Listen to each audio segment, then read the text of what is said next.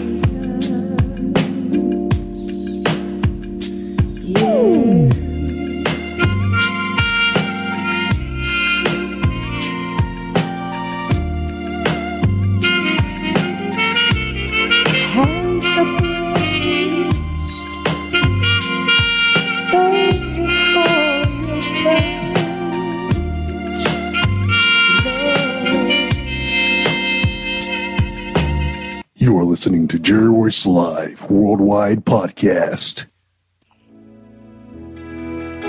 Hi, if you're struggling with your relationship or you just can't seem to find the right one, author Gerald Manuel has written an enlightening new book entitled How to Identify Your Spiritual Soulmate. You may order a copy today from Amazon.com or at BarnesandNoble.com. This book is sure to answer many of the questions you may have. Thank you and God bless you.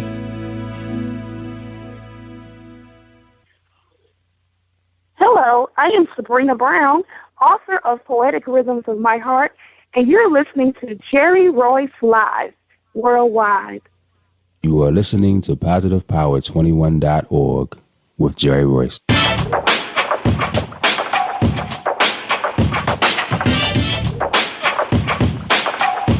What up? It's your boy Kano Kingston.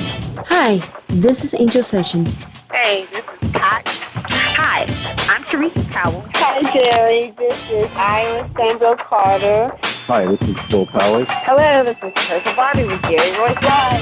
Hi, I'm Philip Barron. I'm live on the Jerry Royce Show. Hey, what it do? It's your boy Houston Saint. Peace, this is Dahlia the Poet, spoken word artist. Hello, this is Mama Keith with Jerry Royce Live. All right, everyone. You got Robin Lynn, and I'm keeping it live right now on Jerry Royce Live. Hey, what's going on, everybody? What's up? This is a award-winning podcast with the greatest podcast on earth. Thank you for stopping by. I'm your host, Jerry Royce Live Worldwide on Internet Radio, where you get your positive on. So when it's all positive, it's all power. That's positive power. This is a worldwide podcast for growth, wealth, and success.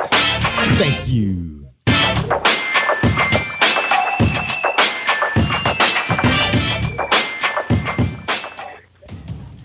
Think you know how drugs get in those little brown bottles? Think again. Set in the green hills of western New Jersey, inside the gilded halls of power of a U.S. pharmaceutical company where decisions are worth billions of dollars and human lives worth less.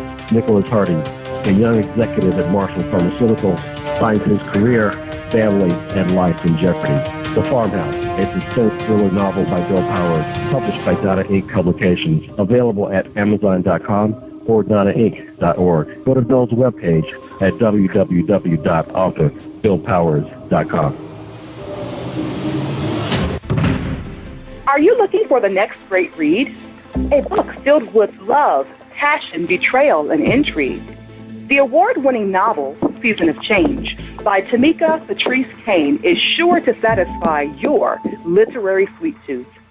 Check out this must-read book reviewers are calling uplifting and emotional, and exceptionally great read, deeply intense and thought-provoking. Order your copy today, available in paperback and ebook on Amazon.com or at www.tamikapatrice.com. Are you an author, looking for promotional services, or a reader looking for a great read at low prices? In this competitive world of books, Fighting Royalty Promotions is dedicated to bringing authors and readers together to build a greater respect for literature through our various promotional services and online bookstore. So head over to WritingRoyaltyPromotions.com and check us out.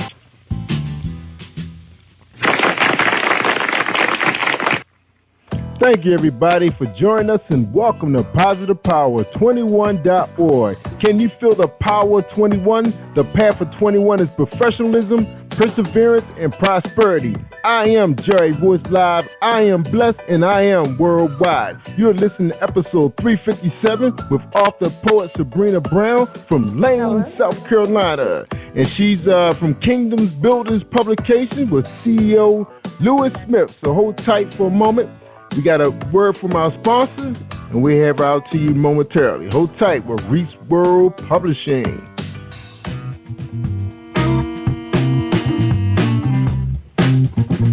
Are you an avid reader of urban fiction, looking for drama, suspense, and more?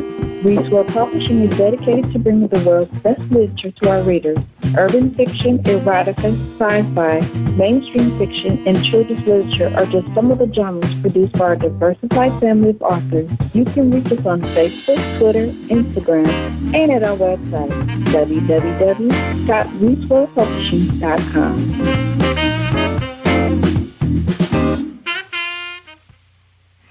All right, everybody, we appreciate you guys hanging tight and joining us on PositivePower21.org and Spreaker.com/PositivePower21. That's right, you're listening to Jerry Royce Live worldwide. That's right, and tonight we got a special author and poet, Sabrina Brown. She's going to be reading her poetry tonight. Before I read her bio, get to know her a little bit before we bring her on. Don't forget about, that's right, the Power 21 Radio Network. If you're a blog talk radio person, you're looking for another broad audience, that's right, because we come out of Washington, D.C., Baltimore, Northern Virginia, Delaware. We come hard.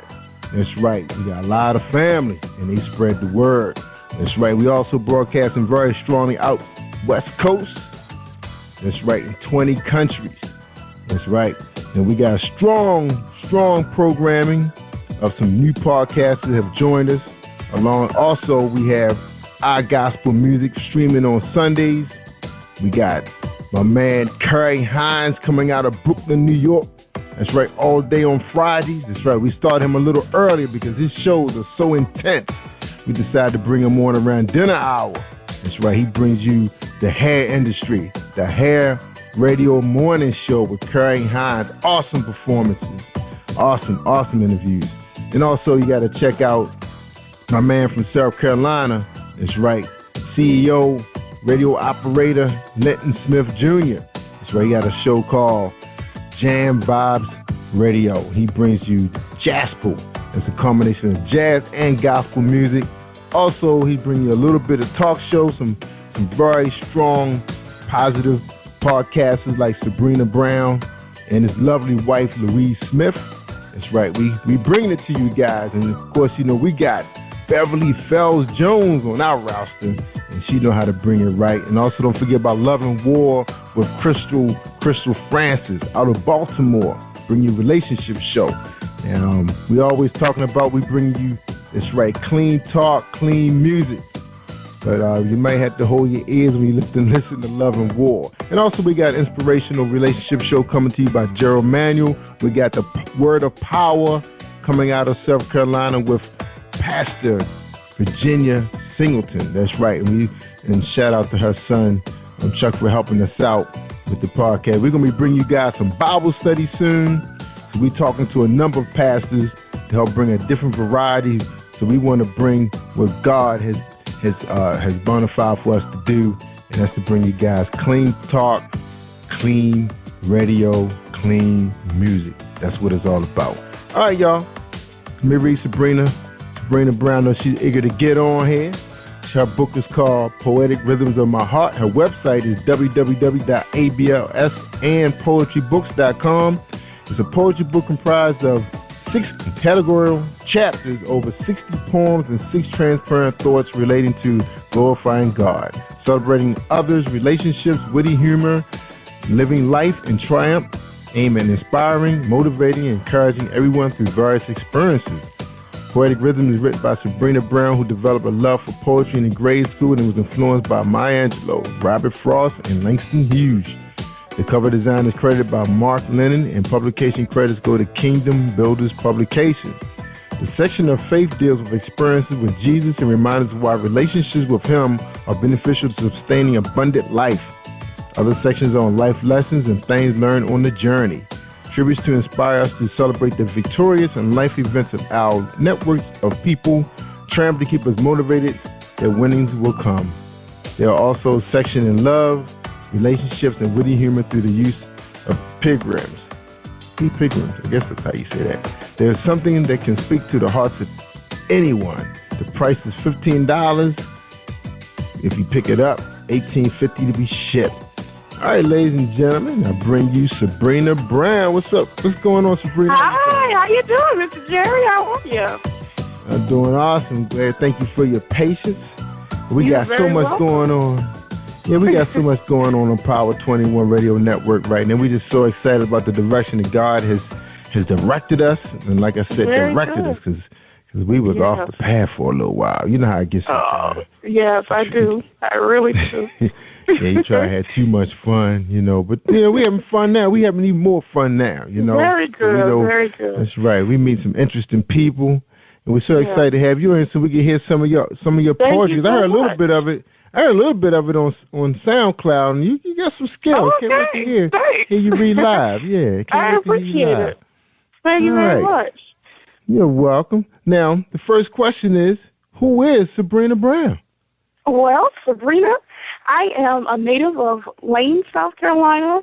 I currently live in Columbia, South Carolina, our capital city, and I love to write poetry. I love to help people with other types of writing, business writing and professional writing like resumes and things of that nature. I graduated from the University of South Carolina, and I started out as an English education major because I really did love writing and reading, but I ended up switching to the business school, so I graduated with accounting and MIS degrees, and then I furthered my studies at Webster University, and I got my MBA with a concentration in computer resources and information management there. So now I teach part-time at a local college here called Limestone College. I'm on their adjunct roster, so when they have availabilities, I teach part-time there. I was a full-time internal auditor, but I had heart surgery, so after that I just started teaching just part-time after that. So that is pretty much mostly what I do, and I love basketball. My favorite team is the Lakers, and in football, I love to root for my Carolina Panthers. And I just love people. Yes, I love people and love helping people, getting to know people, and doing what I can for God. Yes. All right. Sounds good. And to piggyback off of what you just said about the Carolina Panthers, I used to be a little fan of them. You know, we was pretty good fans of. You know, I know you guys miss old Steve Smith. Yes, you know, we I know do. Cam miss him too. Yes, you know, we got him down here. Yeah. We got him down here in Baltimore. That's right. Guess what? My son was just hanging out with him yesterday. On my Sunday. Goodness. That is awesome. My baby boy. He's a big Baltimore Ravens fan. His buddy brother had a birthday party, and Steve Smith stopped by to hang out with the fellas. Yeah, now that is too cool. Yeah, I needed to be there. Cool. I don't know how I missed out. Yeah. I missed out. He sent me a picture and said, "Dad, there goes Steve Smith is with us." Oh my goodness! Yeah, they was chilling out. Yeah, that was cool. So he get a chance to meet a lot of them, you know. So he's held the Lombardi Trophy. And it's right by himself, right in their facility. He was invited. He was invited by the personnel to come by right before the draft, and he got a chance to. We took the trophy out of the case, and he got a chance to hug that bad boy. And found nobody snatching it from him. Yeah, that was right. Nice pictures of them, real nice posters and everything. Yeah, that's Very right. That's right, aiming high. All right, Sabrina. So you got many degrees, so you kind of had to slow your roll a little bit. So you had a little health problems and everything. So tell us a little bit. Went on with you. What's going on? You were playing basketball and you was coming too hard, or what was going on? I used to play basketball back in the day, all the way back in high school, but it really turned out to be like I had a case of walking pneumonia. And it damaged my heart, yes. Turned out where I thought it was just like a little cold or something that had come on me, but I know that my mobility was very challenged. So after a couple of days, I went to the doctor, and he did an x-ray of my chest area because I was complaining about shortness of breath. And he was like, "Oh, sweetie, your heart is enlarged, so I have to refer you to a cardiologist right away." So ever since then, I had congestive heart failure. And, so by 2010, I had to have an operation. So after that, that took me out of the workforce full-time. And I was able to return to work just on a part-time basis about 2 years after that. So it definitely redirected my life and changed the way I did things. Whereas big things used to be small things, and small things used to be big things, now it seems as if nothing matters that greatly, Like I just try to rely on God and rely on my network of people just to help me through things, and I just try to take life as it comes now. But it was a very scary time for me, but definitely just a readjustment of life, and I am just at peace with the way things are going now. Yeah. Understand. Yeah, that pneumonia is something else, because I know I had a relative that had gotten a dose of that, and I think he had gotten it twice. He was on the police force. Those guys got to go to work. Well, at least he was one of those kind of people. He had to go to work while he's sick, and he ended up having some problem with his kidneys from it, because I think it must be the medication that must be doing. Yeah, it's amazing how it can affect your heart. Just different viruses, different organs. Different viruses can attack different organs in your body, and I wasn't even aware of that. I met this one guy at the heart clinic that I go to at MUSC, and he said his started with strep throat, and it damaged his heart. So it's just amazing what some kind of illnesses can lead to, especially if you don't go get treated right away. So and then and the thing about it, that's why sometimes it's not worth it to try to go to work when you're sick. Some people just gotta be in the office. You're like, go home, take care of yourself. And they guess, they act like the work, the building going to shut down because they're not there. They're afraid for their job or something. You're not doing yourself no good, because that's what happened to me. I was going, and you think you're Superman, Superwoman, whatever, Spider-Man. And I felt I was getting really weak, and I was feeling like off balance, and I just didn't know what was going on even. And that's when I found I was borderline diabetic, thinking I just needed some rest. I thought I could make it to the vacation time, because it was a pretty stressful job, working in information technology, being an analyst. Everybody's coming at you. We servicing in like 10, 20 regions. Everybody's hitting you 100 emails a day. I'm thinking, I just need some rest. I go to Disney. I was like, I was resting, but, I couldn't tell because I was getting so much rest and chilling. But when I got back to work, it was like, whoa, something wrong. So you got to look out for yourself. And, some people don't have the coverages to cover certain things, but, that's what the clinics are for. Go get some help. Pay for it. Worry about the bill later. Take care of your health. That's right. All right. Okay, now you decided, to get into poetry. So you wrote about your life, relationships. So what was going on with the relationships? You had to write a poem about it, or a couple poems. Tell us about that. Well, I am 35 years old and I've never been married, so you can imagine that I've had my share of dating and you have friends that have gone through other things. So some of my poetry is based on stories I've heard from them, and some of them are very personal to me in my love relationship chapter. So they're just about life experiences. relationships, of course, can be good and bad. There's a wonderful ambiance of love, and it can be very good when two people are really meant to be together and are placed together by God. It can be one of the most beautiful things. But, of course, all of them have their shortcomings as well. So the Love Matters just kind of gives you a balance of some of both, good and bad, and you can pull on those experiences quite easily to write about. So that's what I did in my chapter about love. Yes. Yeah. So what was the relationship like? You had some good ones, some bad ones. Tell us about a good one. Yeah. Well, I will tell you about one good one. Wow. In 2000. Was that good, huh? Yeah, in 2008, I had a wonderful boyfriend. His name was Matt Fogel. I had met him a couple of years prior, and then we started dating in that year. And it was just one of the best relationships I had ever experienced. But by 2000, that next year, we started in 2007, excuse me. And in 2008, that November, he passed.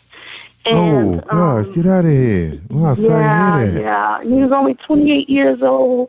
But talk about trying to do so much. He had a job where he worked in the housing area at Payne College in Augusta, Georgia.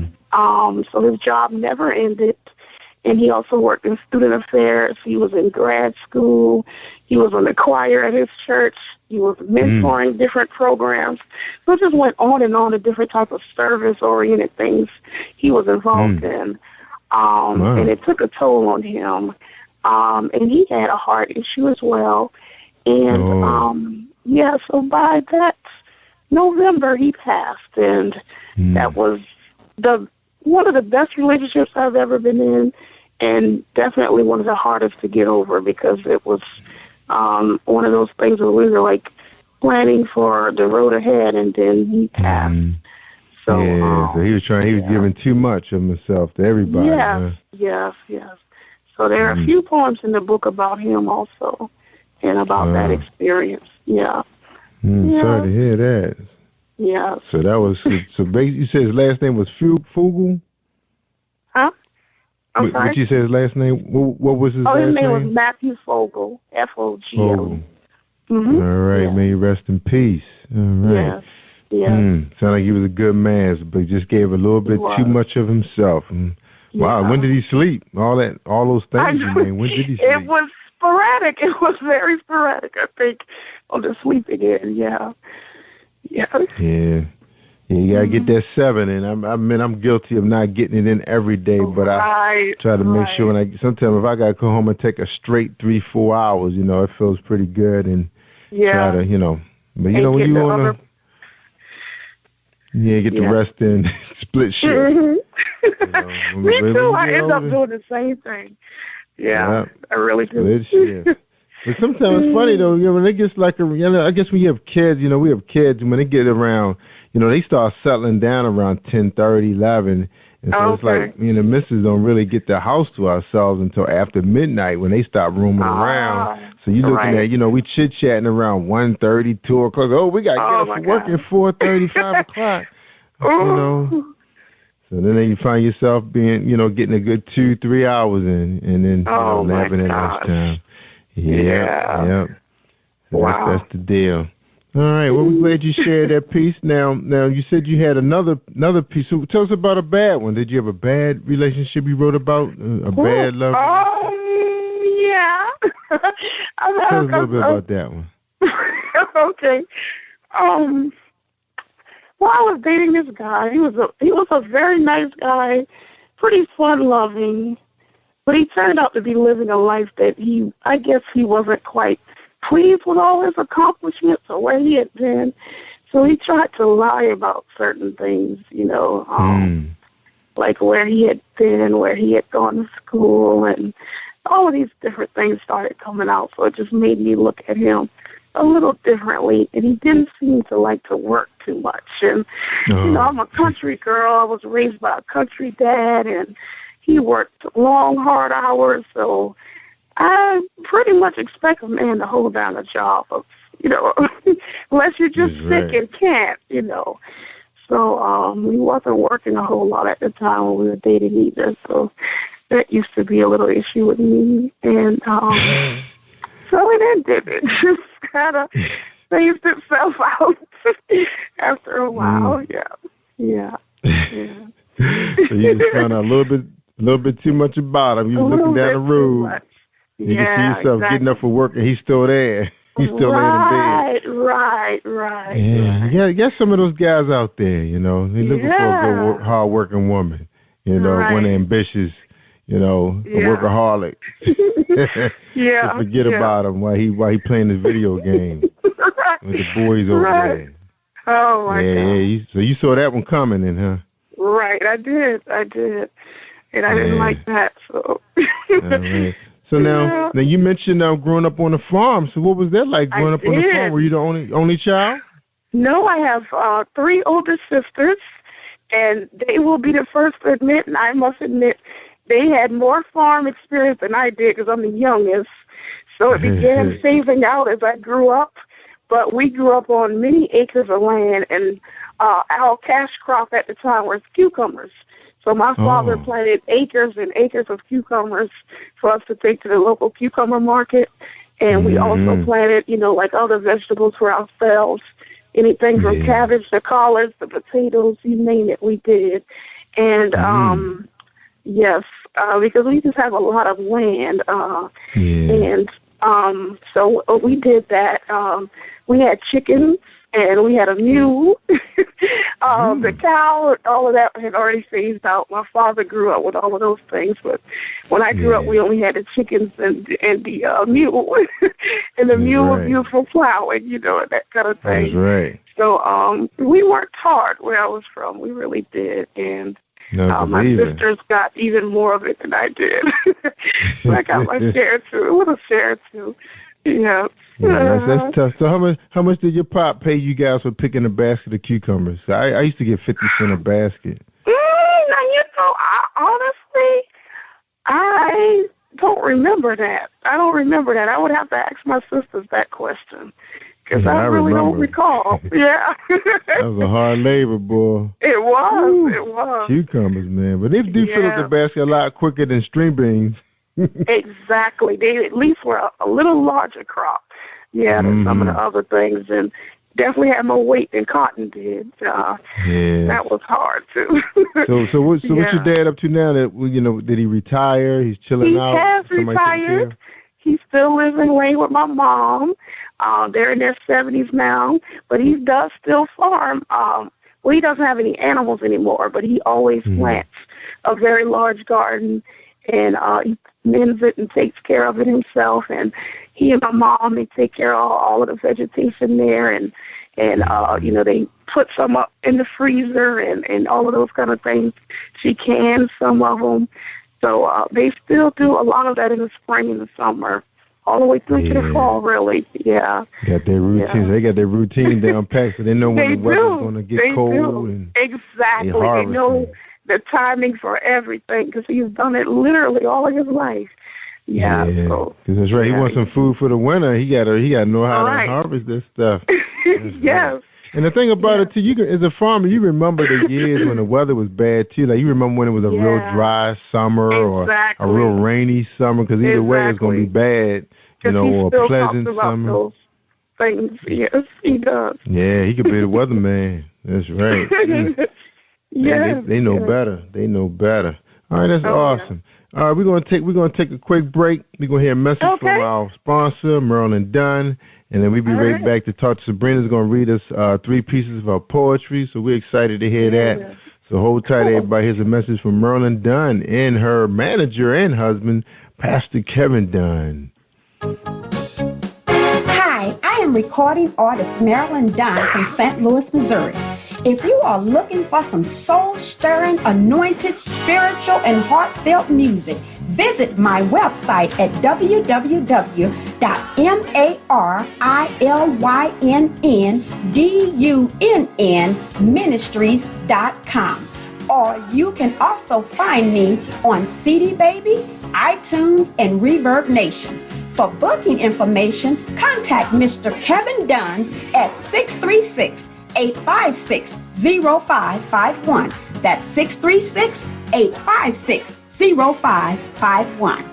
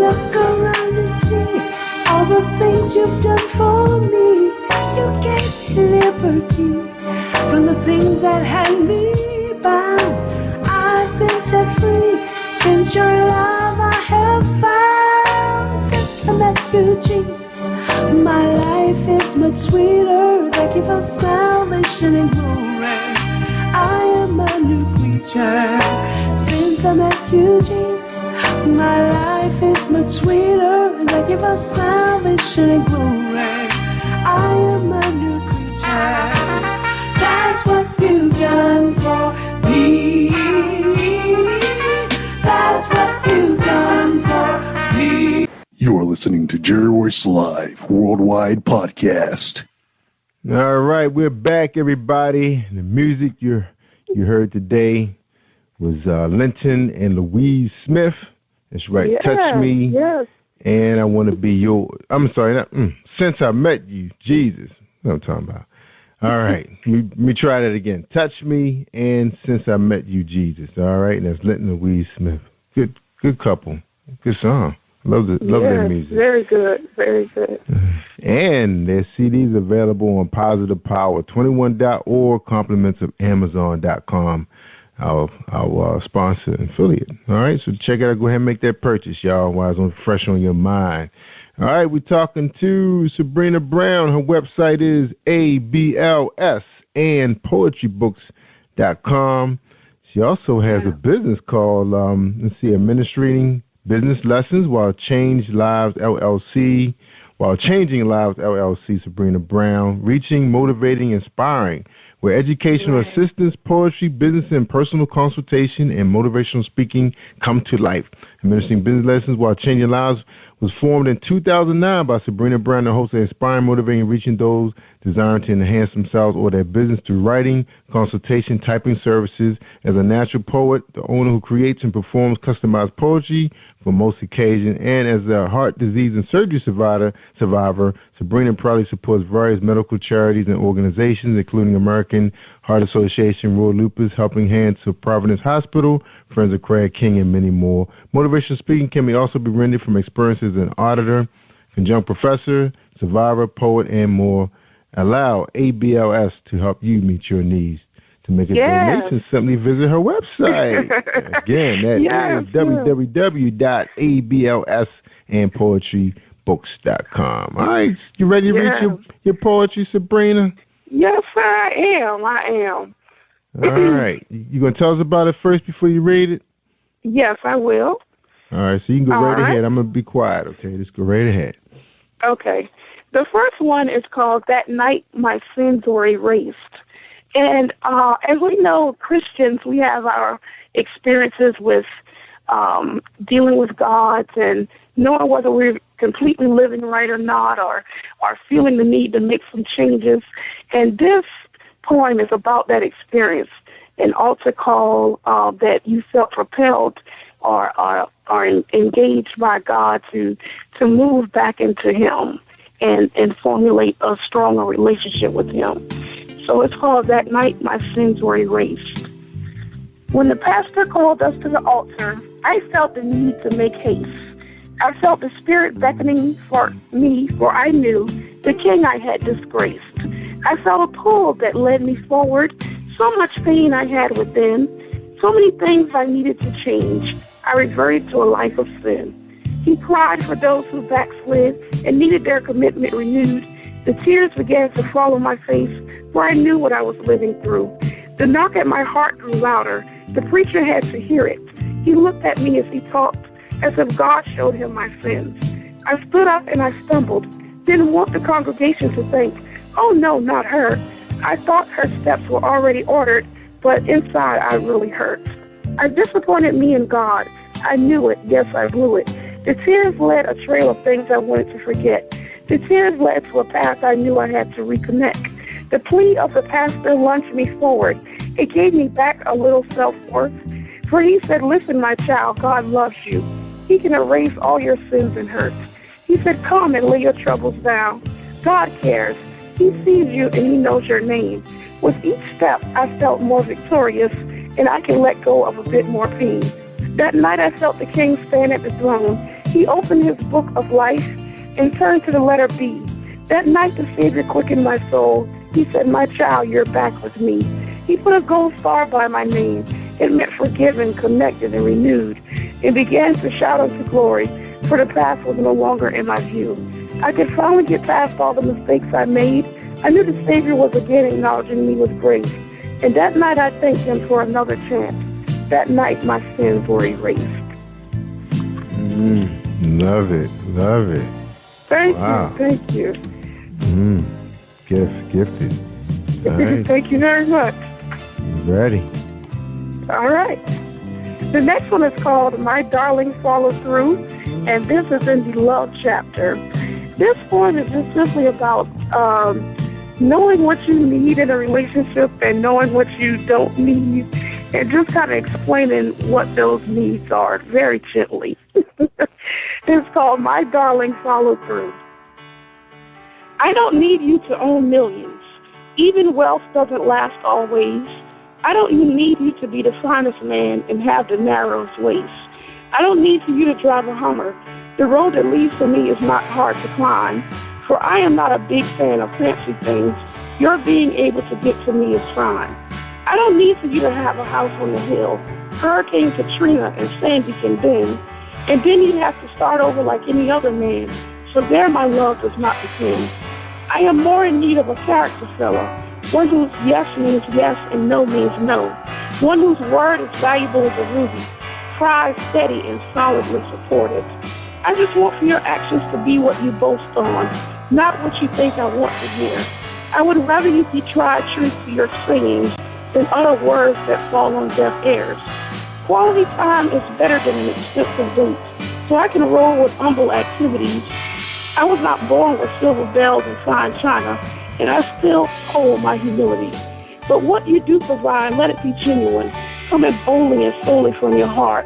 Broken promises and failed commitments linger nearly and causes ripples in the foundation from the start.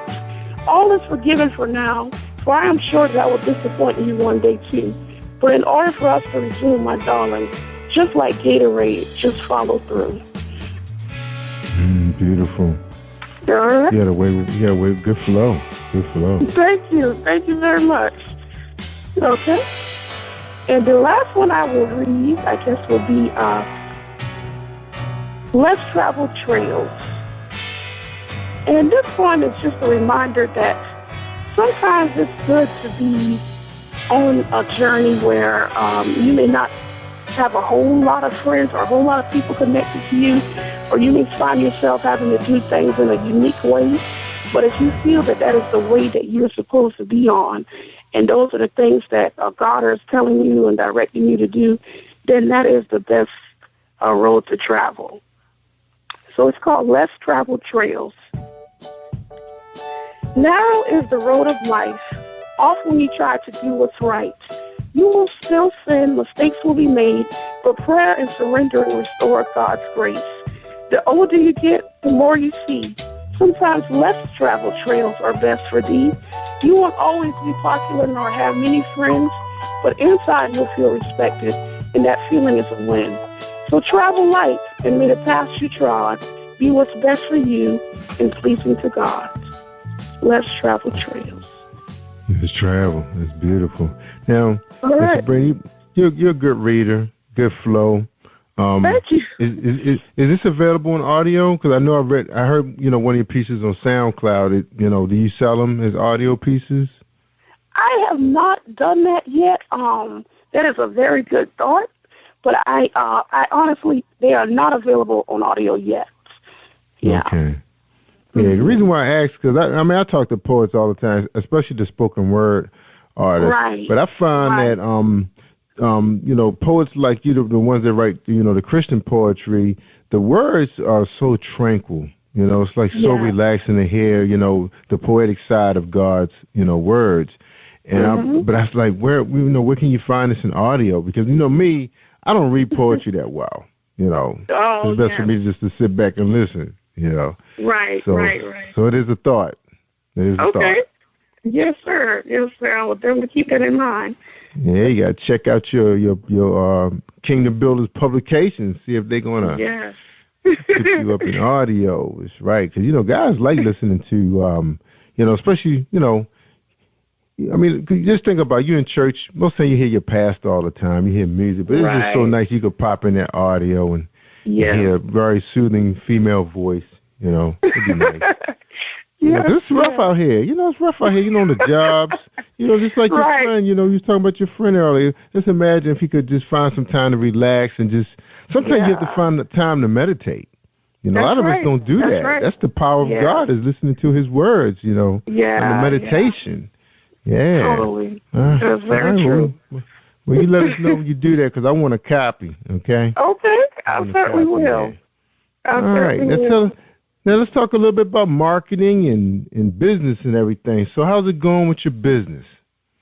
My business side is going pretty good. I do a lot of resume writing for people now, and I also do some personalized poetry. Like I've had one of my cousins from Minnesota, he asked me to write a poem for him for his nephew that was getting married. And then a friend of mine, she asked me to write a poem for her son who has the Chart syndrome. And it was a special birthday for him coming up. So I wrote a poem in honor of him. And so different things like that I am doing on the side. But resume writing is one of the biggest things. And I don't charge a whole lot for my services, because I want to do it more as a means of helping those who are trying to find employment, or may just be dissatisfied with where they are. So I don't want to extend the person too much, especially if they're not working. So I have very affordable rates, and I just like to transform those resumes into something that they can, market better for themselves, because some people have challenges with writing. And I also do a little bit of educational support writing. And while I was in college, I was a writing tutor for a couple of years in college. So I always enjoyed just helping people get that good, clean, finished product. So I have a couple of clients who I help with some of their academic writing also. So that is what I do on the business side. Yeah. And now, how about people who trying to seek a better job, like they want to get promoted? Do you work with government? They got those forms called SSA 45, where they need it for promotional opportunities, details. That would be something I could look at for them. I haven't done a whole lot of that, but if it's writing oriented, I'm sure it would be something that I could do with no problem. Yes, because I like to do many different types of writing. Yeah. All right. You was about to mention. Yes, I was going to mention the speaking part. Yeah, just through all of the experiences that I've gone through, there have been so many. Even though I'm still in my 30s, it feels like I've lived 50 years or more, just because of some of the things that I have gone through. And I like to encourage people and just tell a little bit, about my experiences to help them know that whatever they come up against in life, they too can get through. So I like to do motivational speaking as well, and presenting poems at different occasions. One of my good friends, Dr. Leslie Brown, she is a prophetess, and she has a lot of different women empowerment events and just empowerment events in general. And she gets me to dedicate some poems to those events and things of that nature. So I love doing things like that also. Yeah. Wow. All right. Yeah, we need it out there, the empowerment. That's right. So Yeah. she does programs through. So it's just down South Carolina where she does her promotions. Yes, Her empowerment she promotion. is in South Carolina. Yes, she is. Mm-hmm. Mm. Yeah. All right. So who's some of your favorite? Now, do you have any favorite motivational speakers for yourself, or people you like to listen to keep you up and going? Yes, I watch some of the television evangelists, and then I like some of the local people here in Columbia, South Carolina, and of course in my hometown as well. So there are a number of they're usually preachers or evangelists that I like to listen to. Mm-hmm. I like Dr. Charles Stanley. He is like a very teaching preacher, and then I like Reverend Frederick Price and his son. I enjoy listening to them a good deal. Just some of the more famous ones. And of course, my local pastor here in Columbia, Bishop Vincent Collins, I gain a lot from him. And my home pastor, Reverend Brockett and Jimmy Brockett back home. Just for anybody who really is not afraid of presenting God's word as it is, not sugarcoating it, but just kind of telling us what it is we should be doing and how we can get the most out of life. I love those types of messages and get inspired by those, and those that just let us know that no matter what we come up against, because life can throw us all kinds of curveballs. So it is very good to get a word that will help minister us through those things and to help keep our faith up, because life can sometimes challenge your faith, so we have to keep those things together. Yeah. That's right. Now, where can people find you at? They want to, what's coming up next on the agenda so people can get your poetry books. So you're marking your poetry book, on your website? Can they find it on Amazon? Where can they find it at? Right. They can find it on my website. Again, it's ABLS and poetrybooks.com. And it's also available on Amazon and on kingdombuilderspublications.com. If you order it from my website, then you get a signed copy from me. If you order it from Amazon, then it'll just come directly from them. And I try to keep up with my event calendar on there too. I'm glad you mentioned that, because I have to update a couple events that I have coming up this month. One I know on the 23rd, I'll be speaking at a conference, just a dedication poem again there. And on June 20th here in Blythewood, South Carolina. And do you set up a table at these events, or somebody come out, just to see you and hear you speak? Yes. Usually I do set up a table, and I usually also have like book signings every now and then. I've had probably about 5 or 6 of those in the past at some of the local colleges and local businesses. Shout out to Lady G Creations and Limestone College that allowed me to have book signings at their facilities here in Columbia. So I try to network with other businesses that will allow me to, use some of their space just to have a small sector and allow some traffic to come through to support the book and to support them at the same time. So we try to make it a win-win for both. Yes. Mm-hmm. It's funny now. It seems like the colleges are the only ones that have bookstores now. It's where the retail bookstores are. Right. And I guess it's just the direction of technology. Is so many people are reading books in other formats now. So it kind of changes the dynamic. A lot of people still love the hard copy, but a lot like it on e-readers now also. And yes. So what's going on with the bookstores? Are the professors making the students buy the big $100, $200 books, or are they allowing them to find it wherever they can find it at? If it's a download or whatever. Usually they don't worry too much about where they're getting them from. There are some things like cheapbooks.com. And some other websites that may sell discount books or allow you to rent your books. But most of them will still have a bookstore on site as well, where you can get new or used books. Cause that was a drain. That would drain a family's budget, it is man. Very much a drain. Man. Very much a drain. You almost need an additional loan just for the books because it's ridiculous. The more classes, the more books you need. Right, and so many times they update the edition, and it can be so very subtle changes that they make to these books, and they still charging, like increased costs for those small changes. Right. So yeah, books are definitely a big part of cost. All right, so now we got to hear your story. So how did this relationship with Kingdom Builders Publication happen? How did this happen? All right, I'll be very glad to tell you. I met Miss Louise Smith at my church, the Agape Worship Center in Columbia. She was a guest soloist that particular morning. And I was like, wow, that lady can really, really sing. And so after service, I remember going over and introducing myself to her, and we talked very briefly. And then I saw her a couple of months later, and she told me that she did keyboarding lessons. I was like, oh, my God, I always wanted to learn how to play. So then, in addition to that, she told me that she had a publication company. And I was like, wow, Miss Louise, now I write poetry, and I've always wanted to publish my books, and people have been telling me that I should.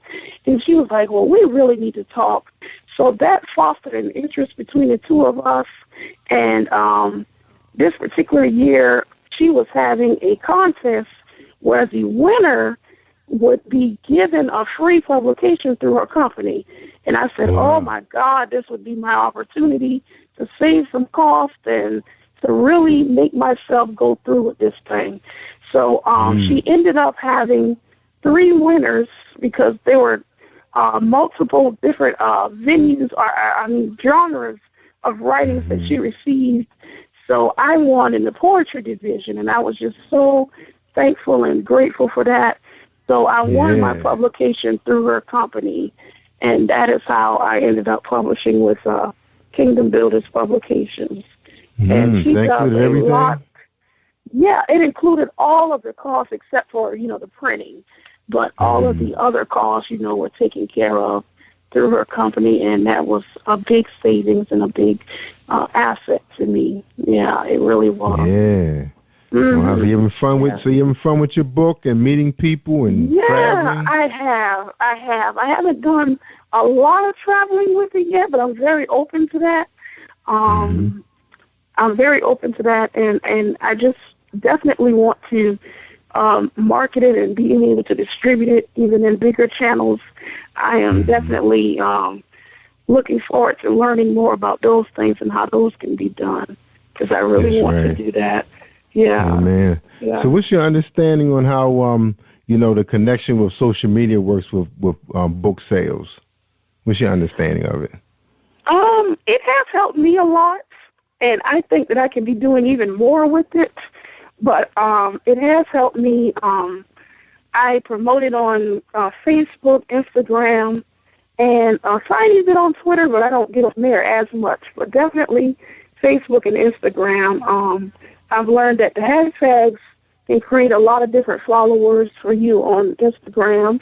So I always like to put hashtag poetry or hashtag poetic rhythms or hashtag author, something that will generate, more people to view the information that I put on about it. And I have a lot of friends on Facebook, so it does reach a wide variety of people that way. So you just have to kind of keep it in their face and keep people reminded of what you do and what you have. And that's right. Just kind of pray for the support to follow. I know. It's so many people out there, There are. Some of them, they take a break. They take a break for a couple of weeks, and then they come back, and you hope you didn't miss everybody. So it's almost like you can't post one week and don't forget to post the next week about what you're doing. Exactly. Keep it moving. Yeah. Yes, they do. Yes, they do. Yeah. Now, very true. I think they having a real big celebration coming up in July. You gonna be part of that? Yes. You talking about Kingdom Builders Publications? Yeah, they're gonna be her husband's business, his radio station, is gonna be celebrating 1 year, in business is our internet radio station. That's Jam Vibes Radio, and he's supposed to have a real big celebration. We're supposed to come down for that, but I'm not 100% sure yet. Cool. I hope but you they've can. been asking me. Yeah, but I know we got a couple trips, going on around that same time. Okay. So yeah, we got a little small. Well, we hope you can. We'll see what happens. But that's going to be awesome. I told him we can probably do some kind of, Google Hangout or something, set up a camera and laptop, and everybody can sit there and talk to me and show me what's going on. We can, we can do something technology-wise. Yeah, that's right. Yeah. That's right. That's right. That's right. All right. And we're gonna take a break, Sabrina. When we come back, we're gonna get your final words for tonight's show. Okay, so we're gonna get a message from James Deshay, and then we're gonna have a little beat from Angel Sessions. She got a song out called Jesus Is Coming Soon. She's releasing her album Southern Comfort is out now, and she's gonna be coming to Positive Power again. The third time to talk about her journey as a #1 Amazon urban gospel contemporary singer, and that's going to be all. We're so excited to have her back. And I think we're going to have her back on June 18th, if I'm not mistaken. We'll confirm that with you guys, because Angel Session is something else. All right. Very good. That's right. Hold tight, everybody. Here we go with a message from James Deshay. Are you looking for a great book of poetry that is romantic, heartfelt, and full of male emotion? Then get Thoughts, Love, and Reflections by James K. Deshay. That's Deshay. Go to www.jamesdeshay.com. You will enjoy Thoughts, Love, and Reflections.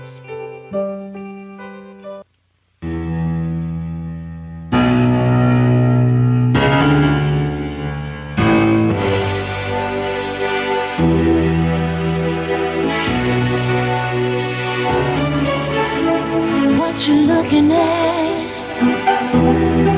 I see you talking,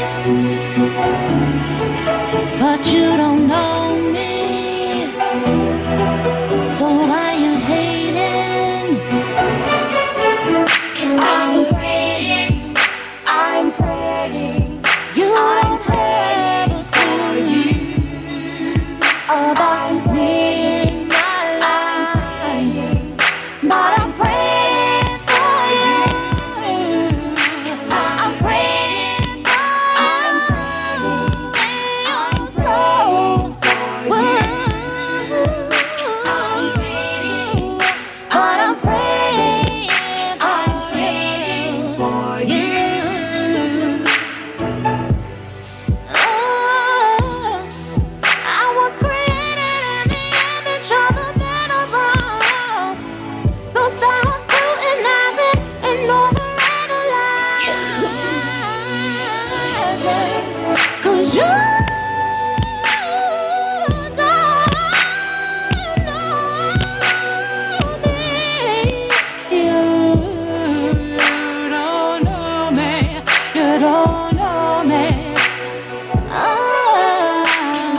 Listening to Jerry Royce Live Worldwide Podcast.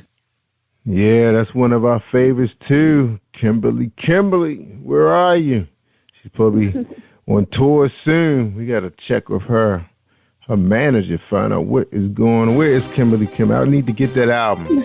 That's right. Very good. Yeah, beautiful music. Beautiful. Both her and Angel Sessions doing their thing. But I think Kimberly is back on the scene, She was out of the music business for a while, trying to work a normal job, but God spoke to her through some friends and said, "Hey, that's not where I want you to be." So, I want you singing to my people.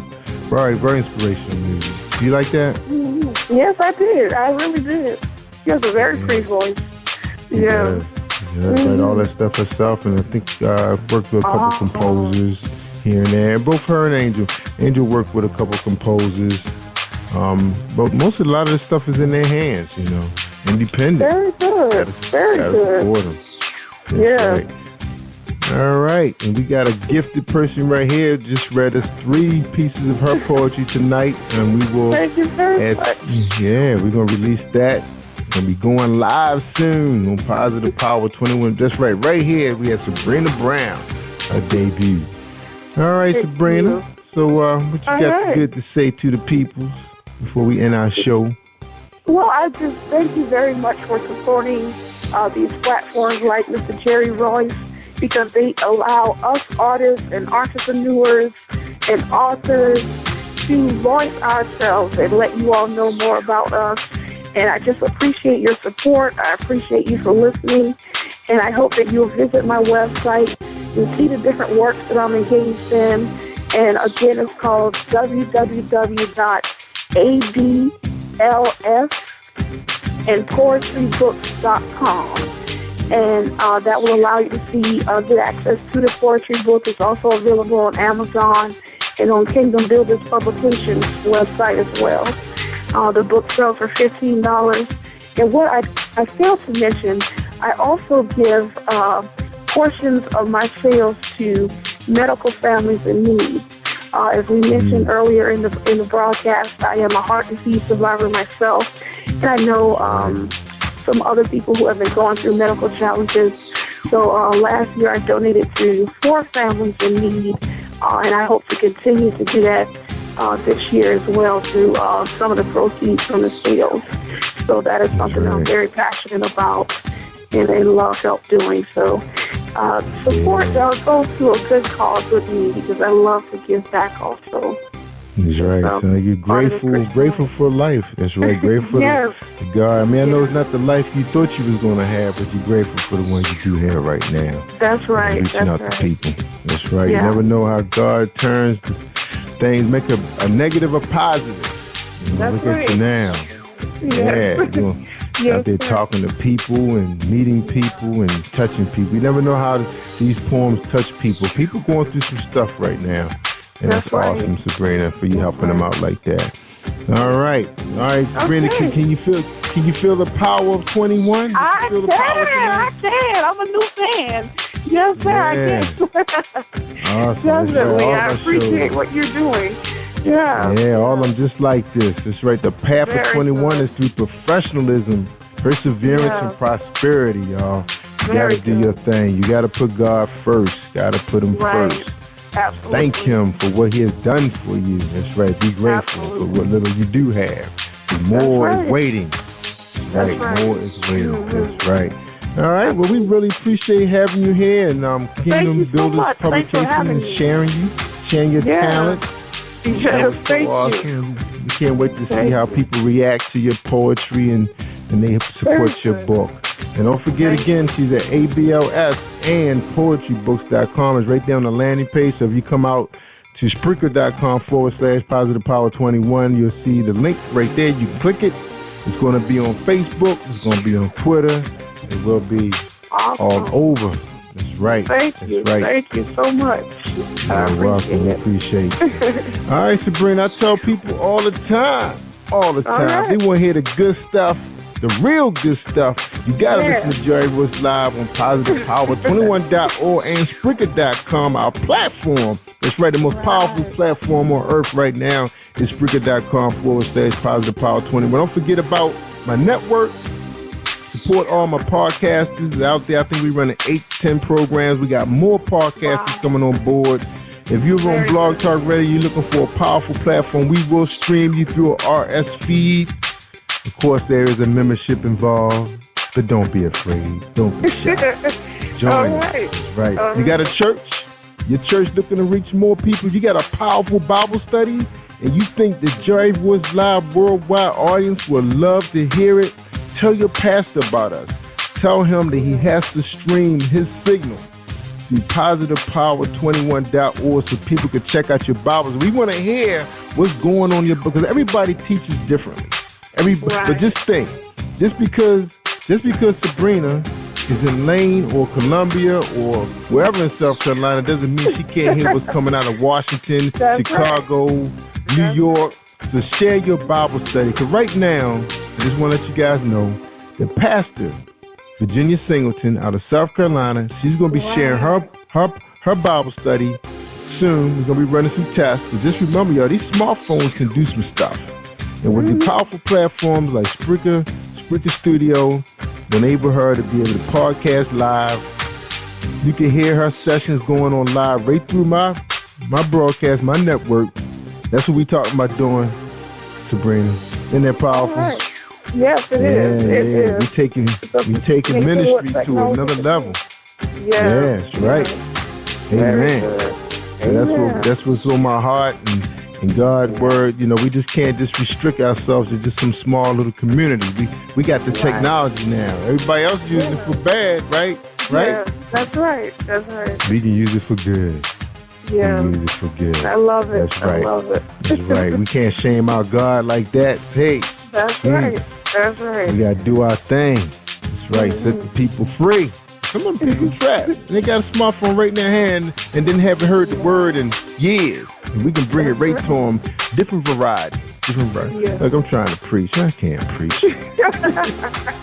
But you can testify. That's right. Yeah, I'm just testifying. That's right. I'm just telling what our dream is, what our vision is. That's right. And if you one of those people out there, you always depressed, and for some reason you just can't. It's nobody supporting you. No supporting cast. Not like what I have. I have a supporting cast. Check out Beverly Fells Jones. She talks about how to manifest your positive thinking, how to dig deep into the science of your brain so you can learn how to get rid of unwanted thoughts, block the haters. Check her out. We got a whole lot of good Christian women coming on board that's going to help empower us when it comes to holistic, natural healings.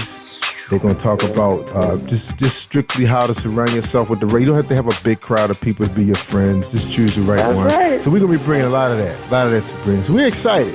We're excited. Very good. All right. So don't forget about Our Gospel Music. It's on demand on our website, or you can go out to their website, check it out. Don't forget about Jam. That's right. We got Jam Vibes Radio, bringing gospel and jazz with CEO Linton Smith Jr. We're excited about that, y'all. So I tell them all the time. The good stuff is right here. All right, everybody. I want y'all to be awesome all week. And again, don't forget, you got to feel the power. The path to 21 is right here. Check it out. I'm Jerry Royce Live. All right. I'm worldwide. Thank you for tuning in to Jerry Royce Live on PositivePower21.org and Spreaker.com/PositivePower21. This is a Royce Enterprises production. And don't forget about replay on Facebook.com/Jerry Royce Live. All right, y'all. Y'all stay awesome all week long.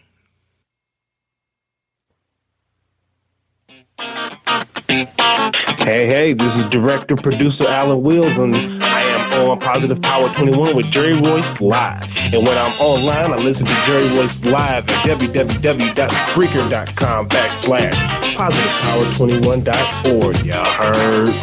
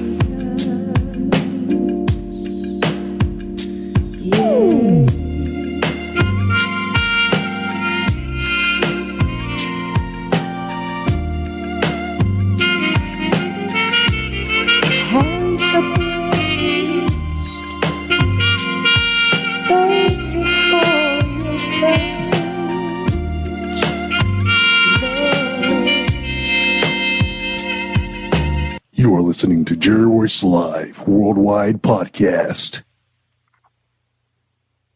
Hey, this is Tiffany Boyle, CEO and Editor-in-Chief of Emerge Magazine, the new voice of business. Here inviting you to come out to celebrate with us at the Emerge premiere May 29th from 6 p.m. to 10 p.m. at the City Club of Washington, D.C., located at 555 13th Street Northwest, Columbia Square. Again, that's May 29th in Washington, D.C. For more information, visit www.emergepremiere.com. Hi, I'm Nicole Smith, and I'm the author of Poems by Nikki, and you're on Jerry Royce Live Worldwide. You are listening to PositivePower21.org. with Jerry Royce.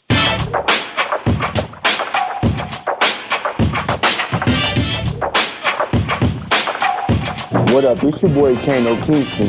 Hi, this is Angel Sessions.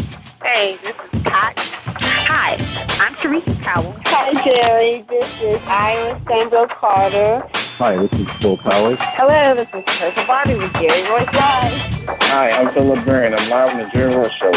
Hey, what it do? It's your boy Houston Saint. Peace, this is Dahlia the poet, spoken word artist. Hello, this is Mama Keith with Jerry Royce Live. All right, everyone. You got Robin Lynn, and I'm keeping it live right now on Jerry Royce Live. Hey, what's going on, everybody? What's up? This is award-winning podcast with the greatest podcast on earth. Thank you for stopping by. I'm your host, Jerry Royce Live Worldwide on Internet Radio, where you get your positive on. So when it's all positive, it's all power. That's positive power. This is a worldwide podcast for growth, wealth, and success. Thank you.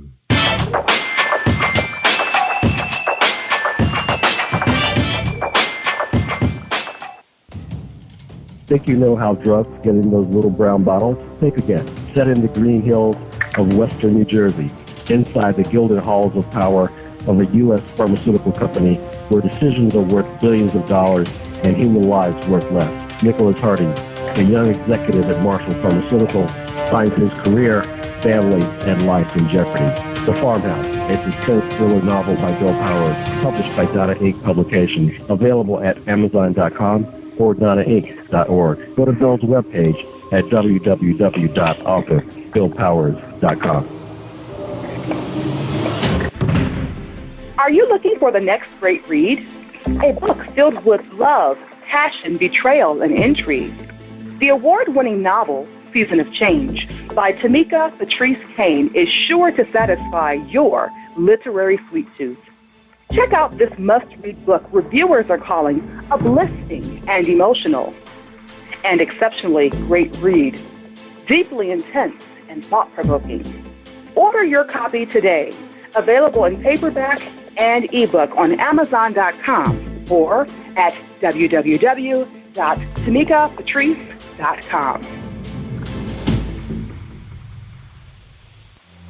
Are you an author looking for promotional services or a reader looking for a great read at low prices? In this competitive world of books, Writing Royalty Promotions is dedicated to bringing authors and readers together to build a greater respect for literature through our various promotional services and online bookstore. So head over to WritingRoyaltyPromotions.com and check us out.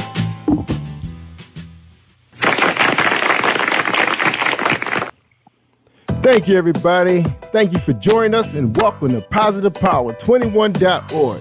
Today, I am feeling awesome, I am blessed, and I am Jerry Royce Live. I am worldwide, and you're listening to episode 356. 356 with Nicole Smith. That's right, author, poet Nicole Smith is here. But before we bring her on, we got to hear a word from our sponsors. That's right, Marilyn Dunn.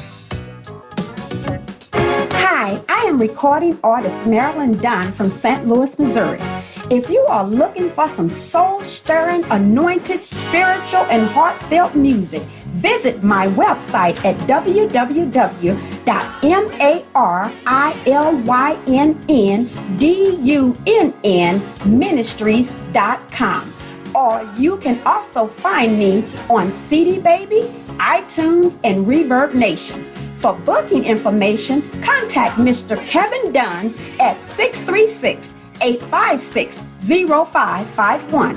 That's 636-856-0551. You are listening to Jerry Royce Live Worldwide Podcast. That's right. You tell them, Robot. It's me, Jerry Royce Live, and we have Nicole Smith on the show. That's right, Nicole Smith is a passionate author from Rocky Mountain, North Carolina. Her freshman literary project is Poems by Nikki and is a life's work of her heart. Her mother instilled the importance of reading to her as a child, then the love and maturity for writing manifested by the 11th grade. Smith is a professional editor, ghostwriter, and a member of the Pen of a Ready Writer Society. Her award-winning writing style grips her readers with passion, compassion, and soul. Nicole is a college attendee who throws herself into her daily work serving children with developmental challenges. She loves writing plays, poetry, and also a music lover. Nicole loves every aspect of writing. Writing is her opportunity to let others visualize God's conception. She seeks to glorify God and points others towards Christ through her work. Nicole is an active member of Christ Gospel Church. 4 of her plays have been performed in Christ Gospel Church of Elkton, Maryland. That's right. That's the home of Jerry Royce Live. It's like we're not Elkton, but we're right outside of Elkton. But anyway, everybody, we welcome you, Nicole Smith. How you doing, Nicole? Welcome to PositivePower21.org. How you doing? Good evening. I'm doing fine, Jerry. How are you? Oh, I'm doing awesome. You heard me. I'm doing awesome. Yeah. And thank you for joining us tonight. We really appreciate your time to spend with us and our listening audience. And, you know, my audience is strong in the Maryland, D.C. area because my family, we love this area. We love the East Coast. And I tell everybody every time, you know, we listen to every word from our guests. And they want to know, Nicole. They want to know, who is Nicole Smith? Who is Nicole Smith? Nicole Smith is, first and foremost, a woman of God. I am a daughter. I am a sister. I am a current college student, re-entering. I went to college in 1990 and went for a semester, didn't enjoy the experience, and now have completed my first year at Southern Wesleyan University here in Columbia, South Carolina. Yeah. I have enjoyed that. I also am an advocate for individuals that have an intellectual or developmental disability here. I work for a great company called the Arc of the Midlands. Good. That's a little bit about who I am. Yeah, awesome. Going back to college. I mean, you know, it's fun when you go back as an adult because, like, you think you got it now. You kind of get it now. Why you know your purpose. You know. Well, your understanding is greater because of your experiences. So I'm definitely enjoying it this time around. Yeah. So you think, you know, sometimes when kids come out of high school, they're not really ready for it sometimes. You know, everybody's not ready at the same time, you know. You need some For me, it was because I was sheltered. I grew up military brat, and surrounded in Rocky Mount, North Carolina, by the majority of my family on my mother's side. So I really wasn't ready to be away from home and in the type partying atmosphere that can be at college. I did not like it at all. Academically, I was fine. I could handle the workload. I just didn't like being away from my family. Oh, wow. So it's like that. So you had that much fun with the family, huh? Yes, we roll deep, and especially in the South. Yeah. You miss that home cooked meal. You know, those nights on the porch. You know, those fun games. You know, it's like that when you're in the hood too. You know, when you're in the hood. You know, it's different now, but you know, all the families were really close. The kids, you know, we played together all the time. We went to school together. So it's kind of hard to pull away and go away to school. So I know all my homies. We all went to school here in the Baltimore area. You know, Morgan, Coppin, the community colleges, University, you know, Baltimore County. So we didn't go that far. You know, this was maybe an hour ride on the public bus or something like that. 30 minutes in the car, and you back home. You know, but that's cool. So, but you're experiencing it now. So, any regrets? No regrets. Currently, I am a grade A student. The lowest grade I received was in a math class, which is my Achilles heel. I'm a lover of words, not of numbers. I got a C, a mid C in that class, so I was grateful to God for that.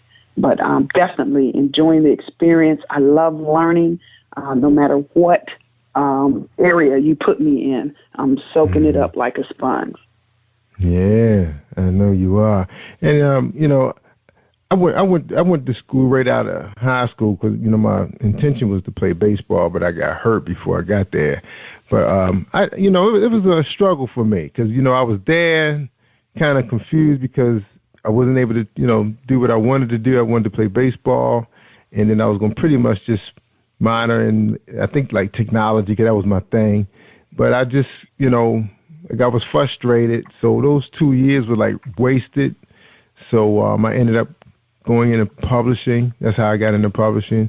And I went into government. I got recruited by the government because I took a test. That's what happened first. And then I went into publishing after 7 years with the government. But then returning to college, I really appreciate it, you know, because I enjoy being around people, and the whole classroom structure is a little different than high school, you know, really different. Did you found that to be true for you? It is. I know, you know, I went to high school actually here. I finished my 11th and 12th grade years here in Columbia, South Carolina at W.J. Keenan High School. And it was culture shock for me because coming out of a military environment where you're used to all races and all genres of people, coming to your own folks where you like 99.9% of us, I was just like, wow. And most people were not focused on work. You know, they were kind of more verbal, more violent. You know, people were getting locked up for fighting and that type thing. And we were just taught a great work ethic, and school is for school. It's not for playing around. It's not for fighting. You go to school to learn. And that lesson took, and we made excellent grades in school. And then, you know, going over to college, it's more of your moral development, where you get to walk in what you learned in high school. You got to put it to practice more. That's right. Study hard. Now, you just brought a very important point. Do you think that, you know, judging, you know, remember what high school was like when you were in a military school, you know, I guess with the schools on base? Right, for all the on kids? The military base, okay. Yeah. All right, think about that. Now, they were being taught by the military staff, the schools, the programs? Well, it's by regular citizens. It's, you know, and also soldiers that might have been in the Army. That could have been their profession as well. So it was more discipline, I guess. You just were brought up. I was brought up in a different generation where we were taught to respect authority and adults. And if you had an issue, you took it to your parents, you know, and they dealt with it. That's right. That's right. And I'm thinking because I work in the high school volunteer, and they have some behavioral issues, but you have some kids that are really focused. And of course, you know, I'm not going to go down because of their background. A lot of times it's because of their background. They focus because they know what they want. They've been places, a lot of those kids, because they didn't grow up in a community. Now, the ones that grew up in a community, some of them are all over the place. But then you have some that's focused because they have siblings that were ahead of them, and they know where they want to be.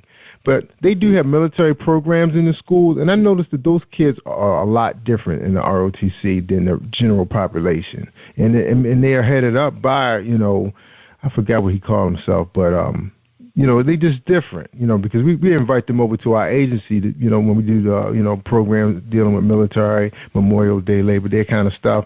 And it's just different, you know.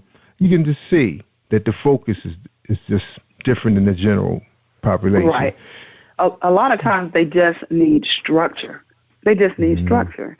And to know that somebody cares. Now, I worked for 7 years in the public school system up in Maryland, in Cecil County Public Schools. And I worked at all levels, from elementary all the way up to high school.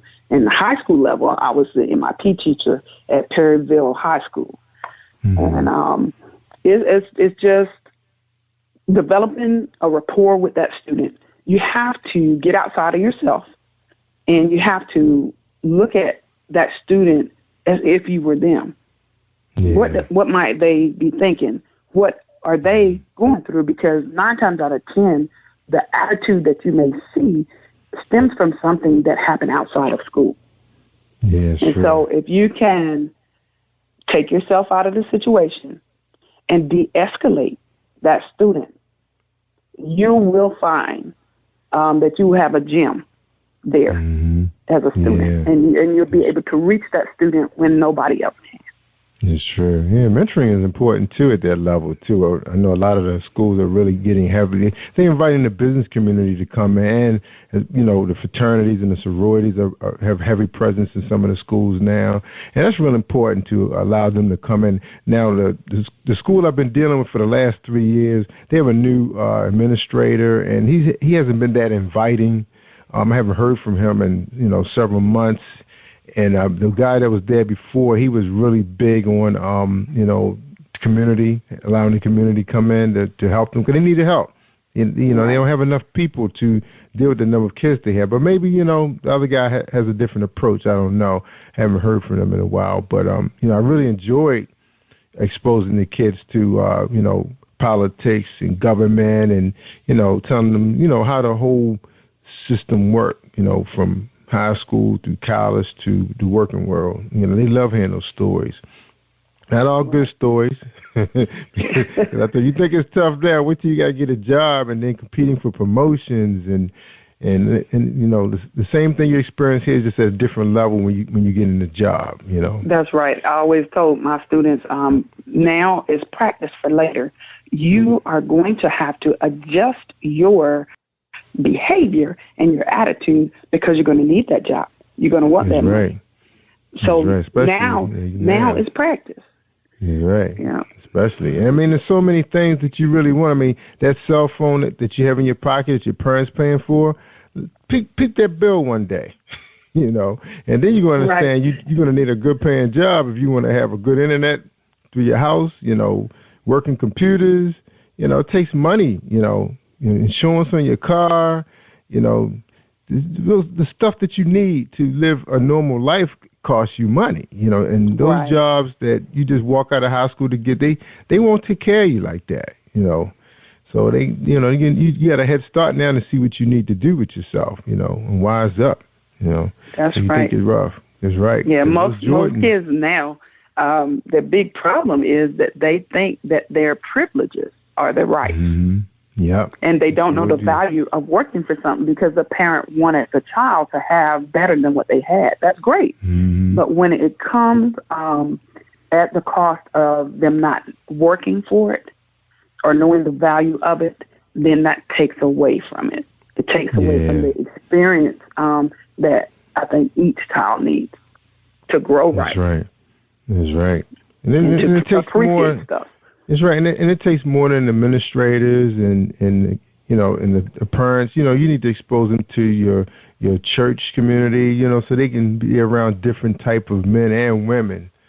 Not just sometimes just being around your family because everybody walks differently in your family. And they don't share everything all the time. Like if you see my family all in one room, everybody look normal. But if you ask them what they do and if they happy, you may not get a good answer. So exposing them to professionals in your church, you say, why that guy walks so straight? Why is he that way? Why is he so interested in teaching us these principles of God? Who is this guy? And you find out he's a real professional man with a good heart. You get a whole lot more, sometimes when you go outside the family and see what's going on. So I like to expose my kids to a lot of things too, not just what we doing in here, but what's going on around them, Right. So I can definitely say that's what my parents did. We were well-rounded children. We were involved in so many different things. And then because my father was in the military, then I had the privilege of being able to travel. And I didn't appreciate it when I was younger. I didn't like moving so much, especially when we went overseas. But once we were there, I realized when I came back and moved to Columbia, South Carolina, some people never leave the hometown that they were born in. Yes, what a narrow vision that they have of the world. Yes. They can't see past the end of their nose, and there's so much out there to experience. Mm-hmm. It is. Yeah, and I admit I didn't have an opportunity to travel overseas because my dad he did the military you know, prior to getting married. So as soon as he got out, him and my mom got married, you know, pretty young. But he, you know, he had a very good career because I think he actually was like an amateur boxer and everything and trained. I thought he had an opportunity for the Olympics. I thought he told me, but he didn't like to train like that. But so he ended up being like a drill sergeant, and you know, which was cool because he got a chance to get like, you know, management type skills. So when he got out, he did get into management and printing, and for a very established, a large publishing company. So we got a chance to, you know, be exposed to a very good lifestyle, you know, because he had a good job. My mom was a teacher, and the good thing about growing up with them, my mom, her mom lived up in Long Island, New York, so we got a chance to you know, play with kids that were from, I think it was from the Virgin Islands, and some was from Africa. So her whole neighborhood was a mixture of different races. And then my dad's family was from the country, so we got a chance to you know, deal with our cousins that, you know, ran around with no shoes on, and you know, we they were sharecroppers, and you know, the hard kind of life, you know, no fun, boy, working on a farm, boy. But, you know, you learn that's how they live, you know, they wear life. Right. So we got a chance to see both sides. It's good hard work. Yeah, it was good hard work. But, you know, it had its good time because they know how to make fun out, you know, with the farm animals and stuff, because we really adore the farm animals. But working out there in the fields, boy, woo, man, I can imagine it was like picking cotton, boy, picking string beans and cucumbers was tough for me, you know. Oh, that's funny. My mom picked tobacco for a little bit, she said. I know my grandmother did. I don't know the extent to what else they may have had to sharecrop, but definitely growing up in the country now, I loved it. I loved being outside, just a liberty and a freedom. And like my great-great-grandfather bought a city block. So you're talking about my grandmother's house there. For a while, the plot next to her was empty, and that was our garden. And then you had a great aunt and uncle who had a home, and then another great aunt and uncle, and then you go up the block around the corner, and my great-grandmother stayed there. So very tight-knit, growing up with all your cousins, second cousins, great uncles and aunties, and just a wonderful upbringing. We had a great uncle that stayed in Winston-Salem, North Carolina. He would come up in his Winnebago and take us water skiing. Just a full childhood. You know, a lot of the big downfall with most kids these days, to me, is they always have their face stuck in front of an iPad or iPod or a DS or some form of electronics. They don't know how much fun it is to be outside and just engage their brains. You know, people got some allergies now. Yeah, they got them bad allergies and asthma. I never see so many kids with asthma. When I was working in the city, I used to work for the health department for a couple of years. It was like a lot of the moms couldn't even work full-time jobs because their kids had severe asthma. I was like, what the heck? So they can't even do sports but that's because of the air quality up there. Because you have you have the industry down in Baltimore, and then you have the stuff up in Philly, and then you have the stuff in Delaware, and then you got APG and all the things that they are blowing up, you know, and releasing into the atmosphere. So it's a lot. I developed allergies, as a matter of fact, and asthma up north. Never had an issue with that. As an adult, I developed it, and so I understand completely. I could not imagine if that were my childhood, because that would have severely limited what I was able to do outside. And we lived for that. You know, you always heard, you know, you better be in this house before the street light is on. That was true. That was very true. We played all day. No, I love that. I mean, we really enjoyed going down the country, you know, playing every sport. You had, you know, guys that were really talented, and, you know, it was really nice, you know, playing on sand lots, and, you know, because I was amazed that, you know, they played basketball on sand lots. I was like, well, where's the concrete at? You know, of course, you know, they said, well, we can go to the school and play, but it's fun to play on sand, you know. So I said, all right, you know, so because our neighborhood was set up pretty much like how yours was set up. All our family was all in that one area because it was owned by my grandfather, and he ended up selling some. I guess he either gave away or sold some of the land he had, because I know he built the farm that my grandfather ended up inheriting. Okay. Yeah, no, my great-grandfather. All right, Nicole, we're going to take a break, and then we come back. We're going to talk about your poetry book. So we ready to hear some poems, all right? So you ready All for right. us? Looking forward to it. All right, so we're going to listen to James Deshay, and then we're going to hear another piece of music. All right, so here we go with James Deshay. Are you looking for a great book of poetry that is romantic, heartfelt, and full of male emotion? Then get Thoughts, Love, and Reflections by James K. Deshay. That's D-E-S-H-A-Y. Go to www.jamesdeshay.com. You will enjoy Thoughts, Love, and Reflections. Hi, if you're struggling with your relationship or you just can't seem to find the right one, author Gerald Manuel has written an enlightening new book entitled How to Identify Your Spiritual Soulmate. You may order a copy today from Amazon.com or at BarnesandNoble.com. This book is sure to answer many of the questions you may have. Thank you and God bless you.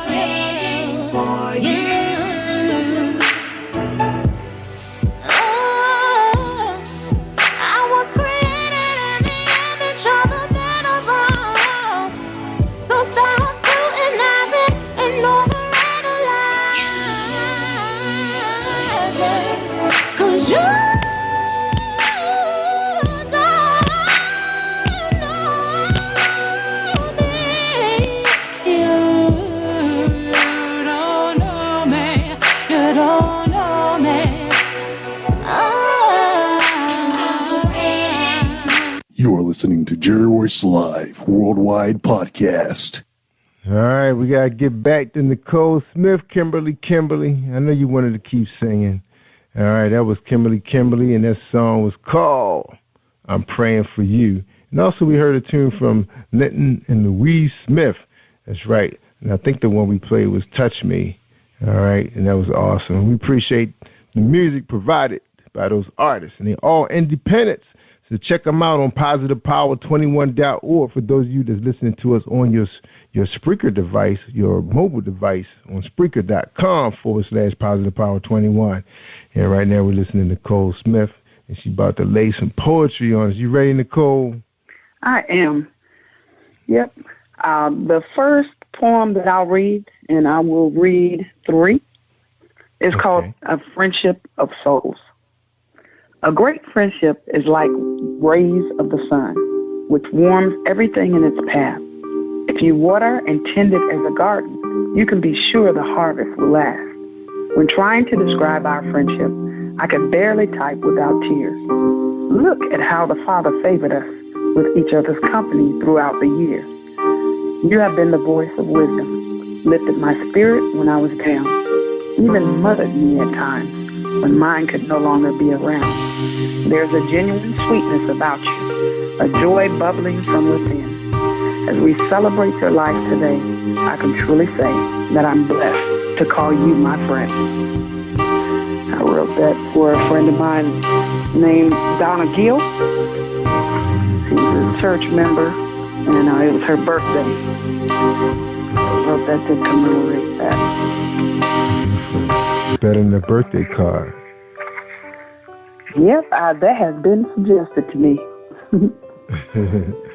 The next poem I'll read is called A Waste of Black Pride. Lying dead in the streets, $200 sneakers on your feet, a waste of black pride. My son, Mama taught you to walk before you run, a waste of black pride. Nothing in this life is free, though you may want it to be. On the corner hustling that rock, giving your own people culture shock. Your whip has the rim, but from whose blood do they stem? A waste of black pride. Seemingly having the best, dozens of names tattooed across your chest, a waste of black pride. You swim in the blood of your own, tired, broke, tired, and alone. We thought the days of mass are gone. Through dark clouds, another face has shone, a waste of black pride. Well, tell us a little bit about that piece. That piece was actually a friend of mine. We were at work. She writes poetry, loves poetry as well. I don't know if she's published yet or not. Her name is Sharon Thurston. And she just gave me the line, and she said, see what you can do with this. Mm-hmm. So that poem was birthed out of that. Mm. Wow, that was nice. Thank you. This last poem is entitled Soar. And this is a poem that I wrote for my goddaughter, Alicia. Step boldly into the destiny that God has purposed for you. Remember, He has a plan weaved throughout all you go through. Soar above situations, reach up to the heights, with Him as your focus as you walk through life. You project a tough exterior, but have such a fragile heart. You've endured some things that will cause others to fall apart. As you sit on the potter's wheel, a masterpiece in the making, there is pleasure mingled with pain as His nail-scarred hands are shaping. It is He who strengthens us through the trials we face and turns mourning into laughter as the pain becomes erased. I could not be there for every moment, but know you've always held my heart. I am grateful for each chapter in your life in which God let me be a part. Beautiful. How old is she now? She is probably around 25. 25? 6, yes. Yep. Done well for herself? She's doing good. She's up in Boston, Massachusetts. Yeah. Is she living there or going to school? She lives there. I do not know if she's in school currently. I do know that she works. She's staying with her mother at present. Yeah, good for her. All right, so you the poet. So, Nicole, so when did this happen? When did you, decide the pen was your thing? My mother always read to us as children. Loved to read. And in 11th grade, just started playing around with writing. Would write poems for some friends and just continued to write. I would keep them in a little journal. And it developed into writing poetry for different friends for different events and occasions. And I just love it. Yeah. So you find it's kind of, therapeutic, like writing in a journal? I really don't do it that much as far as it being cathartic like that. My first venture with writing something that was for me and not for somebody else, that was a manifestation of my emotions that I was going through, was recently, and I submitted a piece last year to a publisher. Her name is Janelle Middleton. She's up in the Delaware area. Her publishing company is Vision Directives. And it's a book called Things I Wish He Knew. And it was a compilation of letters from women to any male that they felt like they needed closure with. Wow. That was the first time that I wrote something that really dealt with my emotions other than of love and friendship and encouragement for someone else. Man, I know that's a piece of work, that book. That book is amazing. I submitted the piece, but I did not have an opportunity. Things were really going really fast at that time. My book was coming out. A lot of things were going on at the same time. Mm-hmm. And I didn't have a chance to read the book until about maybe a month and a half after it came out. When I did, I was blown away. You never know what people are going through. You never know the experiences that shape the person that you see in front of you. You will never know the horrors that go on behind closed doors. Tell everybody. Yeah, we hear it on this show. Right here on Positive Power, we've heard some stuff. Woo, man. And women have stories like no other. You're right. Woo, man. I heard some stuff. Woo. Well, anyway, let's get back to Nicole Smith. Now, Nicole, how are you you're promoting this book, marketing this book? You know, what's going on? How can people find you? I'm with Kingdom Builders Publications, and they can go to that website. They can Google it and pull it up. I'm also on Amazon.com. I'm on Kindle. I'm on Books A Million. I'm on Nook.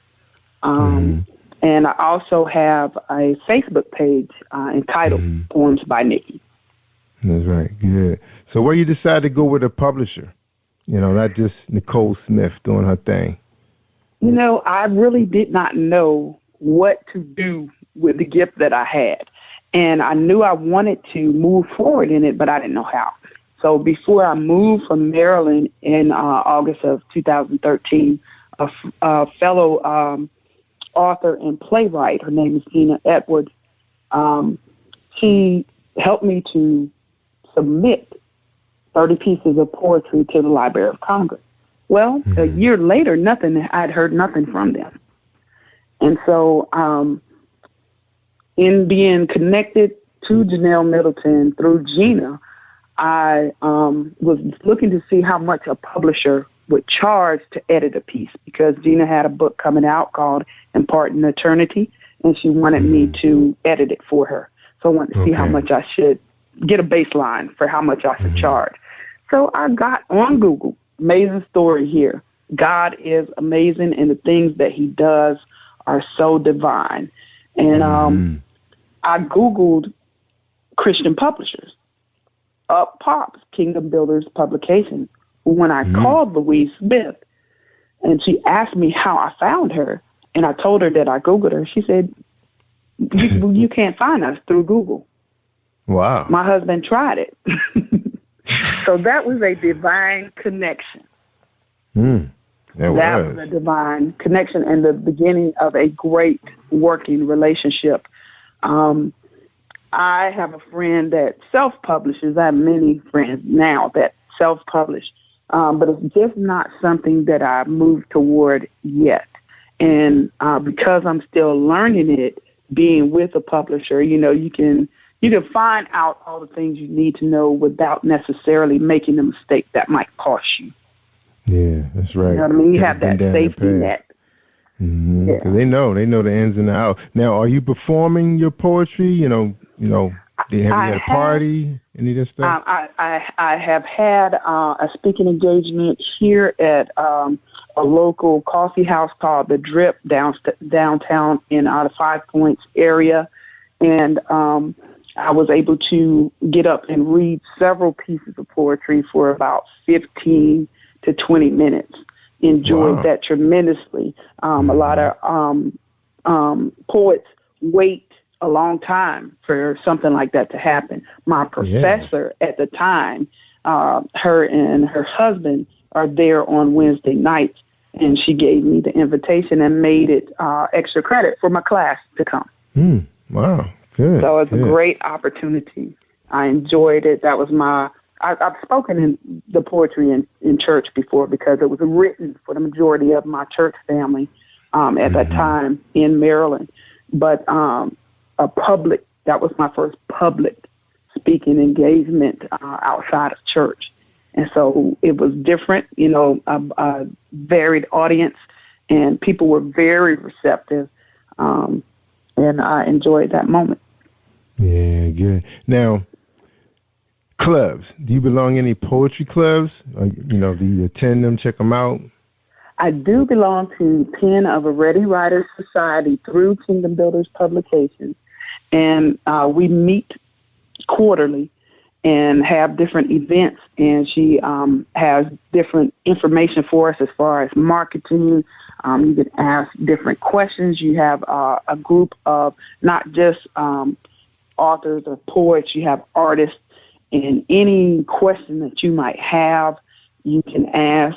It's a chance to share ideas and brainstorm and just be inspired by other local artists in the area. Yeah, I know that's very enjoyable, being around different talent like that. That's awesome. It stirs up your gift as well. That's right. It does make you excited. Now, they have a lot of poetry groups, up north, Chicago. They got a couple big groups. They frequent the social media, a lot of Facebook groups. Are you involved in any of the Facebook groups that's online? Not any poetry groups as of yet. Only my publisher that I know from Delaware and another author that I know from up in the Delaware area.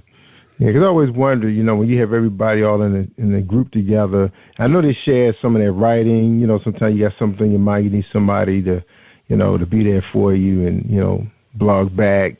And then, you introduce your books and the support, like a support group, I guess. And I think some of them do attend some of the frequent clubs together and do readings. Now, how you feel about spoken word? Have you ever gotten into that? Now, spoken word, I don't think that I would have any problem doing that at all. And as a matter of fact, I have experimented with a couple of pieces. And I know you were asking a second ago about groups on Facebook. Pen of a Ready Writers Society is also on Facebook, and we promote each other and share our ideas on that venue as well. But spoken word, I love it. I love to hear it. I love the flow of it. Yeah, they rock. And we featured a couple artists on Positive Power. Anybody want to check them out? If you go on the website, and it's an area called Unplugged, and you'll find a number of, matter of fact, some of the shows, it's like shows, they like 1 hour, and they're mixed with music. And we have one artist we've been promoting named Tanika Gonzalez. She called herself Tanika Joy now, and Justice Clark, one of our featured artists. So we have some pretty good people out there. Cotton up in Chicago, the greatest poet on earth. A lot of characters featured on our Unplugged Volume 1 and Volume 2. And I think we're about to do Volume 3 because I'm starting to get some entries. So I'm going to probably be soliciting for some poetry so I can include you in that group. So get ready, okay, because they be rocking it. So you may want to check them out. All right, they're a very exciting group. They all from different areas, but they've been knowing each other, watching each other, and listening to each other on Positive Power. So everybody's kind of connected, with our podcast. All right, that's great. Cool. All right, we want to include you with that. So practice now. Now we're going to take a quick break. When we come back, because we're running out of time, we want you to close us out with your final thoughts, and we appreciate you being on the show and sharing your poetry. And kudos to you and Kingdom Builders Publishing Company. Okay. All right. Thank you. Hold tight. We're going to hear from Reese Publishing, Reese World Publishing. All right. Okay.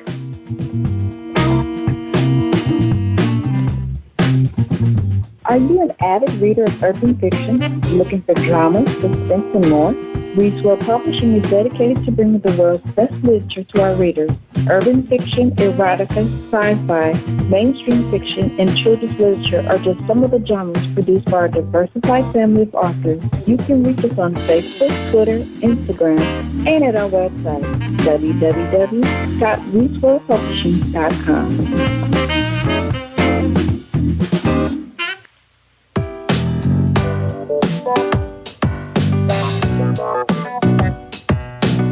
Hey everyone, this is Tanika Gonzalez, spoken word poet.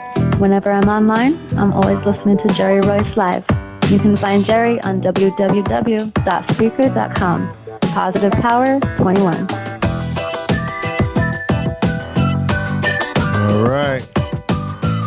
Yeah, speaking of Speaking of Tanika Joy, that was her right there. That's right. Thank you, Tanika. That's right. Excellent, excellent. She's almost like Sade of poetry, man. She really could bring it, you know. A lot of people, I find they have a great story to tell, and they just know how to bring the emotion in their poetry. That's why I love it so much. I mean, it really mellows me out, man. You just don't know. That's why I love when people release those joints on tracks.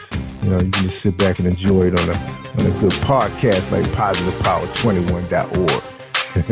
Right, Nicole Smith. All right. So you ready? You ready to close us out tonight's show? Yes, sir. I'd just like to say thank you so much for this opportunity. To anybody out there that you're writing and you have it in a book, on paper, you never did anything with it, I would just encourage you to get out there and move forward. Your story is going to be something that means something to someone out there. So don't let your story remain untold. Put your words out there. As Louise Smith would say, words have power, and they frame the world. What are you saying? Mm-hmm. Yeah. I know a very good friend of mine. I got to check on that guy, too. I heard some things. But he used to say everybody got a good book in them. At least one good book, you know. So get it moving, y'all. That's true. Yeah. But fortunately for us, majority of our audience are authors. they listen to this show and they learn from one another. And of course, you know, everybody got their challenges in life, but we're here to help each other, and that's what we're here for, to bring these exciting stories, these exciting people to Positive Power. So I always say, feel the power of 21. So come on out, everybody. Share the podcast with people. You never know how you can help them.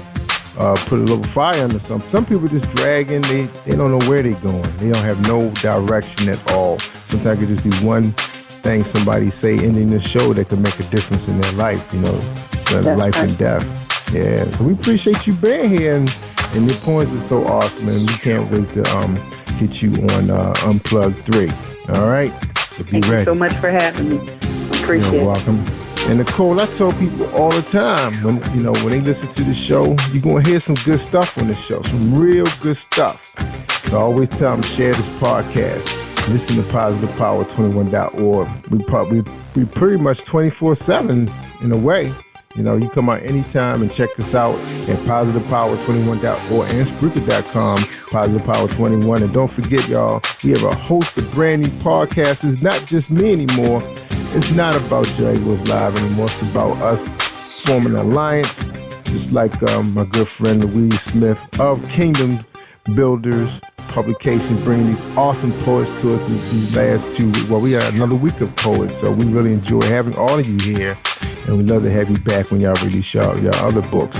Also, don't forget, y'all, check out Beverly Fells Jones on our site. She's our life coach, and she talks about positive thinking. We got my man Kerry Hines, the hair show, the hair radio morning show. All his show is so awesome. He brings awesome guests, and they always talk about ways how you can tap into any type of entrepreneur market, whether it's hair or owning a retail store, clothing. He's always tackling something. Excellent guest. His shows run 3 hours on the morning on the Blog Talk Radio, but we stream them right here, so you can check them out right here on PositivePower21.org. And don't forget also, we got Terry T. Smith coming here. That's right from Hollywood, from the red carpet. She's going to be empowering the young ladies on the show. We got her girlfriend Michelle Emmons coming here talking about holistic health. And then we got the lead of the bunch, Kimmy Kim. That's right. She has a religious Christian program out there in Kansas City, running on Elations magazine. And I can't remember the name of that call radio station, but she's running on terrestrial radio as well. And we got pastors coming. We got Virginia Singleton. She's one of the authors of Kingdom Builders Publications. Matter of fact, you guys got to hear her words. She brings that Southern style. Ooh, I heard 3 sermons today. I was about to jump out my chair and dance down the aisle. And we appreciate her son, Chuck Singleton, making it happen.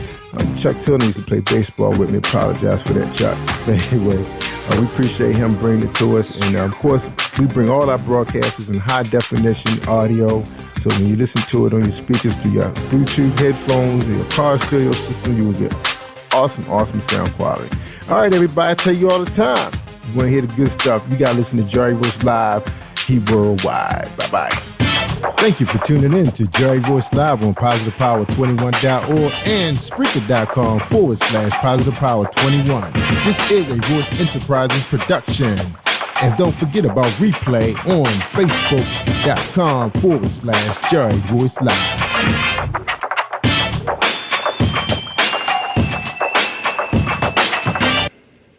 All right, y'all feel the power of 21. Stay awesome all week long. I'm Jerry Royce Live. I'm worldwide. You are listening to Jerry Royce Live Worldwide Podcast.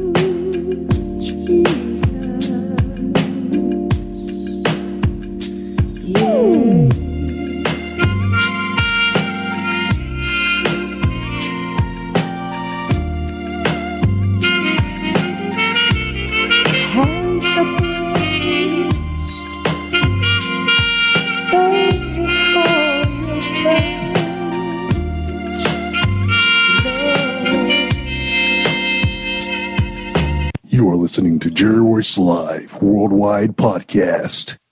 Hey, this is Tiffany Boyle, CEO and Editor-in-Chief of Emerge Magazine, the new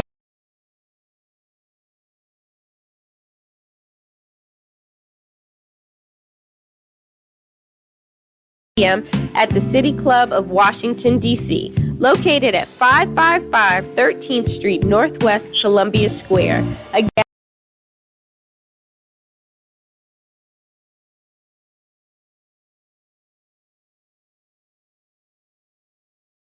My name is Patricia Shepard Quillen. I am the author of Broken to Grace. I'm with Jerry Royce, live worldwide. You are listening to PositivePower21.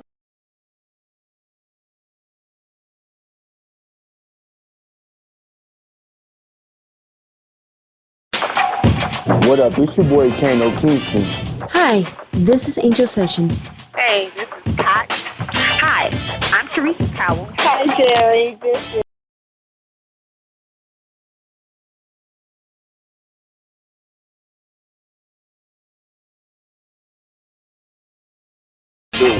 Boy, who's the same? Peace, this is Dahlia, the poet, spoken word artist. Hello, this is Ramon Marquez.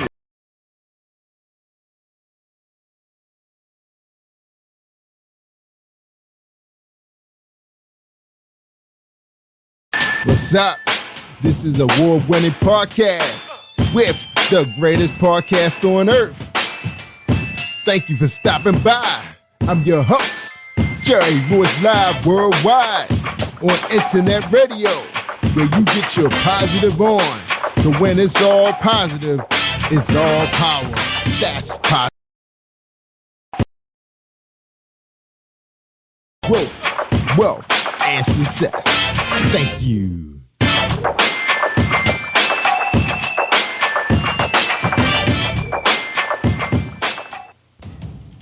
Think you know how drugs get in those little brown bottles? Think again.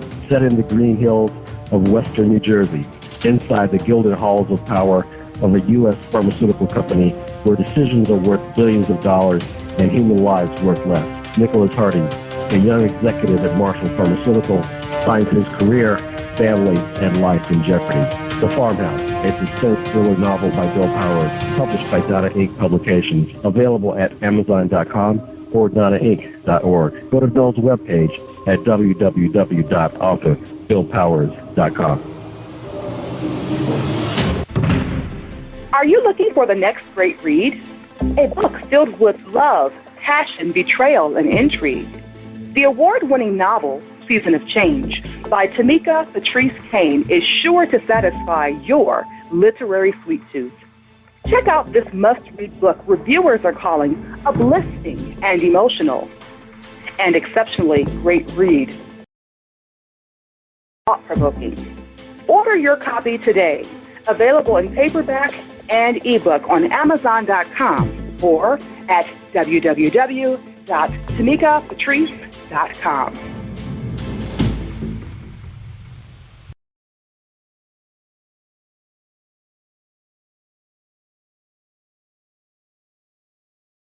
Competitive World of Books, Writing Royalty Promotions is dedicated to bringing authors and readers together to build a greater respect for literature through our various promotional services and online bookstore.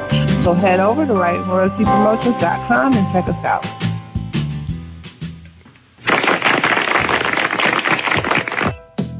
Thank you, everybody.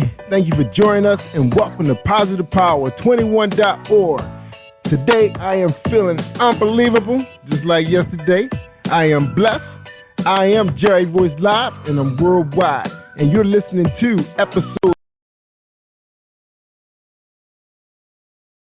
publications.com. The Weed Smith author, Patricia Shepherd Quillen, author of Broken to Grace, is with us tonight. But before I bring her on, we got to hear a word from our sponsor, Reese World Publishing. Thank you, sir.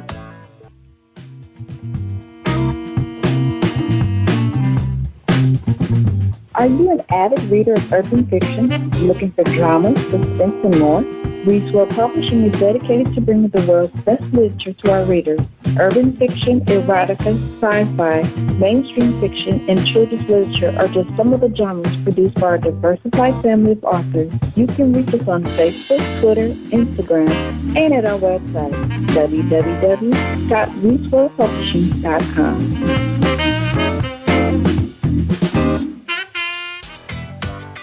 All right. Thank you, everybody, for joining us tonight. That's right. I'm Jerry Voice Live, worldwide. And before we introduce our author for tonight from Kingdoms Builders Publication, I don't know why I said King's Builder. I guess that's the way I typed it out. But anyway, I just want to remind you guys that we got a host of new podcasters, broadcasters, radiocasters, whatever we call them these days. And I just want you guys to come out and support them, check them out. Of course, we do have veteran podcaster Beverly Fells Jones on the site. That's right. She brings you the realistic approach to positive thinking. That's right. Manifesting your dreams and just working on you. And she's also a life coach. Also, we have veteran podcaster, my man up in New York, Brooklyn, New York, Kerry Hines from the Hair Radio Morning Show. That's right. That's an awesome show, too. It runs about 3 hours in the morning from 3 to about 9 or 10. He does have special guests, and all his guests are very, very good guests. You'll get something out of all of them. And it's not always about him. It's a lot about entrepreneurship, business, building your own, building your brand. So he brings a very, very nice show. You can check him out on our website. We built a landing page for him. We call it My Channel. You can hit him up, listen to all of his episodes. I think he's almost up to 100 episodes, come to think of it, which probably was this week, and we will have those shows available because sometimes it's a little hard to find people who blog to our radio.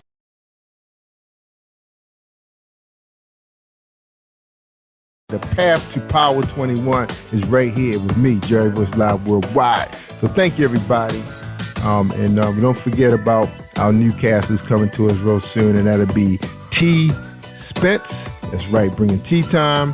We got Michelle Edmonds coming. She's going to bring a holistic approach to nutrition and taking care of yourself. And then we have our religious Christian leader. That's right, you heard me.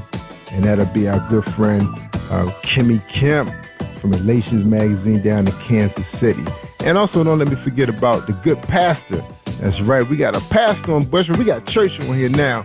That's right, the Word of Power. We bring you Virginia Singleton, Reverend Virginia Singleton, and she bringing that Southern style ministry to you, and that sounded awesome. So I just love to hear it in that format that she's bringing it.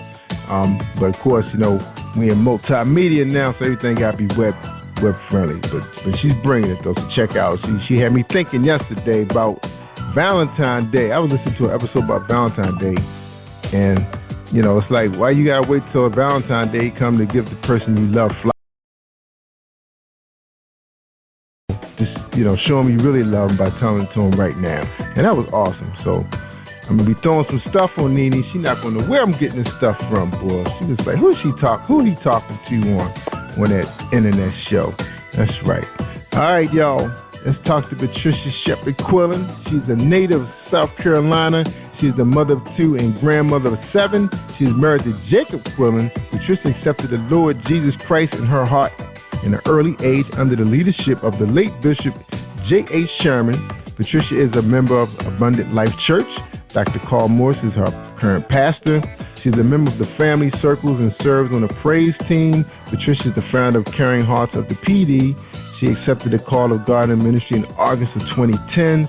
Patricia has a heart for people, especially hurting women and children.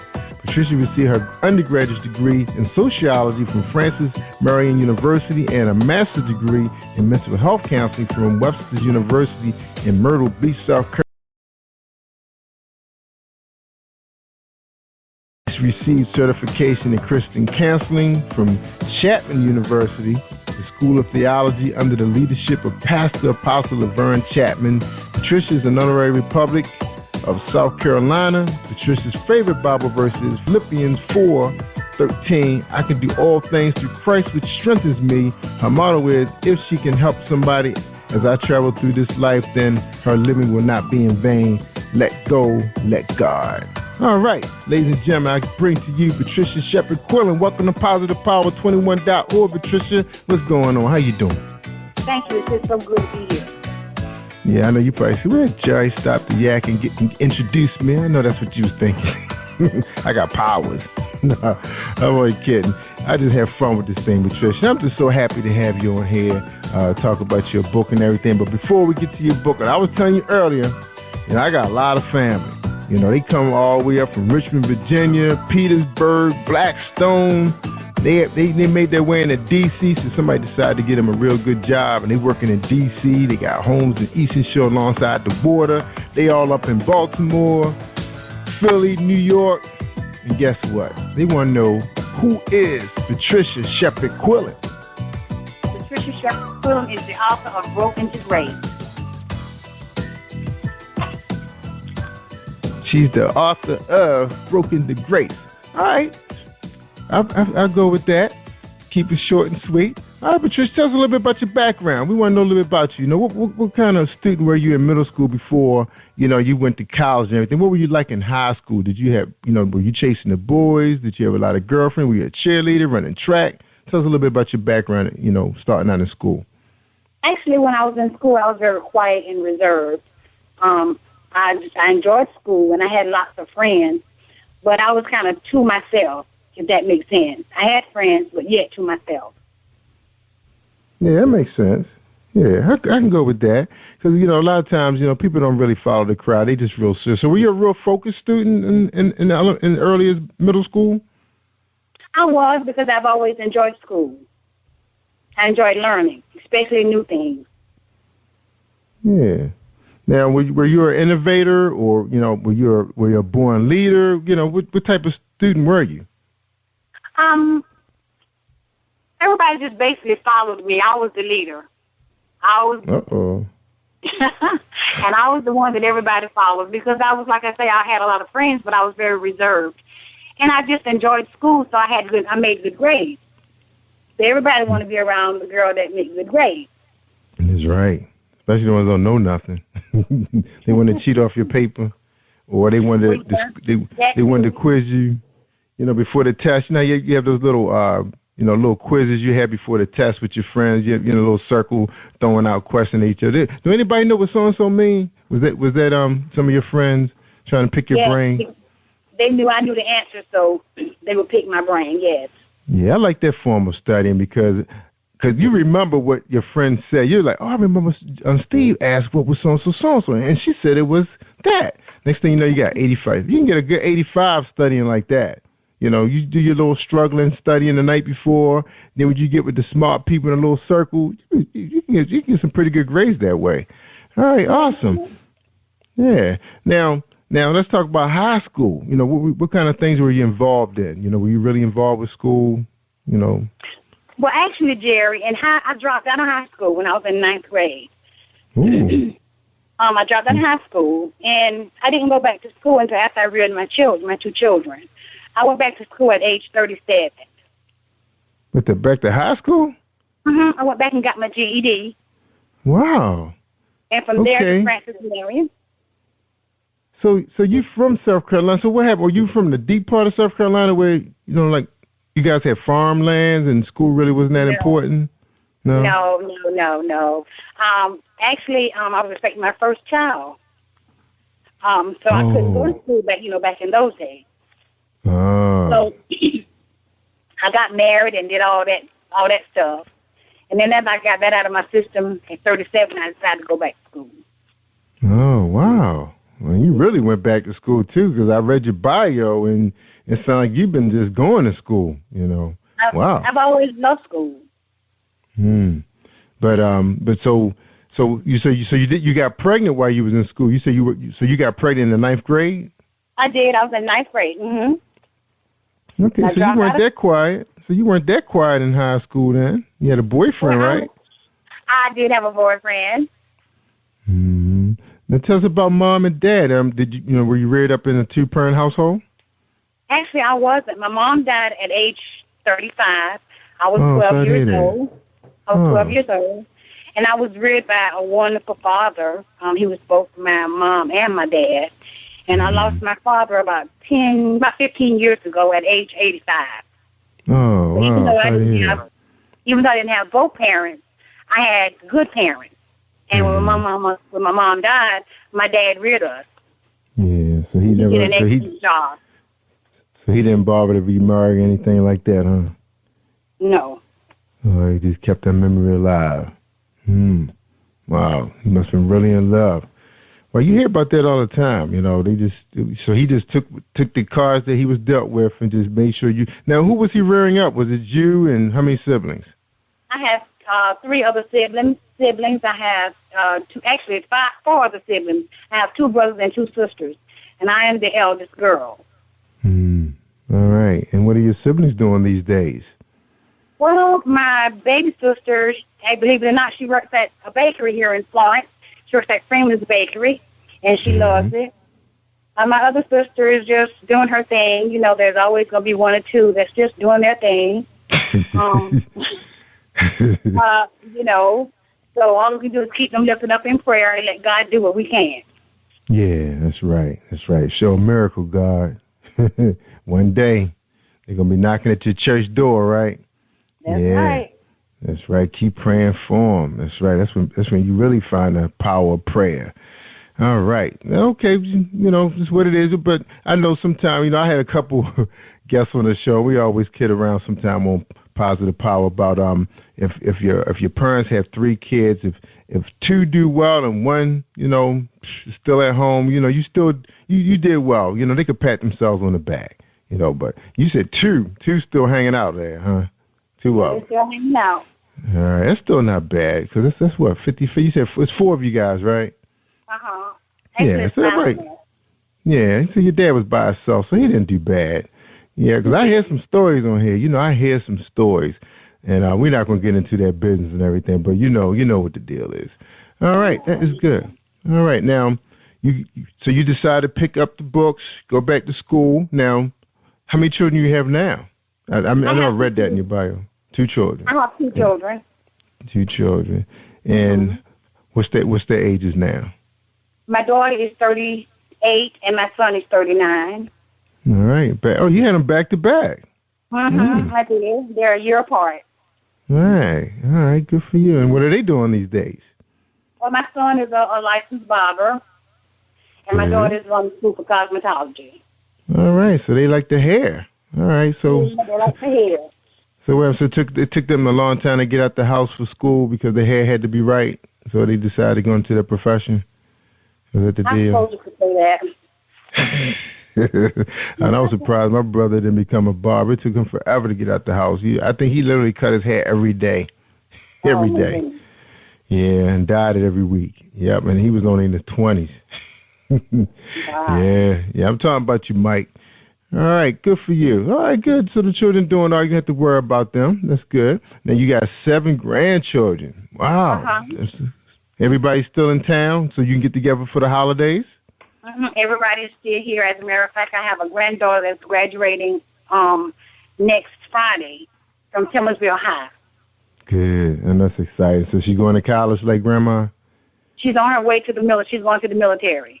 All right, good for her. That's right. They will mow you. We had a young lady on yesterday, did 24 years. I'm part of the KingdomBuildersPublication.com with Louise Smith. Yeah, that's right. Rhonda Bello, 24 years in the military, and she got a bunch of degrees stacked up just like you, all up on the wall. All right. Now you working right now, or what are you doing for a living right now? Okay. I work as a certified counselor, addictions counselor. Mm-hmm. And how that working for you? You gonna retire as an addiction counselor? You love it? All right, let's talk about that a little bit, Patricia. Now, that got to be a tough job. You know, a person sitting across from you, you probably have seen them probably a whole bunch of times, probably a couple of years now. What's some of the challenges with that job right now? We want to hear the good and the bad. What's some of the challenges? Well, the challenge is, for me, is some people you're going to see frequently. You know, they're never going to change. They're going to continue their old habits. They're not going to develop new habits. And the only thing you can do is support them where they are, and hope one day that the light will come on for them where they can change. Mm-hmm. That's the negative aspect. And the positive aspect is to see a patient, a client, should I say, for you might still client for 6 months, and the lights still have not come on. They're still repeating the same behaviors. And then one day they come in and they make a 120-degree turnaround. It makes it worth it. Yeah. So what's the formula to that? What's consistent that you've seen so far that's made people change? What's happening for those that you have seen a couple of times make that change? Well, I feel like your surroundings have a lot to do with it. And, you know, we're creatures of habit. And most people are, I won't say everybody, but a lot of people is easily influenced. So you got to change that environment, and you got to change your mindset. Is it that easy when you're chemically dependent? No, it's not easy by no means. It's not easy by no means. In addition to counseling, we give different classes on education, self-esteem, and that's part of my job too, is to treat the whole person and not just the addiction. Yeah. Now, so what's your secret to your success with that job? What are you doing differently that maybe somebody should write a book about, to save the world from addiction? What would be the most? What would be the thing you think that's benefiting the most, making you successful in the job?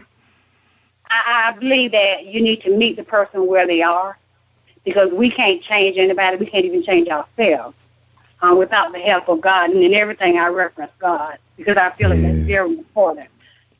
Just meet them where they are and treat them as a human being. And every day, I try to remember that I could have easily been on the other side. Now, let me ask you a question. Let me ask you about this. Now, are you addicted to anything? Not drugs. I think we all are addicted to some things. Some people be it food, some people be it shopping or whatever. That's right. But God is the answer. Yeah, everybody, right. You're right. Everybody has that behavior. It just depends on how extreme it is. So what's your addiction? Tell us. Oh, I love to eat. I enjoy eating. And I've called a yo-yo dieter. So every other month seems like I'm dieting. Now, weight is easy to put on, but it is extremely hard to get off. Yeah, that's what I was going to ask you. Has it entered extreme area where the doctor's kind of concerned and say, hey, this is it's a red flag up right now. It's a red flag to me because my clothes are fitting snug, and I'm getting tired, quicker than I used to. So that's a red flag to me. Yeah, what they saying? What the doctor saying? Well, actually, about 6 or 7 months ago, I got sick at work, and I didn't know what was going on. And when I got to the doctor's office, he immediately sent me to the hospital, and they thought I had a stroke. But when I found out I was pre-diabetic. Right. That happened to me. So I'm having to change my eating habits all over. Yeah, I did. My thing was, I'm going to tell you, I don't like, I'm not saying, well, everybody loves money. I love money. And I just didn't see my money going out the door every month to medication. That just wasn't important to me. I was like, man, this stuff costs how much again? Because, insurances have changed a lot over the years. And, of course, they cover a whole lot in the beginning. You say, okay, good, my medicine is covered. I'm straight. And then after a while, just like you said, it doesn't cover as much after a while because you're kind of using up that little bucket they give you of money. And this stuff is high. You got every time I turn around, I'm in line to get strips, needles, the insulin itself, which I had to go always see the doctor for. And I got tired of it. And I said, these are too many unnecessary visits. For me, it's like messing up my lifestyle. So, I was listening to the doctors. She said, this is what we're going to do. We're going to get you a nutritionist. And, they're really, really good at what they do. And, starting out, I didn't make it. I know what happened. She was trying to send me to a group, and I didn't make it. It was like the day my son had football. He was really into football and training, and I couldn't make it on that Wednesday. So when she left the practice and they didn't tell me where she went, I had to get a new doctor. There was a recommendation of a coworker, and they were really, really good. I mean, I was so glad it was a switch. I really liked this practice, and they gave me a nutritionist, and she's really into it because her family is diabetic, and she's determined it's not going to happen to her. So, she's really, really strict about what you eat, and I feel so bad when I go in there, and I don't want to make nothing up to her, so I follow her plan that she gave me. So I'm almost down to eating green leaves on, I'm making sandwiches out of romaine lettuce now. I like rye bread, and I got rid of white bread, white rice, anything white I don't eat. I don't use no sugar and anything, no substitute. Once in a blue moon, if I want a little soda, I'll drink maybe a diet, but I only drink the whole thing. So my thing was I had to increase exercise. And so I said I don't have a lot of time to spend in the gym, so I do extreme exercise where 15 minutes, your legs are hurting so bad and your chest is pumping so hard. And I'm talking about I'm talking about a 20-minute exercise crunched down to 5 minutes. That's how my workout is. It's extreme like that. And I lost 20 pounds in a few, I don't even think it was 3 weeks. That's how desperate I was. And I got off the medicine. That was my goal. And they said it can happen, but they didn't know anybody that have ever done it. They just read about it. So I was determined, because I'm one of those kind of people too. So, because my addiction was chocolate. Man. That was my problem, was chocolate. I enjoy rice. I love rice.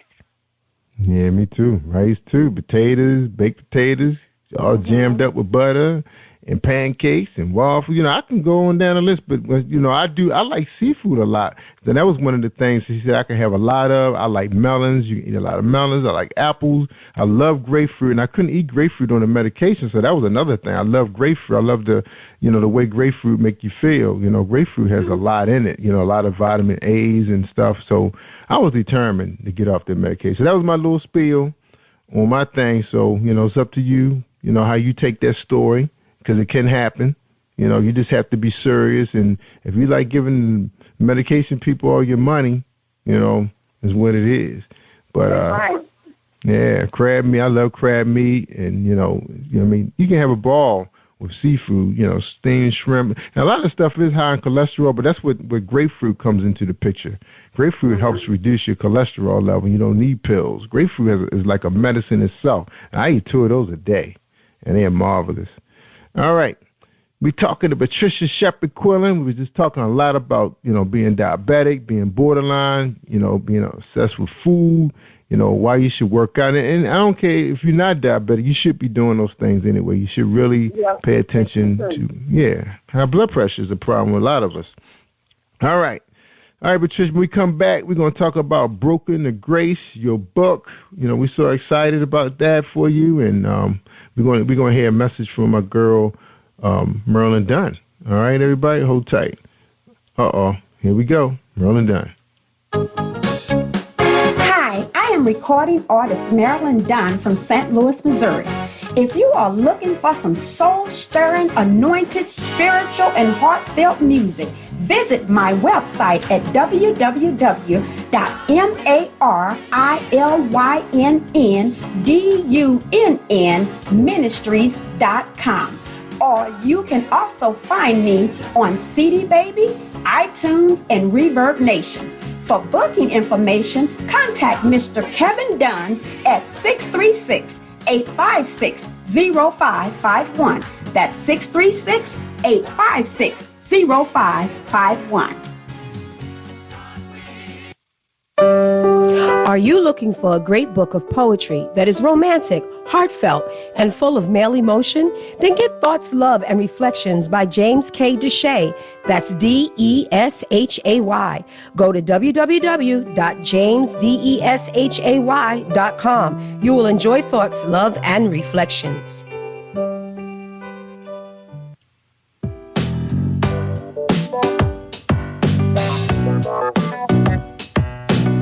Hey everyone, this is Tanika Gonzalez, spoken word poet. Whenever I'm online, I'm always listening to Jerry Royce Live. You can find Jerry on www.speaker.com. Positive Power 21.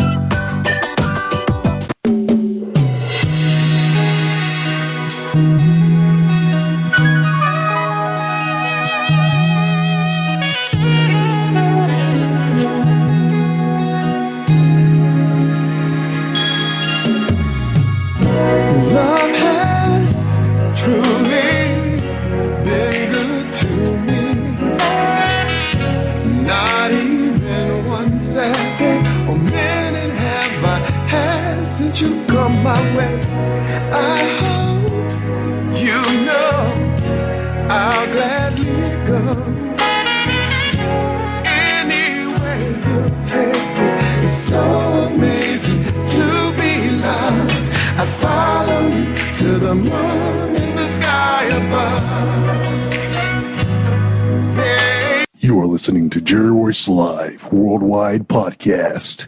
All right, we back talking to Patricia Shepard Quillen. We're going to talk about her book, Broken to Grace. And the music today was just Mark Staggers right there. He's a jazz musician. I know he sounds exactly like Luther, but that was not Luther Vandross. That was Mark Staggers from the D.C. area. He's out there now touring around the area locally. I had an opportunity to hear him, but I got a little busy, couldn't get out there to him. And also early in the show, you heard Linton and Louise Smith, a couple from South Carolina. Also, our author Patricia Shepard Quillen is part of Louise Smith's publishing company. All right, so we're talking to Patricia. So, Patricia, tell us about Broken to Grace. Why should we buy this book? Tell us about it. First of all, it's a very, very good read. Every word in it is true. It's from my personal life experiences, and I share how God brought me out. How he brought you out. So where were you? Were you rock bottom, or you just needed, you needed prayer and you weren't getting it anywhere? What was the deal? Well, I wasn't at rock bottom. I grew up in the church. I've always known God, but over the last 10 years was when I really developed a love for God and an intimate relationship with Him. And I just wanted to share with others what God has done for me. And if He did it for me, He would do it for them. That's right. Okay. And your book reads, Broken to Grace came into existence as a result of my life experiences and broken life. God has allowed me to be a witness to others about His grace and divine mercy. My intent for this book is to show others that out of my brokenness came healing and encouragement to others because God's grace and His love for me. Today I am a whole godly woman. I too experience inner struggles, but every day God is still many of those places in my life that were soft and tender. All right, so what were some of your challenges you were having, Patricia, if you don't mind sharing that with the audience? Okay, well, about 4 years ago, my husband passed away with cancer. Oh, wow. Pancreatic cancer, and I was the caretaker. And it took a lot out of me. It really did. And, I had families that was very supportive, but my family could not ease a lot of my pain. They couldn't erase any of my pain. And I had to find God. I had to find somebody who could help me. And he was the only one that could remove the pain and walk me through that dark journey. Wow. Okay, yeah, because you didn't mention in your bio that you was married or, mention your late husband. You didn't mention I didn't mention him. I have remarried to a wonderful man, wonderful, very supportive, encouraging. And I feel like women in general and some men need to know that because you've been hurt or in a broken relationship, God can bring healing.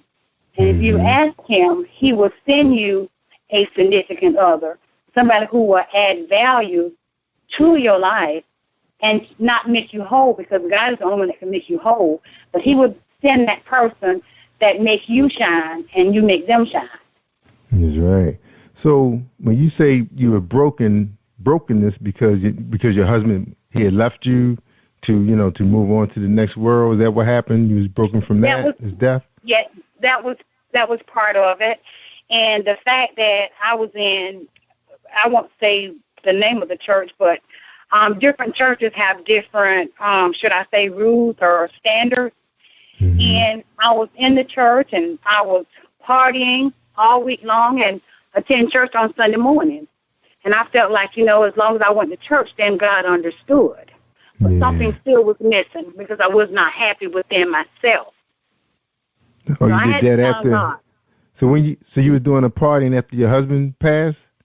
Oh, yes. I really went into the party rolled in. Yes. Oh, wow. I was partying every night. I had some place to go, some club to go. And looking back on it now, I believe a lot of it was loneliness. And I didn't know who I was. Wow. Wow, Patricia, you don't look like the party girl type. You're so quiet. Wow, well, man. As my aunt said, you can't judge a book by the cover. Yeah, it was the wolf in sheep clothing. So you was hitting the streets. So what happened? You get off from work, you take a nap, take down a good dinner, put on that party dress, the high heels, and hit the street, call the girls up. So where the party at? It was time to go. Wow. Carolina? In South Carolina. So you didn't have to drive down to Florida to like South Beach or nothing like that? You wasn't taking the G4 over there? 30 minutes top. Wow. You had a drink in your hand and at the bar. That was actually, the deal. I wasn't really a drinker. I was a social drinker. I never could drink. I was a social drinker. I just like being around, people that were out partying and having a good time. Yeah. And what I thought at that time was a good time. And then you was in your church dress and sitting in the pews on Sunday morning saying hallelujah, amen. I wore so many hats, Jerry, I didn't know who I was. And that's so true. On Sunday I was one way, and during the week I was another. So you was Patty. With me. So they call you.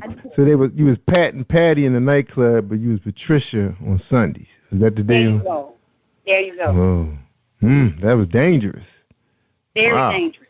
Very dangerous. And then you was counseling people on Monday through Friday, right? There you go. And guess what? I needed counseling myself. They probably saw right through you, unless they were too high. One of the professors told me when I went to college, he said the reason why 99% of the individuals go into counseling is because they need counseling themselves. They're dealing with past hurt. They're masking hurt. And that's what I did for a long time. Yeah. Yeah, you know what? I've always been a little suspicious when people tell me that they are substance abuse counselor, and I'll be looking at them like, so what's your story? Because they know a lot about it, so just, getting that degree is a cakewalk, right? It's not easy. It's not easy at all. It makes you look at you. Yeah, that's right, 'cause you're looking in that mirror every day. But I'm talking about sitting in that class, they can they know what the instructor's talking about. It's not like they got like, what chemical, what? Especially those people who's addicted to, crack and cocaine and different types of marijuana. man, they be like, I was like, what the heck? They have to study chemistry to understand what you're talking about? They know it, you know. They know this stuff, man. Are we glad that you're in the light now?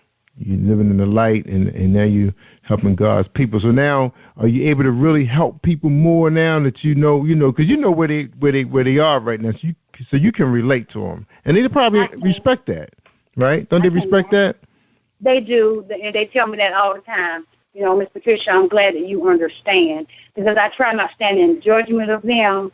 I try to treat them the way that I want to be treated. I'm honest with them and upfront, but I listen. And a lot of times, most of the time, from my experience, people just want you to listen. You don't have to say anything; just be a good listener. Mm-hmm. And then they can once they get it all out, all that off their demons off their chest. Then they can become whole again. Because, it's funny because I had a guy on this show. He was really deep into drugs, him and his wife.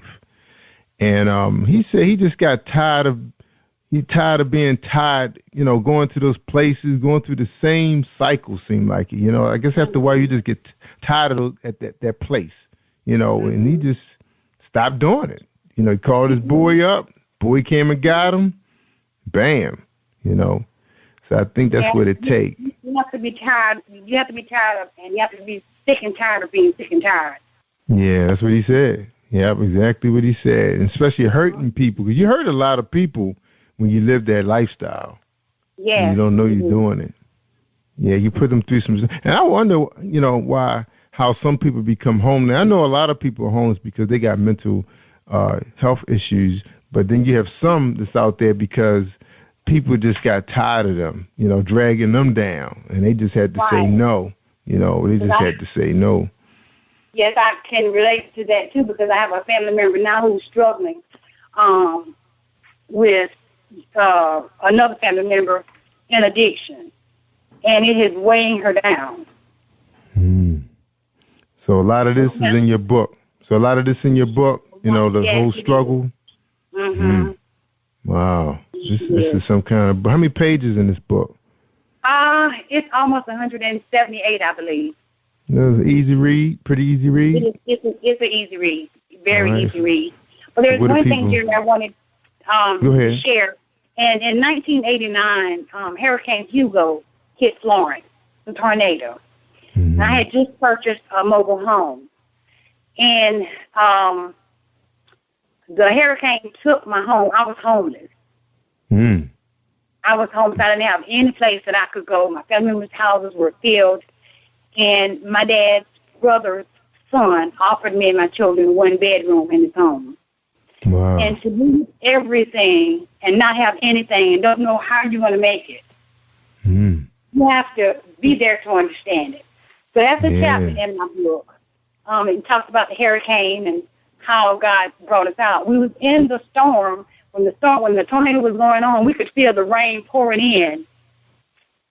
in the mobile home. Me and the children were soaked. We got out in the midst of that tornado and tried to find cover. Yeah. So, and that was in South Carolina. That was in South Carolina.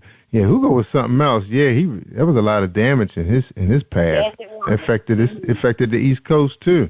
Yeah, that was some kind of storm. But God delivered me. God is a deliverer, and He brought me through that. God can do anything. There's nothing, and I don't care where you could be in the deepest pit. He's there. That's right. That's right. Now, you survived all of that. You was able to talk about it, write about it. Now, are you doing speaking again? Can people find you? Where can people find you to get your signature on this book and buy it? I'm in South Carolina. My address should be on the back of the book, or you can contact me through kingdombuilders.com website.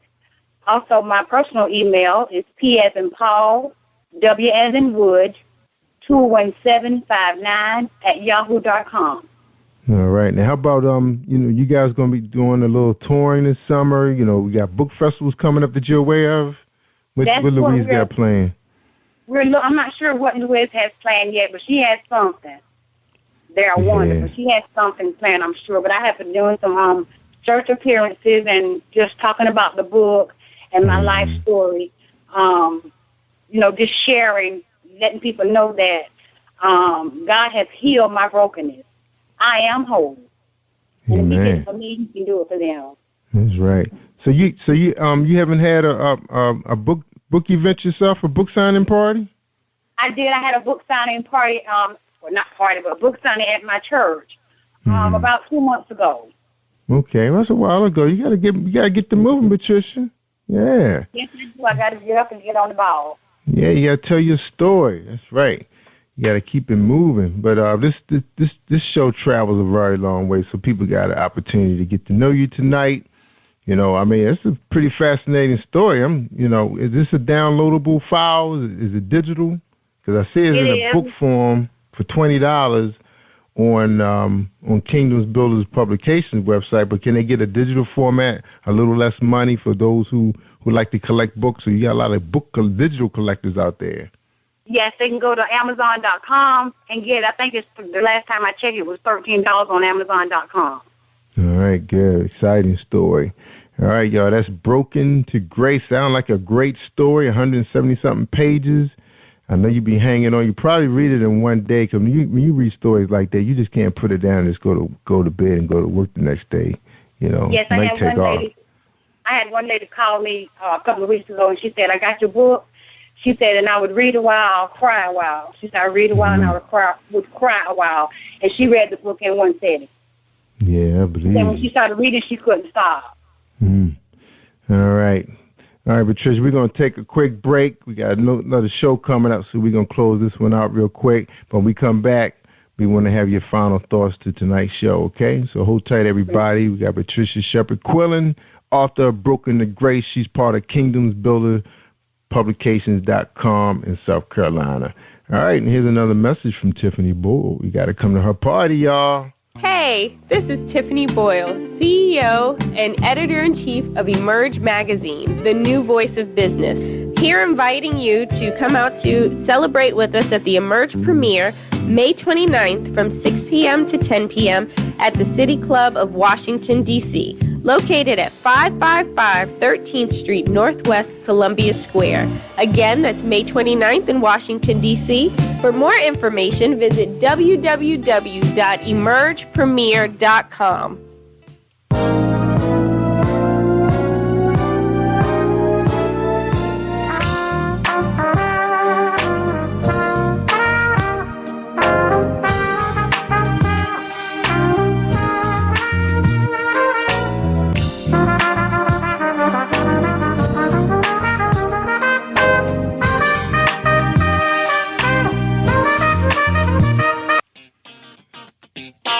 Hey, this is director-producer Alan Wills, and I am on Positive Power 21 with Jerry Royce Live. And when I'm online, I listen to Jerry Royce Live at www.spreaker.com/positivepower21.org. Y'all heard?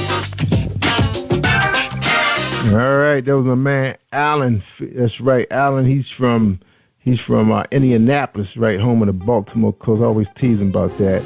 But he's a short film director doing this thing down there. And then we heard another piece from Linton and Louise. That's right, Linton's on that horn. I just love those sax.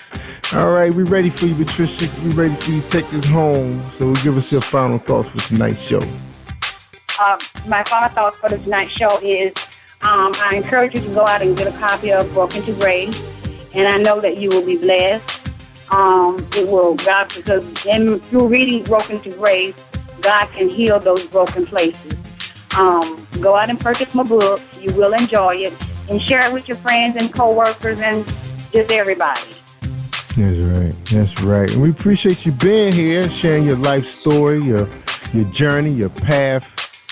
Man, what a story. It was so awesome having you on the show. You're welcome. So awesome. That was episode 355. Broken to Grace, written by Patricia Shepard-Quillen. What a story. Went back to college at age, what you said, 35, 37? 37.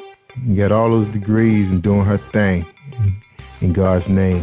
All right, everybody, I tell you all the time, if you want to hear the good stuff, I mean the real good stuff, and I'm talking about the Path to Power 21 on positive21.org. That's right, positivepower21.org. On Spreaker.com/positivepower21 is where you hear it all at. So if you feel me, come on out and check us out, y'all. We got a lot of shows like this. This was 355, so there's a whole bunch of them. You want to hear episode 100 with my girl Bunny DeBarge. Another story, another great story, just like this one. Just you can sit there and listen to them till you're green in the face, and you hear how God has triumphed, pulled these people out, and now they got projects out here telling their story and touching people. All right, y'all. I'm Jerry Royce Live. I'm worldwide. Thank you for tuning in to Jerry Royce Live on PositivePower21.org and Spreaker.com/PositivePower21. This is a Royce Enterprises production.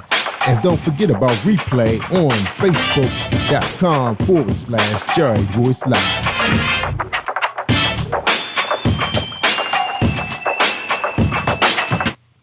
All right, everybody. Feel the power. Feel the power 21. Stay awesome all week long on Jerry Royce Live. Take care. You are listening to Jerry Royce Live Worldwide Podcast.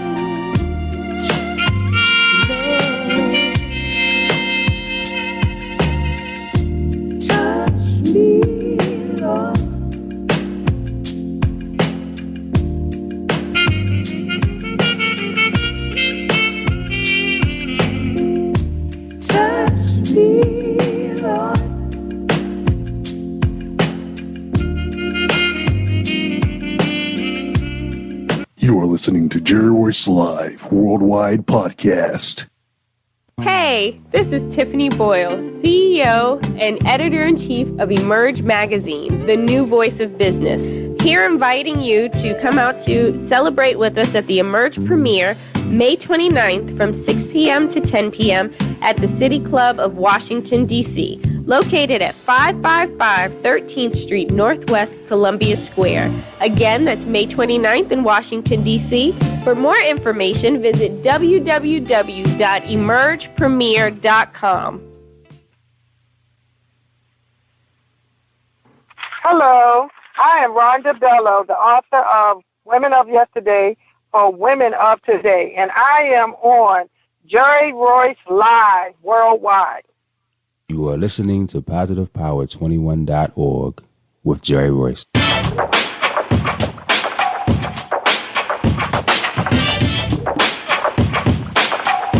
What up? It's your boy Kano Kingston. Hi, this is Angel Sessions. Hey, this is Pat. Hi, I'm Teresa Powell. Hi, Jerry. This is Ira Sandro Carter. Hi, this is Phil Powers. Hello, this is Teresa Bobby with Jerry Royce Live. Hi, I'm Philip Barron. I'm live on the Jerry Royce Show. Hey, what it do? It's your boy Houston Saint. Peace, this is Dahlia the Poet, spoken word artist. Hello, this is Lamar Marquise with Jerry Royce Live. All right, everyone. You got Robin Lynn, and I'm keeping it live right now on Jerry Royce Live. Hey, what's going on, everybody? What's up? This is a award-winning podcast with the greatest podcast on earth. Thank you for stopping by. I'm your host, Jerry Royce Live Worldwide on Internet Radio, where you get your positive on. So when it's all positive, it's all power. That's positive power. This is a worldwide podcast for growth, wealth, and success. Thank you.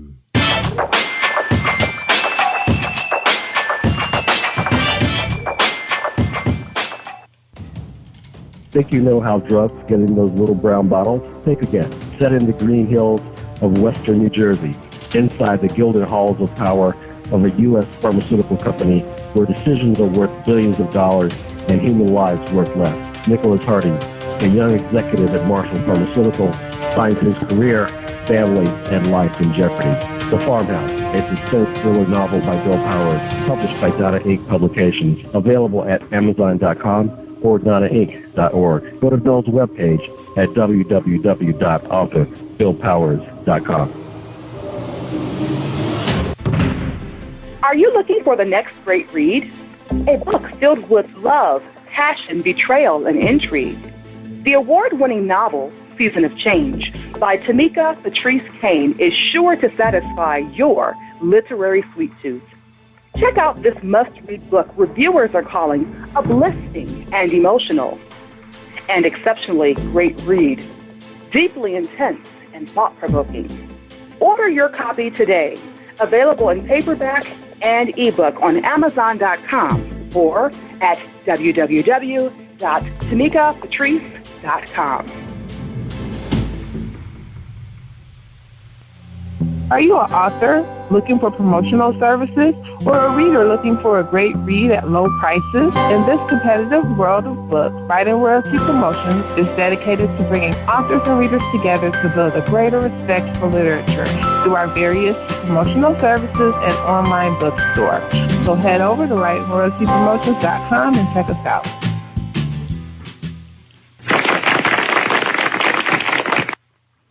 Thank you, everybody. Thank you for joining us and welcome to PositivePower21.org. Today I am feeling unbelievable. I am blessed.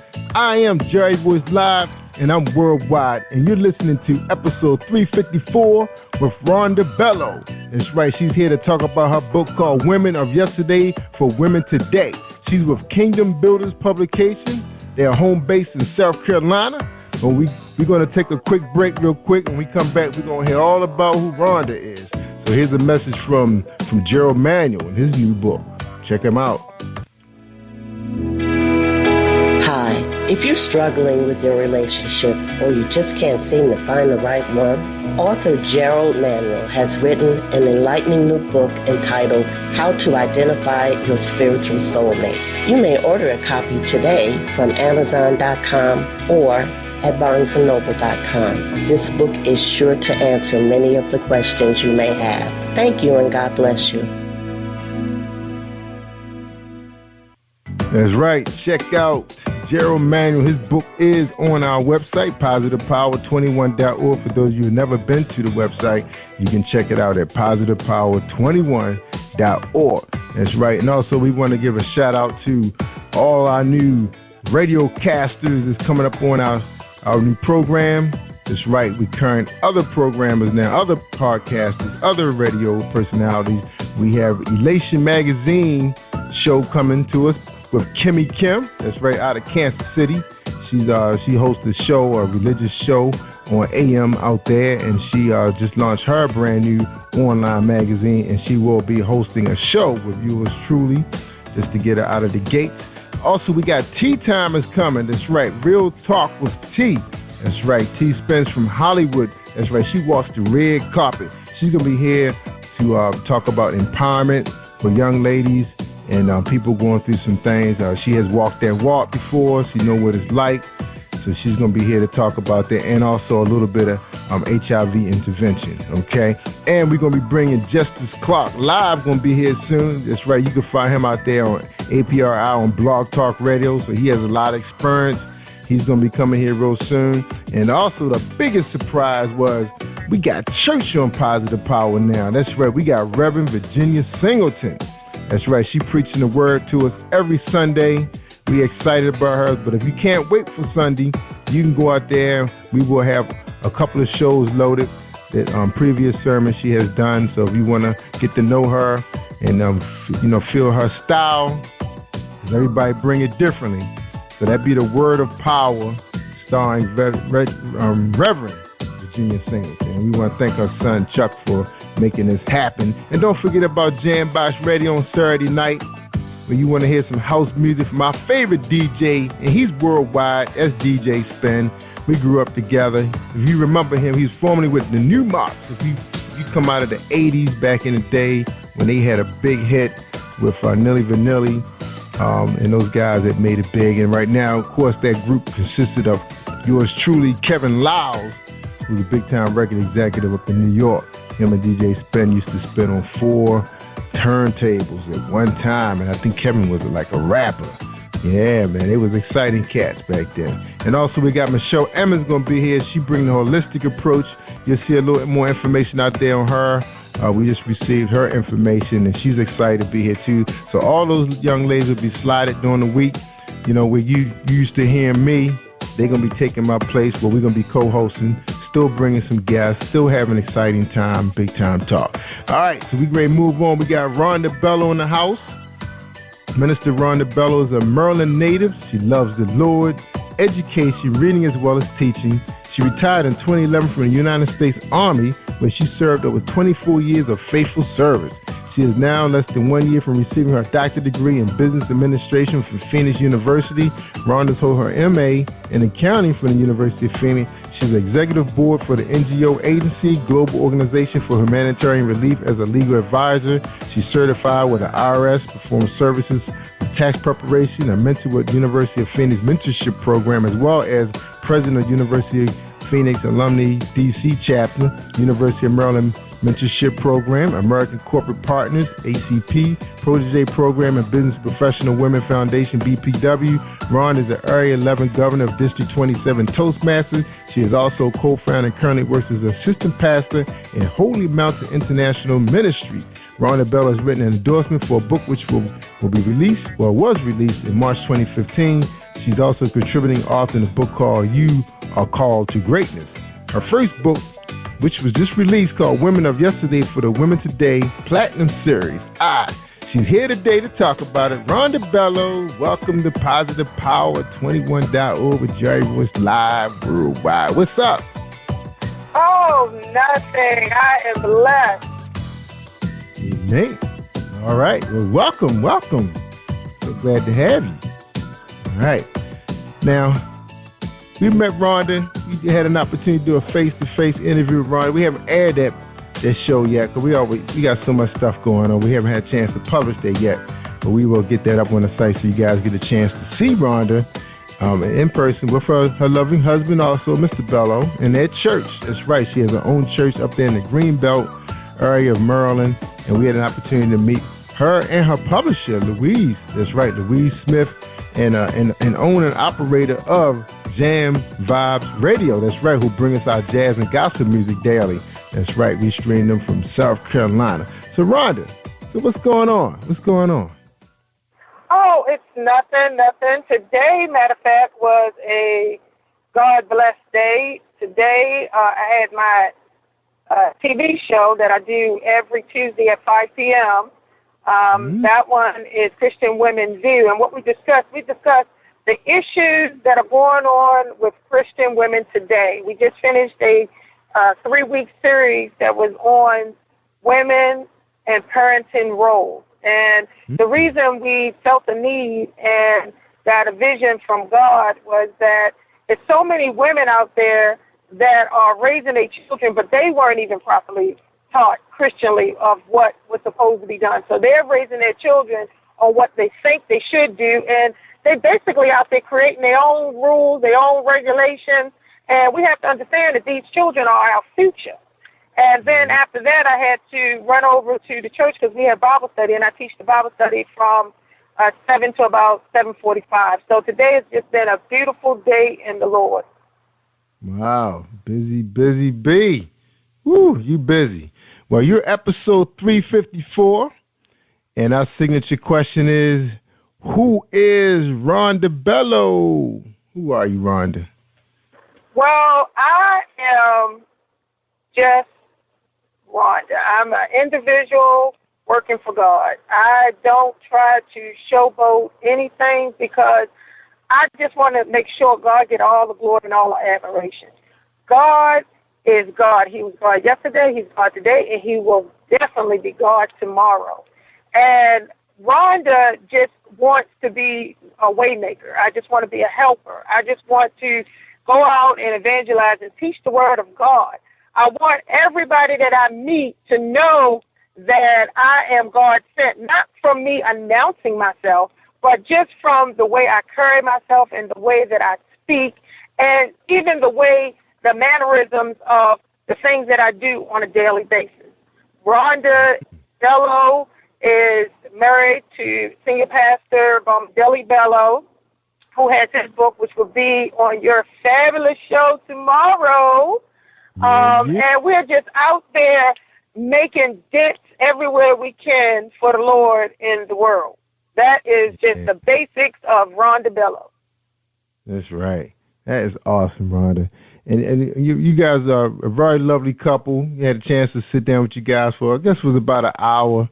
I know I was taking up your time. Y'all was trying to get out there and feed the lovely couple, the Smiths, because they had pretty much just arrived in town. And I know you guys had some things going on and had some more stuff that was going to go on, because you guys are always ministering and doing something positive in the community. That is simply awesome. So I applaud you guys for that program that y'all about to release. Now, where can people find that program? Can they find it online? Is it on cable? Where is it? Well, we have several programs, and they can find them. What we're trying to do is get them released on CD, and those can be actually on our website, which is www.hmim.vpweb.com. And they can also get some of it off of YouTube, because I've been pushing a lot of footage out on YouTube. And basically, we have events once a month. We just had fabulous Minister Derry David, who is Out the Box Ministry. We just had the fabulous the Jazz Bowl, which is Linton and Louise Smith, and they brought their own beauty to gospel and jazz together. And now, believe it or not, we're preparing for just our 1-year anniversary that's coming up in July, and that one is going to be just as great as every event that we have at the church. We have events daily. We have a prayer line that's Monday through Friday at 9 p.m. We have a women's ministry, a powerful women's ministry. And matter of fact, we fast on Wednesdays from 6 a.m. to 6 p.m. And then at 8 p.m., we do our actual prayer line. We have prayer revival on Thursdays. On Saturdays, we do evangelism, and 2 services on Sunday. So all of our events, what we're trying to do is push different ones out on YouTube, put different ones on CD or DVD, and go out to different events. There's a lot of different local events that we try to go out and participate in, because everybody is for the same cause, and that's just to glorify God. There's no such thing as this is my event, my glory. No, it's our event, and it's God's glory. So we're out different places, making sure that we give God all his admiration. All right. So you guys are really busy. So you sound you guys need to have a channel on our website, since you got so much going on. We got to let people show that Maryland is doing their thing. That's right. So we got to represent. So I guess I wouldn't be a good host if I wasn't hosting my own state, right? So we're going to have to talk about that, Rhonda. Make sure we get you and Pastor Bello up there on Positive Power 21 so people can see all the good things you're doing, because we have to glorify God more and more every day, so people let him know that, he's doing his thing, but we hear so much bad news, it's funny because right before your show, I was really feeling good. And old girl, Nene, walks in, I was taking my little rest. Nene comes in and say, "Hey, what's going on?" And then we talk, and then she turns the news on, and it was some bad news. Somebody's daughter missing. Or something happened to somebody's daughter. And I was like, oh, my God.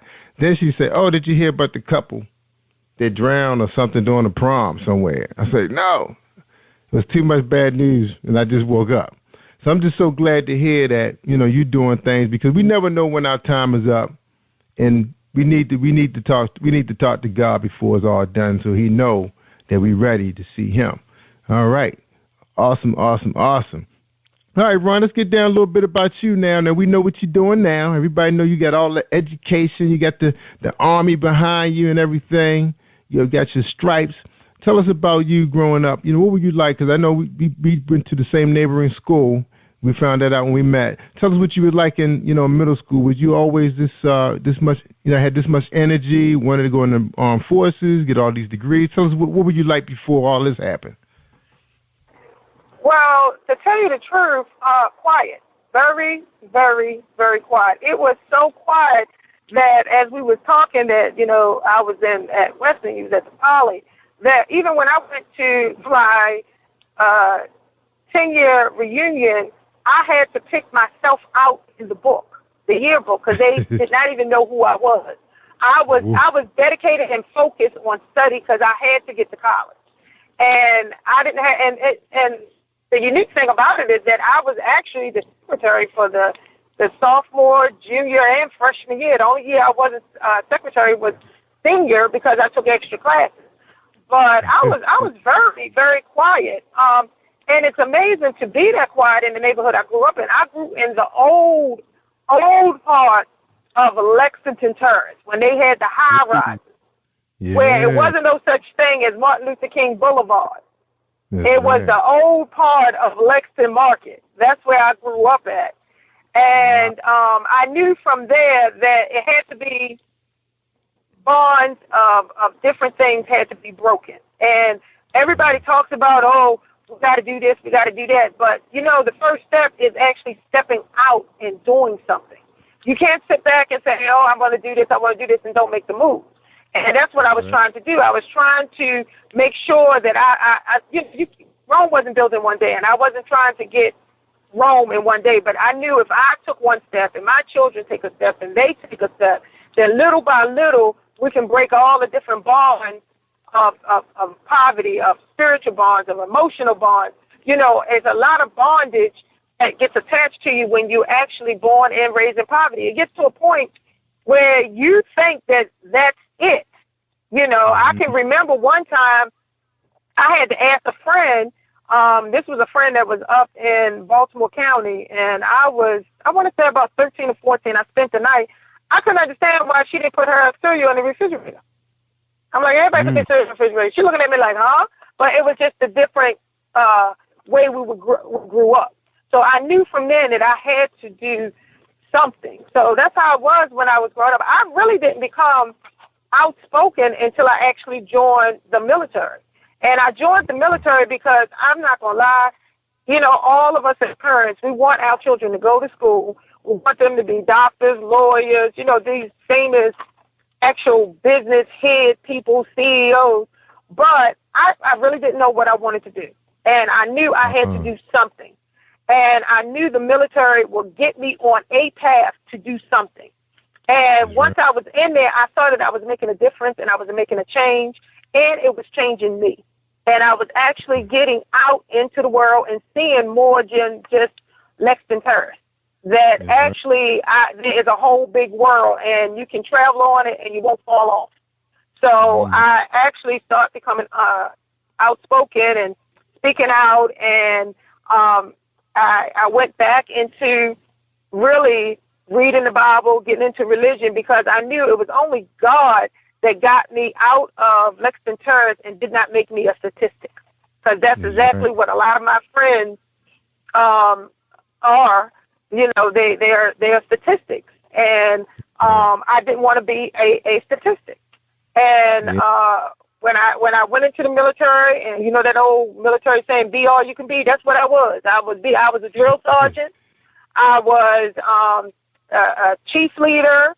I actually, in Bosnia, I was part of the ministry team. They didn't have one because we was the first troops out there, and I was part of making and building and setting the pavement for the first ministry team.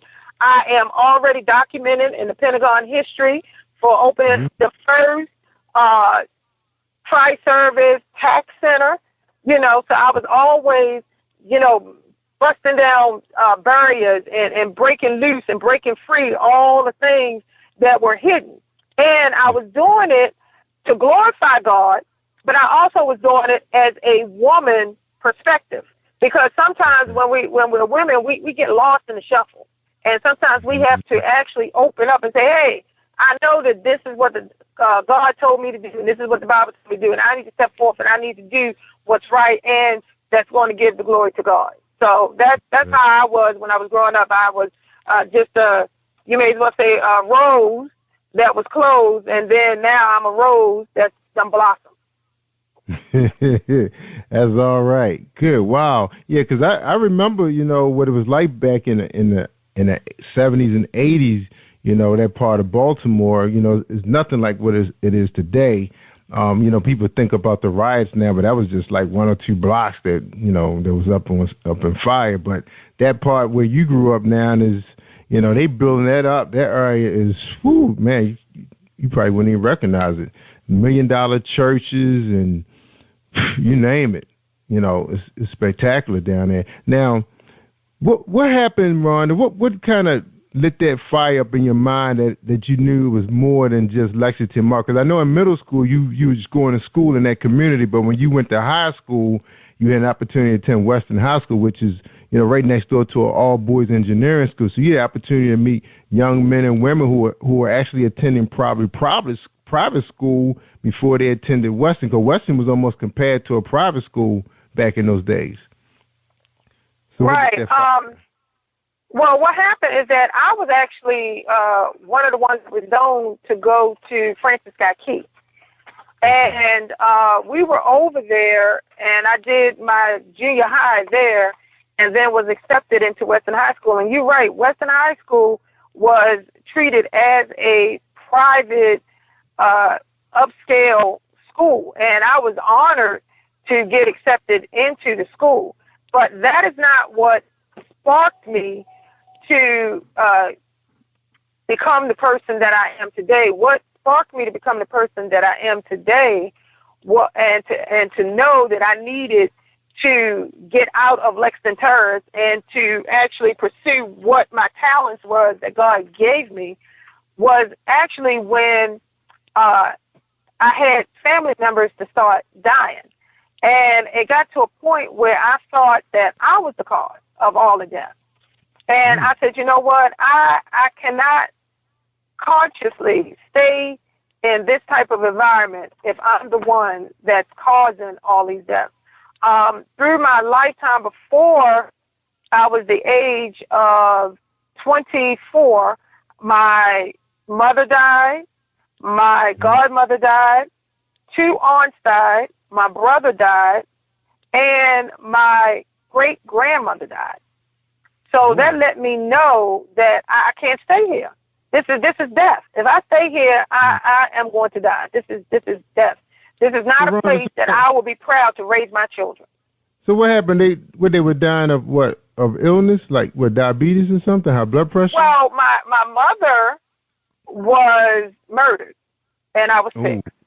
Yes, and my brother was murdered over drugs. So that's always rampage. Murphy Homes, the Lexington Terrace, the Poe Home, everything was drugs. Yeah. And he was murdered over drugs.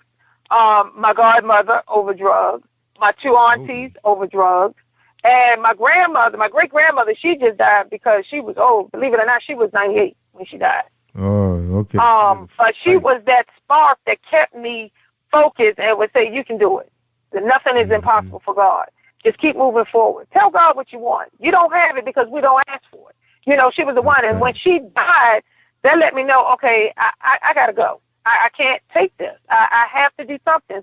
And like I said, I wasn't ready to go to college because I didn't know what I wanted to do. But once I got into the military and I started seeing that there's unlimited possibilities and nobody keep telling me, oh, you're a woman and you're black and you should be a secretary making coffee or doing nursing, I actually start blossoming in the military. And I was outspoken. I actually spoke out for the first time for myself. Believe it or not, I was in boot camp. And I was walking past and I accidentally hit somebody's boot that they had just shined. Okay? So you know how long that took. And the girl said, you going to shine this boot or you going to meet me outside. Okay, I was around a lot of sisters and brothers, so I never really had to fight a whole fight by myself. So outside Jerry was out the question. I ain't going outside with you, but I ain't got no support. And I ain't going to shine your boot because if I shine your boot, then I'm going to have to shine everybody's boot that's in here. So I told her, I said, you know what? What's not going to happen is you're not going to touch me. And 2, I'm not going to shine your boots. And if you don't like anything that I said, then you can take it up with me later tonight. You know, I never had a problem with that girl, and we still keep in contact till today. That's right. Just stick it up for yourself. Now, Rhonda, now, if you didn't go in the Army and everyone was murdered, where were you going to go? You know, after high school was over. I mean, what was going on? I was staying with my grandmother. I still had my grandmother. She had full custody over me. So I was still staying with her. But you have that spark inside of you that say, yes, I need to do some things. And I in my books, I tell a little bit each time about myself because I like to be transparent because I'm like everybody else. I'm not nobody that just got all the blessings showered upon me. No, I'm like everybody else. And if I can do it, everybody can do it. It's just that I was very fortunate that I had a close-knit family. My grandmother, she took us to church faithfully. My sister, Jolene, up till today, I can be in Zimbabwe and make a phone call and just tell her, blase, she on the next thing smoking to come over there to find out what's wrong. So we was a very tight-knit family. So that's who I was staying with, was my grandmother. And she used to tell us, this is all we got. This is all you got right here. You see these? This is it. Your brother, your sister, me, this is all you got. And she would preach that to us. And that's why when anything happened, we're always together to make it happen.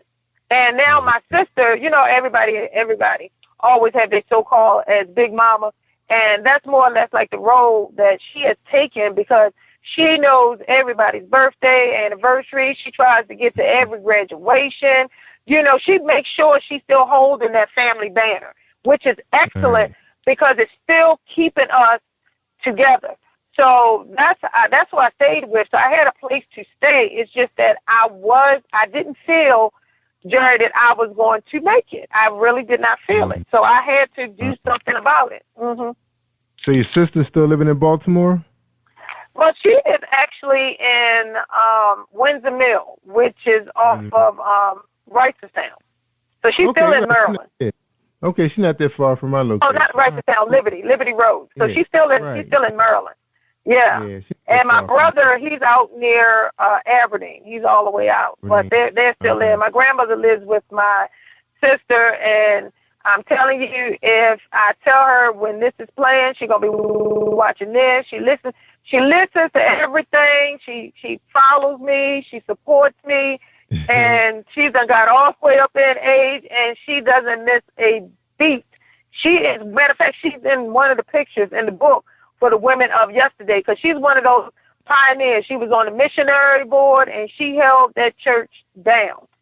And she's actually mentioned in the book, and there's a picture of her in the book for women of yesterday. And that's why I did the book, because I'm a firm believer. You don't have to create the wheel. The wheel is already there. All we have to do is just to improve on the wheel. And to get advice, you get advice from the scriptures in the Bible that you need to get the advice from. And I tell people at work, you don't go to an auto mechanic to find out what cut of meat you need to put out on your grill. You're going to go to a butcher. So why would you go to somebody that clearly has no clue of what they're doing with their life to ask them, what should you do next? That's right. That's true. You know. All right, y'all. So, yes. We talking to Minister Rhonda Bello, Maryland native. She loves the Lord, education and reading and teaching. We're going to take a break real quick, Rhonda, and when we come back, we're going to talk about women of yesterday for the women today. All right? So hold tight, everybody. Here's a message from Marilyn Dunn and Kevin Dunn. Get the CD, y'all. It's awesome. Hi, I am recording artist Marilyn Dunn from St. Louis, Missouri. If you are looking for some soul-stirring, anointed, spiritual, and heartfelt music, visit my website at www.marilynnDunnMinistries.com. Or you can also find me on CD Baby, iTunes, and Reverb Nation. For booking information, contact Mr. Kevin Dunn at 636-856-0551. That's 636-856-0551. Hey, this is director, producer Alan Wills, and I am on Positive Power 21 with Jerry Royce Live. And when I'm online, I listen to Jerry Royce Live at www.spreaker.com/positivepower21.org. Y'all heard?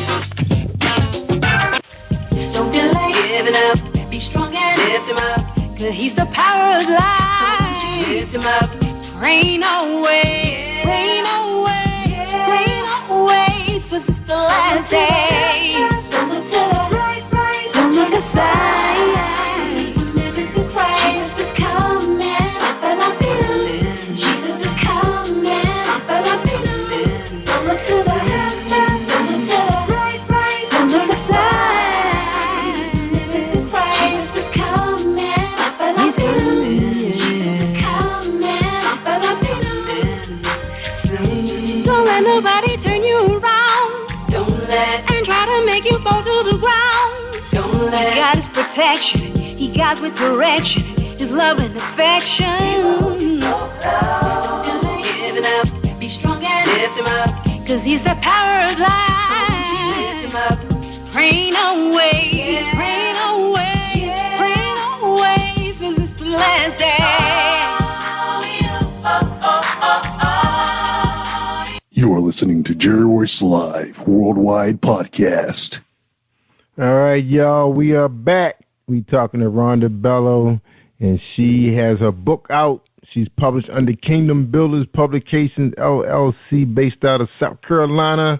And the music you heard today, the first tune was by Linton and Louise Smith out of South Carolina. And the last song you just heard was Jesus Coming Soon, bestseller on Amazon.com, Angel Sessions, based out in California. That's right, and she does it up on social media like no one does it up. All right, and congratulations to her and her success. All right, Rhonda Bello, let's talk about this book. Why you write Women of Yesterday for Women Today? I'm writing a book so women can relate to the situations that's happening today. It's a platinum series because it's going to have books within inside of books. And the first one that came out had 5 particular women. And it's going to have addition to 4 more books with 5 women. And we're also coming out with a Bible version. The Bible version is going to have 7 books of the Bible. And inside, it's going to have sections that's food for thought, sections of reflection, poetry, sections of note to self, different things that we can actually apply to our life every day. And the book will help women to understand what we're going through now. They already went through it. It's just that it was 2,000 years earlier. The one example that I can do without actually giving out all the information of the book is favor. We all want favor from God. All of us want favor. And all of us are very familiar with the 23rd Psalm. And in the 23rd Psalm, 23rd Psalm, verse 6, it says, "Surely goodness and mercy shall follow me all the days of my life." Now, the recipe for favor is goodness and mercy. If that follows you all the days of your life, that means every day, everything you touch will be favor. It will turn to gold. Everything you think about and you say it and pray it to the Lord, it will come to existence. Everything that you step on will actually be paved towards your destiny because you have that favor that's on you. And we got a lot more in the Bible. It talks about not only favor, it talks about actually reputation. It talks about finance. It talks about childbearing. It even talks about husbands, because a lot of women, and I'm not going to say anything, we because I was one of them. I tell people all the time when I go out to minister, I was very very disobedient to God. God tell me to Jerry to go left, I'm going right because I know who I am. I've been with this body for X amount of years. I know I ain't got to go right. It ain't nothing over there. And every time I would get baptized by fire. That means that something would happen and I'm running right back to the cross to pray. And once I surrendered and listened to God and actually start studying his words, everything started turning around. And that's inside the Bible, too, about just being obedient. You know, and I tell people all the time, if you're already broke or you're living in poverty, try God, because the only way you can go is up. If you're already back against the wall, the only place you can do is go forward. It's nothing that you're going to lose. You're going to get back a triple-fold return by trying God. And that's also within inside this first issue of the book. The book is an easy read because I wanted to make sure it was easily to fit in women's purses. So at any time, if you need that little uplift while you're on the train or while you waiting for your food or you actually at someone's house or at an appointment, you can take it out, do some reading, you know, and put it back. I didn't want anything that you got to bring your dictionary with you to look up the words or you got to have a notepad because you got to write it down. I didn't want that because life is too easy and it's not difficult. And God says it. He says, my yoke is easy. And that's exactly what I wanted. So it inspired me because everything that I put in the book, I've already been through it. And I know that this is what God is saying because everything is quoted from the Bible. I list biblical verses so you can go back and say, aha, I never thought of that. I never really read it like that. And the 23rd Psalm, I tell everybody, is my favorite. And in there it says, he prepares the table before me in the presence of my enemies. Now, we know. First of all, even at a family barbecue, we worried about who did the potato salad, who did the corn, who did it, you know.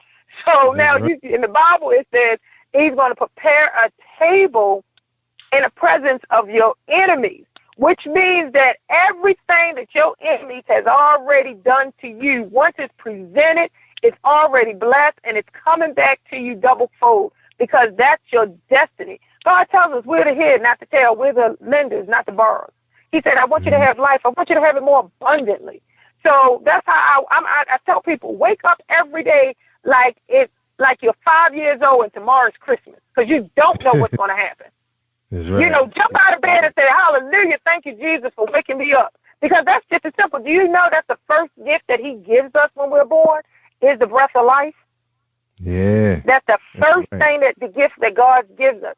And we should always remember that because there's a lot of people that don't make it overnight. There's a lot of people that make it, but they don't have the working limbs, the working arms. They can't see, they can't talk. You know, so I want my books to inspire women no matter where they are around the world because it's an international book. I don't preach about in the book or teach about cultures. I don't teach about different religions. I purely teach what the Bible says. I don't put any type of cultural interpretation in it. You know, I just say exactly what the Bible says. Now, if that person places it at a different spin because they're spiritually moved a different way, then that's what I want. But I tried to make sure when I was writing the book that I was not infringing on anybody's culture because that's how we get in trouble sometimes. We always think that, oh, no, mine is dominant. Mine is dominant. No, God is dominant. God made everybody. And he didn't say we should be worrisome about just things like culture. That has, you know, that's not what we're here for. We're here to, like I said, to give him all the glory. So that's why I wrote the book is basically to help women. I am a women's ministry minister, and that's what I do. I help women. I pray with women. I help develop them into whatever spiritual gifts they are. They call me all times of night. I pray. They, pastor or minister, can you come to do such an X, Y? Sure. If it's to glorify God, and I know even if I can just get one person to see the light of God, I'm there. I'm there. No problem. And I'm not the type of person that goes out and expecting a man-made reward. like some type of monetary or whatever. I go. My reward is when God said, "Well done" to me. That is my reward, because that will last for eternity. That's awesome. All right, Rhonda, we're going to take a quick break. So we run out a little bit out of time, but when you come back, I want you to tell people where they can find you. So, of course, we're online. You at www.hmim.vp, Victor Prince, web.com. We will have that on the landing page where this show will be housed. And, of course, like I said, I invite you and your husband to share your videos and anything you have out there you think that can help people on our Word of Power landing page on positivepower21.org. So hold tight, okay? And we'll be right back. All right, returning to Rhonda Bello, y'all. She's the author of Women of Yesterday for the Women Today. Hold tight.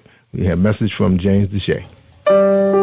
Are you looking for a great book of poetry that is romantic, heartfelt, and full of male emotion? Then get Thoughts, Love, and Reflections by James K. Deshay. That's Deshay. Go to www.jamesdeshay.com. You will enjoy Thoughts, Love, and Reflections.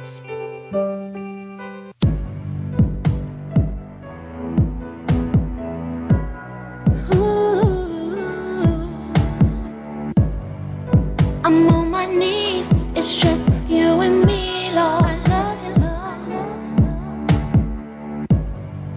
I'm on my knees, it's just you and me.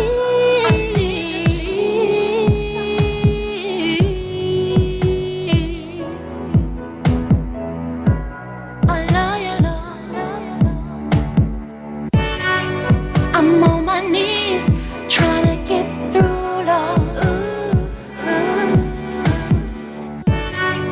I'm on my knees, trying to get through.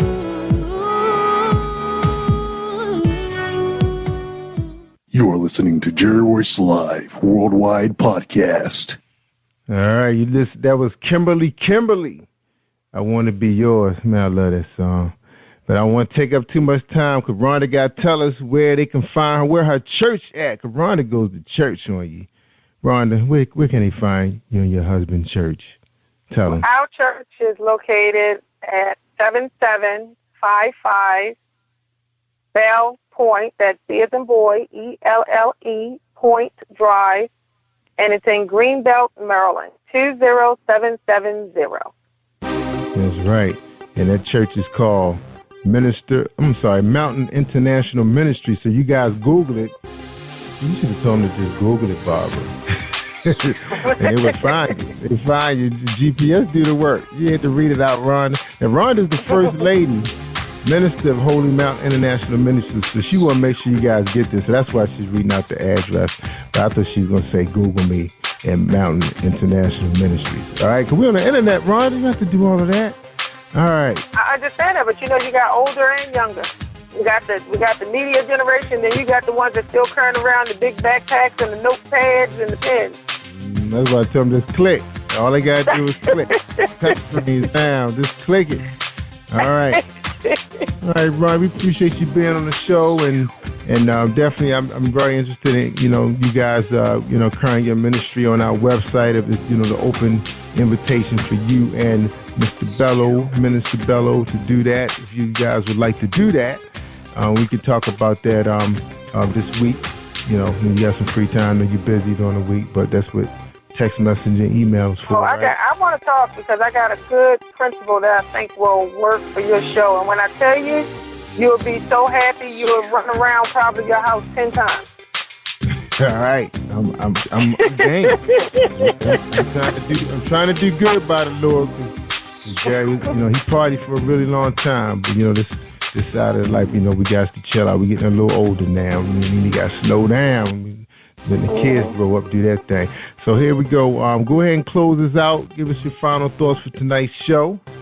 And again, my final thoughts, believe it or not, Jerry, is for you. And I'm going to declare and decree in your life that God is going to elevate you to the highest mountain. God is today, not tomorrow, not yesterday, but today. God is working to break your bondage, to make sure that you have a galvanizing effect, not only in the world of just radio, but you're going to bust out and you're going to have your own TV show. And I'm saying this live because I want people to follow you and understand that this is the destiny that God has placed over your head, and they can be a part of your move. Ooh, thank you. I appreciate that. Well, all the ministers be saying good things. Just hope you guys right, you know. There ain't no hope. It ain't no hope. It's going to happen. It's going to happen. You just make sure you got a spot for us. You know how people, when they rise up, they forget about the little people. I was like, Rhonda Bell, who? You from where? No, I'm from Baltimore. you made a lasting impression when I first met you in your house. You guys were so nice. It was like I knew you guys for years. I didn't even know you in high school. I probably had crossed your path because, you know, we were up there on that side because, you know, my baby mama, you know, went to school with you, and my sister, and my wife, and my sister-in-law, and my cousins. So I know. Good Lord, we got a lot to talk about then. Yeah, them Western Knights, man, they all over the place. Yeah. And a lot of them became Deltas too, you know, so they keep it real. You know, they keep I behave myself. The Deltas, you know, they in the millions. So, you know, the brother can't get away with nothing. So, you know, I married the right person to keep me in check, you know, so. That's good.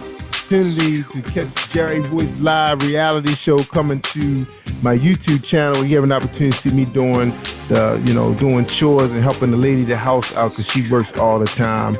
And I want you guys to see me in action because I need some help. I need to know how to get stains out of the carpet and when Skylar girl, aka Jill, be spilling jelly and juice all over the wooden floor. What should I really be using to clean it up with? You know, those are the kind of answers I'm going to need on my Facebook page. So look for that. That's coming real soon, y'all. That's going to be fun, and we should have a good time with that. All right, Rhonda, I appreciate you. I can't wait to get your husband on here and talk about his book, because you had your turn. Women of Yesterday for Women Today. Can they find that on Amazon? They sure can. Awesome. All right, y'all. Well, we're going to make sure that they can just point and click. The book will be on our website. So you can get that, and that's a digital download as well. Because I know Louise them handle that for you. So can they get that? Right, it's in 2 weeks. It'll be out by the second week of June. All right, awesome. All right, everybody. Ron, I tell them all the time, they want to hear the good stuff. They got to listen to Jerry Voice Live on PositivePower21.org or our app. That's right, our mobile app. You can find at Spreaker.com/PositivePower21. And I tell you guys all the time, I'm Jerry Voice Live. I'm worldwide. Thank you for tuning in to Jerry Voice Live on PositivePower21.org and Spreaker.com/PositivePower21. This is a Voice Enterprises production. And don't forget about replay on Facebook.com/Jerry Voice Live.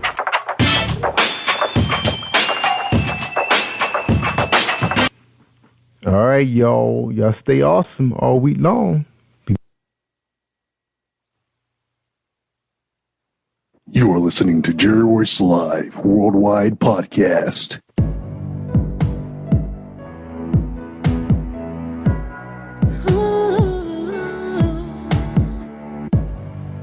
I'm on my knees. It's just you and me, Lord. I'm on my knees, it's just you and me.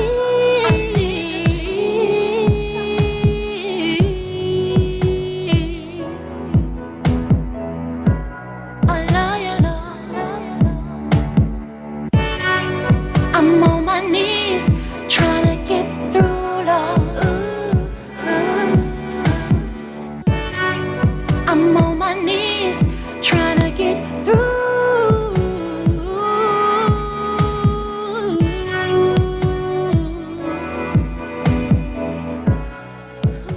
You are listening to Jerry Royce Live Worldwide Podcast. Hey, this is Tiffany Boyle, CEO and Editor-in-Chief of Emerge Magazine, the new voice of business. Here inviting you to come out to celebrate with us at the Emerge premiere May 29th from 6 p.m. to 10 p.m. at the City Club of Washington, D.C., located at 555 13th Street Northwest, Columbia Square. Again, that's May 29th in Washington, D.C. For more information, visit www.emergepremiere.com. Hi, this is Reverend Virginia Singleton, and I am the author of Inspirational Encouragement and Personal Journal, and I'm on Jerry Royce Live Worldwide. You are listening to PositivePower21.org with Jerry Royce.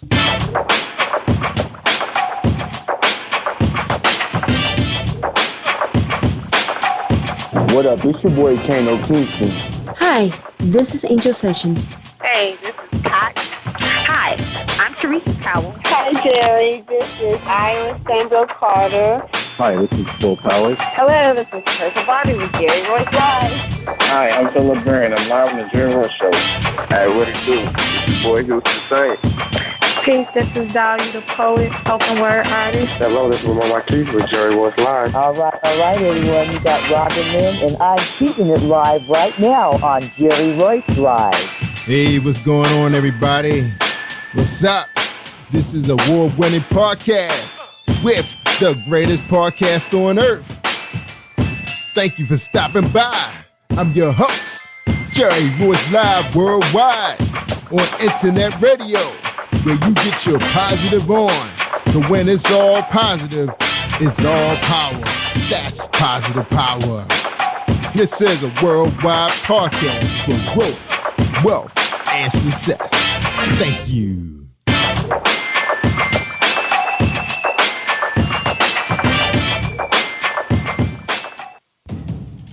Think you know how drugs get in those little brown bottles? Think again. Set in the green hills of western New Jersey, inside the gilded halls of power of a U.S. pharmaceutical company where decisions are worth billions of dollars and human lives worth less. Nicholas Harding, a young executive at Marshall Pharmaceutical, finds his career, family, and life in jeopardy. The Farmhouse, a suspense thriller novel by Bill Powers, published by Donna Inc. Publications, available at Amazon.com or DonnaInc.org. Go to Bill's webpage at www.author.BillPowers.com. Are you looking for the next great read? A book filled with love, passion, betrayal, and intrigue. The award-winning novel, Season of Change, by Tamika Patrice Kane is sure to satisfy your literary sweet tooth. Check out this must-read book reviewers are calling uplifting and emotional, and exceptionally great read, deeply intense and thought-provoking. Order your copy today, available in paperback and ebook on Amazon.com or at www.tamikapatrice.com. Are you an author looking for promotional services or a reader looking for a great read at low prices? In this competitive world of books, Fighting Royalty Promotions is dedicated to bringing authors and readers together to build a greater respect for literature through our various promotional services and online bookstore. So head over to WritingRoyaltyPromotions.com and check us out.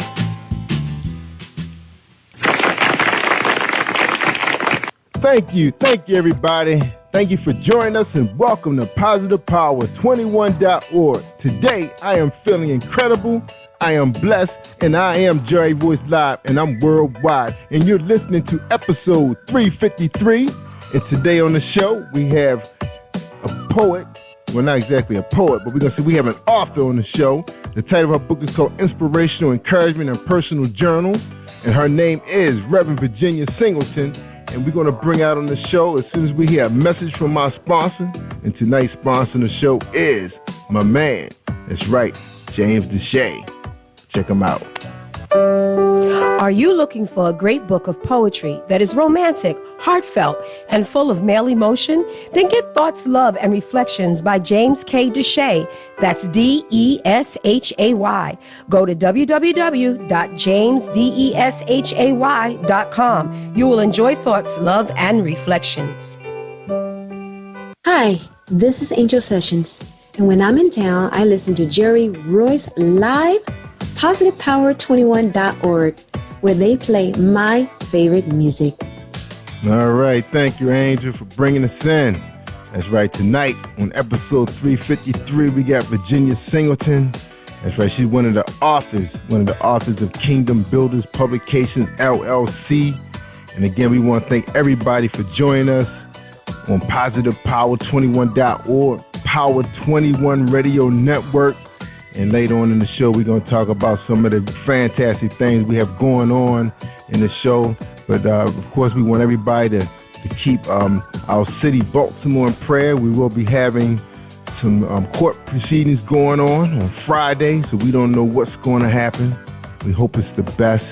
We hope justice will be served for the young man that was killed on our streets. So let's move on to the show. Just, again, keep us in prayer, everybody. All right. Tonight, again, we got Virginia Singleton, Reverend Virginia Singleton. She's a woman of prayer, faith, and a woman of the cloth. She is captivating and exhilarating preacher who has founded and pastored the flourishing and dedicated membership of Divine Church of Deliverance in Florence, South Carolina. Reverend Virginia Singleton is a family woman, wife, mother, and grandmother, and influential in her passion and her region. Her literary accomplishments are a published poet, author, writer of short stories, and aspiring songwriter and psalmist. She's an inspirational counselor and facilitator for substance abuse counseling. She's certified in addiction counseling, Lamaze coach, and welder. She holds memberships with Who's Who in Business, listed with Cambridge University, South Carolina Association of Alcohol and Drug Abuse Counselors, and the National Association of Alcohol and Drug Abuse Counselors. In her first book, Encouraging Thoughts, Scriptures and Prayers, begin a journey to an exciting future and getting to know God in a personal way. That's right. Inspirational encouragement and personal journal is the companion to Encouraging Thoughts, Scriptures and Prayers. It's collections of scriptures that will be insightful for those who want to know God in a personal way. All right, ladies and gentlemen, I welcome you to the show, Reverend Virginia Singleton. How you doing tonight? I'm doing just fine, Jerry. How are you doing tonight? Oh, so happy to have you on the show. I'm feeling great. I'm just a little worried about tomorrow, but we just put in God's hands. And the only reason why I'm worried this time, Reverend, is because my workplace happened to be right next door to that courthouse, and I'm trying to decide, should I park 4 or 5 blocks away and deal with mayhem, or should I just take the day off? That's what I'm dealing with right now. All we can do is always trust that God is our protector. That's right, because brother trying to save his vacation days because he want to take a vacation this summer. Amen. That's right, because, man, we dealing with allergy season, everything. You know, when you get up with allergies, it's like having a bad cold, a bad cold. It is. I know I have allergies myself, and allergies are no joke. It's not. You try to deal with it, but you hate going to work. Everybody sneezing, everybody, got the postnasal drip. You just feel so bad, you just don't feel like it sometimes. So, you find yourself eating up your time, when you don't really want to. It's not like you're really sick, but the body does feel that way. All right. And I appreciate you listening to that. I got that out my system. All right. Well, amen. So the first question for tonight is, who is Reverend Virginia Singleton? Wow, that's a big, tall question, Jerry. I am a wife. I am a mother, grandmother, great-grandmother. I'm a poet. I am a retired clinical counselor, and presently I am the 14-year pastor of the Divine Church of Deliverance. And I tell you, my plate just gets so full sometimes till I wonder which way to go or where to begin. But it's just so much work that needs to be done, but somehow God gives me the grace, what I need to get it all done. That's right. Yeah, I heard that's a tall position to hold in the church. I mean, I've been members of several churches in my young adult life, and I know the pastor be dealing with some stuff, and that's like not only you the man delivering the word, and it's like you have to deliver an inspirational speech every Sunday, and people understand it. But you also a person dealing with life issues yourself and challenges, and at the same time you got to deal with the congregation stuff, and I know that can be something. Amen. And that's why, in this position, we have, as pastors, we have to be careful and tread tread waters and knowing that, we must trust God in all things, and we can never go forth in our own, because we, as pastors, we don't really know what the people need. We need that divine guidance from God, because you don't know who's hurting in your congregation. You don't really know the need of the people. So we must seek that guidance from God, to challenge ourselves to make sure that the people are being fed and getting their needs met. That's right. And I know it's 3 positions that I said I would never want to hold. That's the President of the United States. Wouldn't want that job. And the commissioner of our agency that I work for. And I wouldn't want to be a pastor of a church. That's just too much responsibility, because everybody knows what's going on when you're transparent. And that's the big talk right now, is being transparent. Is that something that's going on in your church? You want to be honest and open to the people financially and spiritually with the church. Now, I think that's the new talk right now. Is that something you're going through right now? Absolutely, it is, and it's almost necessary, because people, they're sitting in congregations and they're looking at whomever is in the pulpit, providing them guidance, and they need to know that that's not a perfect, flawless person, that's standing there as their leader. That's a human, just as they are, so never, when I approach the pulpit, do I stand, as that perfect person, and I'm up here and you are down here, so I'm very transparent, with my congregation, because I need to let them know, hey, I feel what you feel. I understand, where you've been, where you're going, where you're trying to get to, been there, done that, and I'm not above where you are, so they need to know that they're teaching, that they listen at someone who have gone through some things that can understand what their need is. Yeah, and I know, dealing with those podcast preachers, you got the real powerful ones on TV, you competing with them. And it's almost like you competing with life itself, as a pastor, because, even though you're standing there and they can reach out and touch you, it's like almost like the pastor has to have a public relation team, there in the church, making sure he's not crossing no lines. He's giving everyone, because everybody wants the attention of the pastor. And if you give this one more than the other, and you better have a first lady or a first guy in the church too. Because if you single, you're really in trouble. I don't know how they do it. I tell you, you are so on it. You are so on it, Jerry. I tell you, and my husband, being the first, we call him the first man, out there at Divine. And, many instances, whereas me being a female, when there's a male that's in need of something, I very well understand that to a certain point, I may be able to assist them. But then sometimes they may need what only a man can provide, and what they are comfortable with. And I don't have a problem. I'm not intimidated, by using my husband or some of the other men that's in the church family. Who I know is qualified and able, to stand in the gap, and do that which that I don't need to be the go-to at that time, so that because men, not knocking men, but, for some reason sometimes they're not as comfortable, expressing themselves, as we as women, and I understand that. So we make provisions, we make provisions for that so they can have a ministry where they can kind of like let their hair down, and get their needs met as well. All right, it's good that your husband's right there with you, because I've been in some churches. It's like, okay, where the first lady at? Where the first man at? They don't even show up. And you sitting there thinking, wait a minute, I'm missing the first quarter of the NFL, and the first man not even standing up there. Where is he? Wow, hello. It's like you're dealing with so much. Now you're dealing with the NFL during the winter months, because you want the guys there because, you got young people, you want them to see some male presence. And then you have a lot of males that were raised by females. So, it's like you like mommy, you're that teacher. Man, you wear a lot of hats.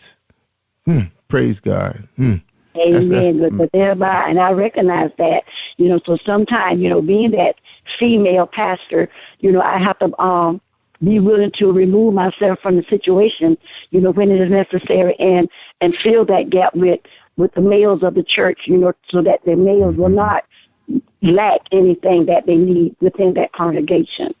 That's right. Now, do you have a public relations department or individual that's kind of like you, almost like, Pastor, we may not be. They look over your sermon for the day, and they look at, because I know a lot of pastors kind of use today's news to keep the congregation engaged, because they know what's going on because of the smartphones and technology.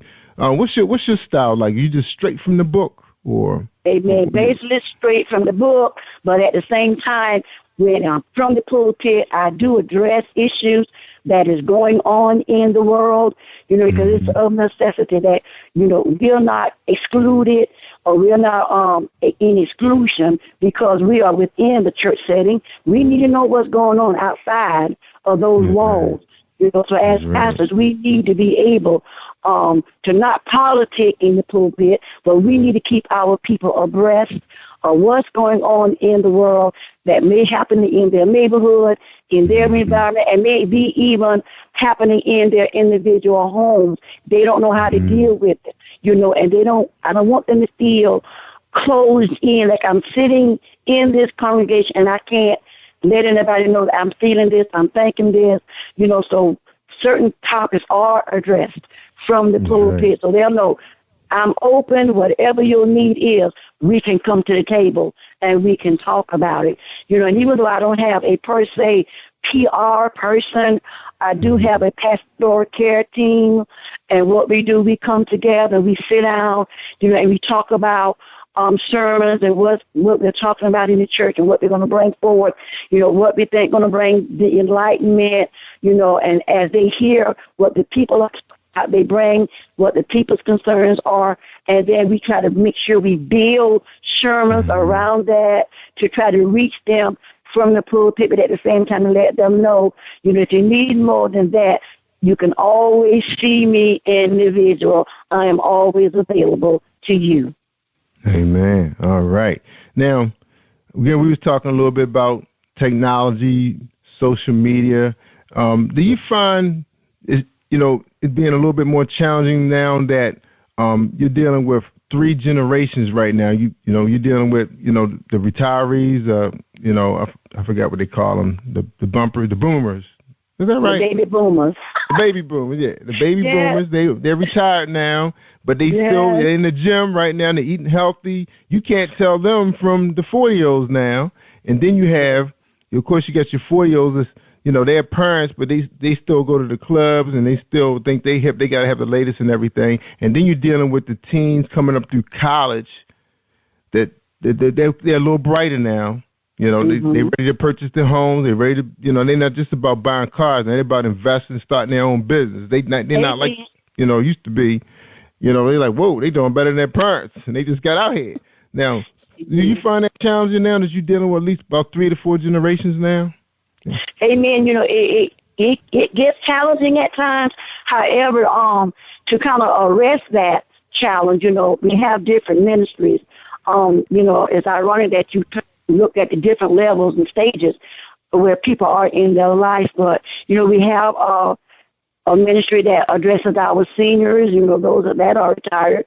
We have one that those baby boomers. We have a women's ministry, and we also have for that baby boomers with the men. We have a men's ministry. We have a ministry for our youth, a ministry for our teens. So we have erected ministries within the body that can address all these different levels, whereas what they're not getting from the pulpit, when they come into a more intimate setting in these individual ministries, then that's where they can get more and get their questions answered, get feedback to questions that they can't get to the pastor. But if they can't get it answered there, then, of course, these team leaders, they will gather that information, bring it back to me, get some feedback, and then take it back into that setting. So at all times, we're thinking about all those different levels, but at the same time recognizing that they're not going to get it all from the pulpit. So thereby we have these different intimate ministries that they can probably get more information, on an individual basis. Because I can't stop in the middle of a sermon and answer a question. So thereby we have to set up other avenues that the questions can be answered. That's right. Now I'm going to tell you something I noticed. because I'm very observant. I watch everything. I've been this way for so long. Now, I know since President Obama became president, people put a little bit more weight on their leadership now. It's like the introverts are having a hard time. You know, it's like nowadays people are saying, I know you are the leader, but you need to come down. You need to hug me. You need to shake my hand. You need to sit there and break bread with me or something, or I'm not going to vote for you, or I'm not going to support you, whatever your platform is. Because President Obama is a very engaging president, a very engaging leader. Yeah. And I noticed what happened to the church I was going to, because this pastor, he likes to sneak in through the back, do his thing, and then he disappear after he does communion or whatever, and he's not at the door to say goodbye to you and have a nice week. Everybody like, what the heck? He doesn't do that. But I remember I had a pastor that was like that. He would, do his thing, speak. He wasn't one of them long-winded preachers neither. And then he would walk down, do his little benediction. Well, I forgot what he called that thing. Man, it's been a while since I was in the Methodist church. He would come down, little ceremony, and then he would stop at the back door, and then when the church service was over, he shakes everybody's hand, hug every woman, and smile at every kid like he was running for office. And the church was packed because I remember what it was like before he got there. It was you can count the people in the pews, but he had to have a second service. And I'm noticing now that people are putting a little bit more pressure, and even in the workplace, they're telling leadership. And I've seen this happen in the workplace where I'm at, where we have the managers like to stay in the cubicles. They don't come out and say good morning. And this is one of the biggest complaints in town hall meetings now is my boss don't say good morning to us in the morning. We don't even know they're there or not. But the ones walking around, they may never been one of the better workers in the workplace, but they know how to treat people and the people like them and they work hard for them. Have you found that to be a problem? Have you seen a difference? Well, let me say at Divine, I make it a point to be very engaging with the congregation because I think that is so necessary. Because first of all, you don't want to give out the image that I'm better because of where I stand. Because people need to understand that though that's my leader, I need a leader who is not desensitized to me being a human so much that we can remove ourselves to what issues and concerns that people may be experiencing. Thereby, I make it a point to be very engaging with my congregation. I enjoy the hug. I enjoy the shaking of the hands. I enjoy the picking up the little people and holding them and feeling those little arms wrapped around my neck. I enjoy standing at the door as they go out, as they depart, shaking their hands and telling them, God be with you until we meet the next time. And I think that is so important because pastors have such a busy schedule. They have so much on their plate. And I feel that when the opportunity presents itself, that you can show the people that you have my undivided attention.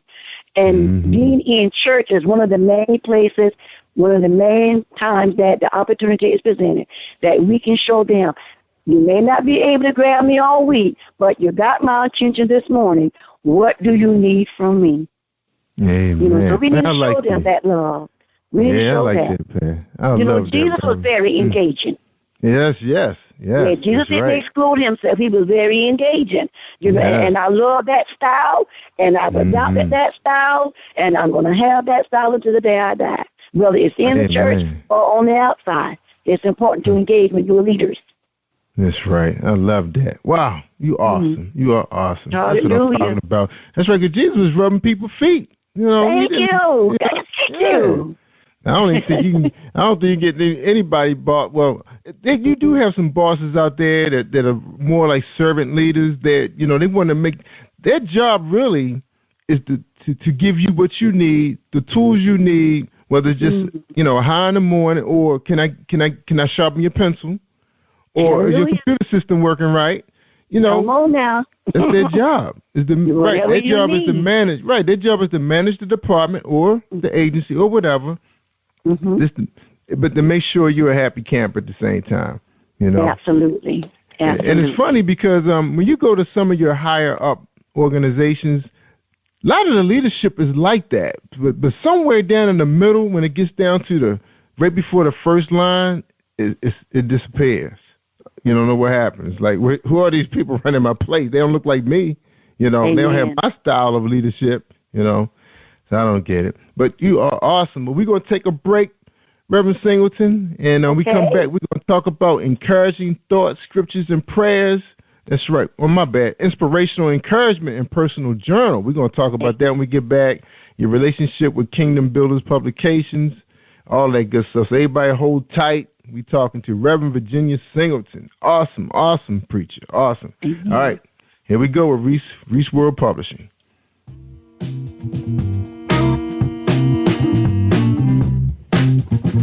Are you an avid reader of urban fiction, looking for drama, suspense, and more? Reese World Publishing is dedicated to bringing the world's best literature to our readers. Urban fiction, erotica, sci-fi, mainstream fiction, and children's literature are just some of the genres produced by our diversified family of authors. You can reach us on Facebook, Twitter, Instagram, and at our website, www.reeseworldpublishing.com.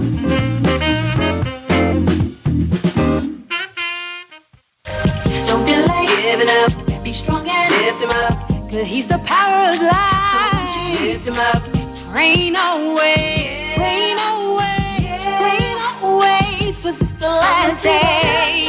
Don't look to the right, don't look aside. Jesus is coming, but I'm feeling. Jesus is coming, but I'm feeling. Don't look to the left, don't look to the right, don't look aside. Jesus is coming, but I'm feeling. Don't let nobody turn you around. Don't let and try to make you fall to the ground. Don't let He got His protection. He got with direction. His love and affection. Give it up. Be strong and lift him up. 'Cause he's the power of life. Lift him up. Rain away. Rain away. Rain away. 'Cause it's the last day.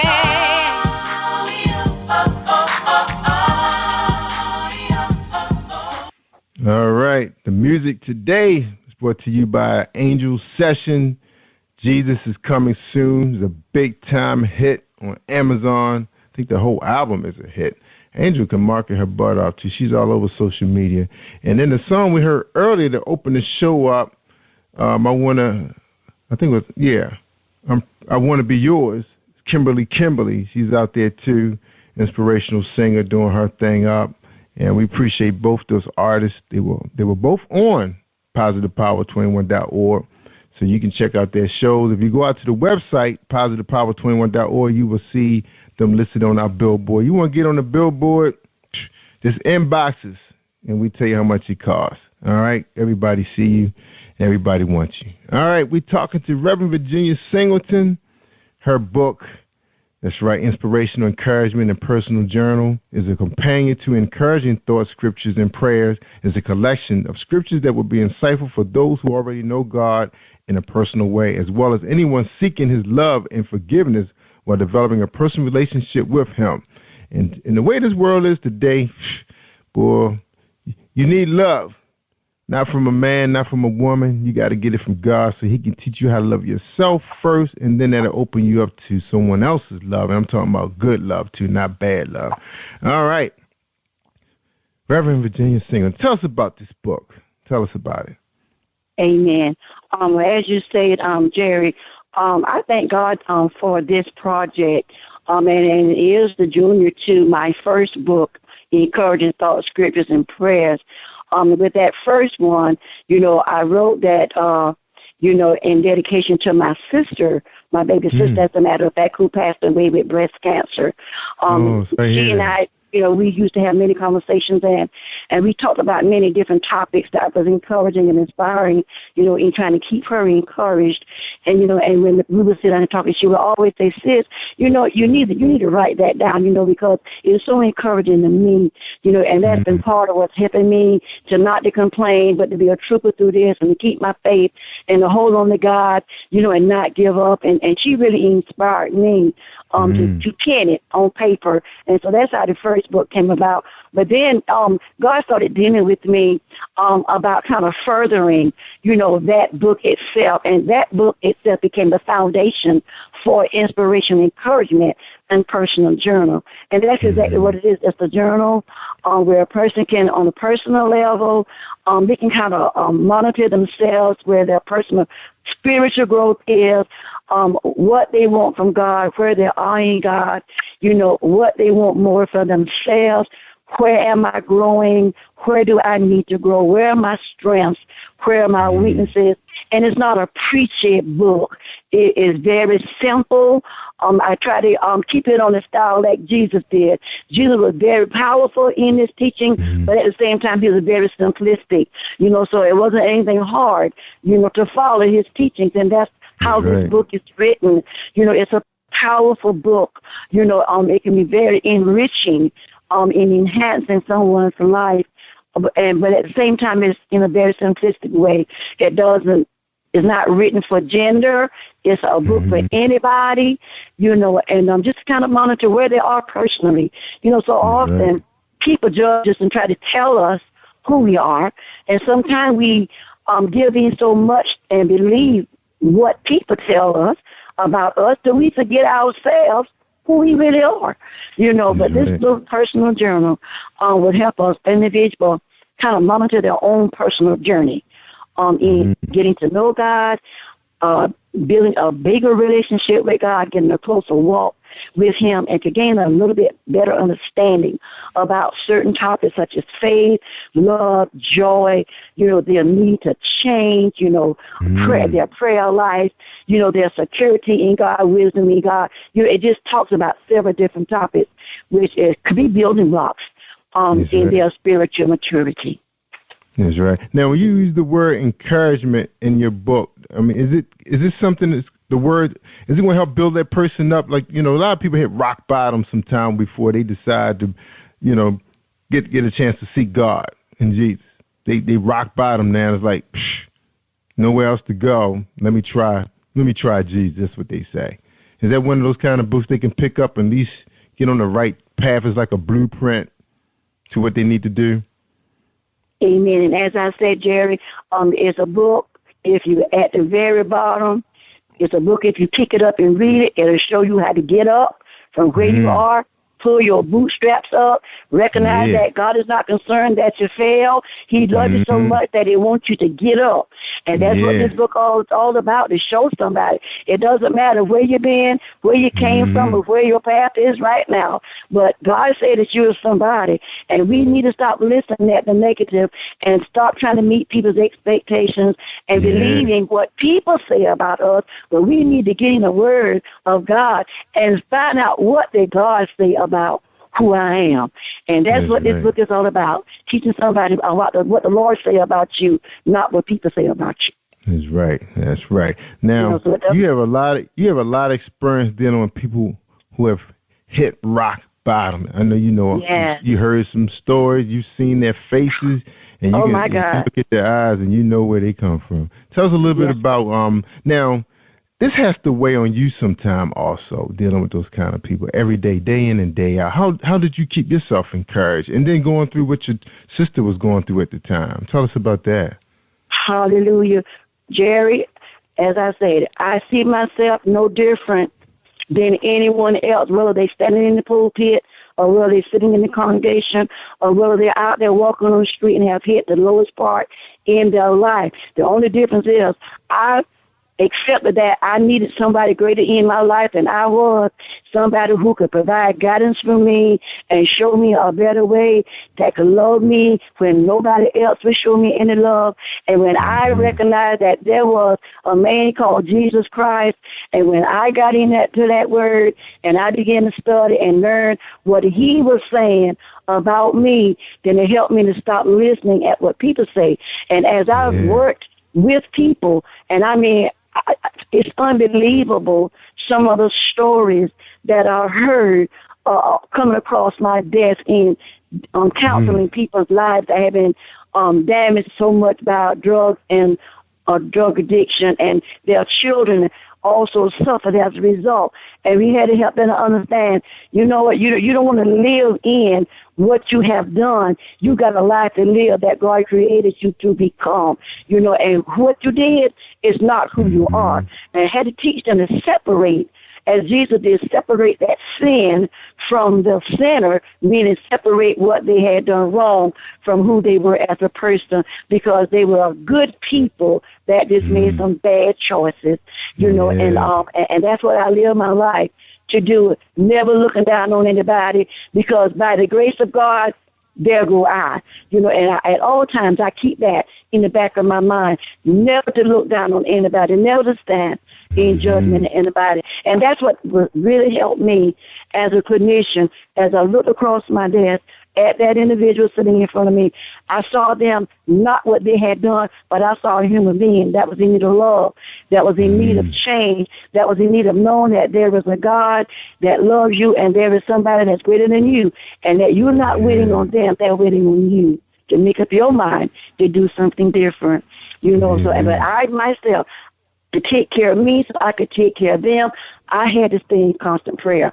I needed to read things that kept me encouraged, that kept me inspired. Thereby, I found myself reading other inspirational materials by other authors, sitting down talking to other people who I knew wouldn't stand in judgment of who I was and who could encourage me to let me know to hang in there. These people need you. You got to keep yourself in check so you can help these people. You know, so and that's how I did. I stayed on my knees. I stayed in my prayer closet.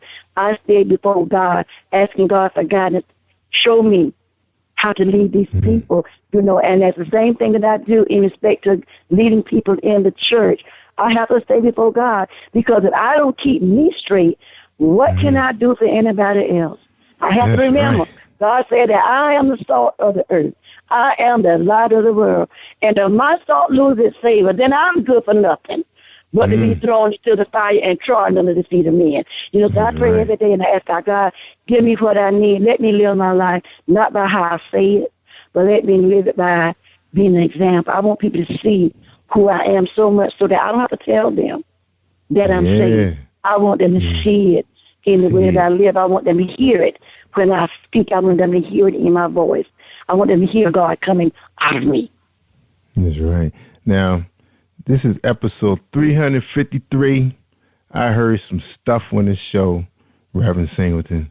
And looking at your bio, I know you heard some stuff, you've seen some stuff. And I say, God you must be a very special person for him to give you this kind of response. Not just one responsibility dealing with people, but two.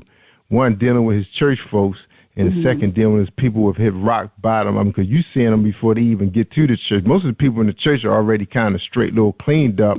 You're just trying to keep them in the spirit. The ones that you see across your desk, whoo, man. I know.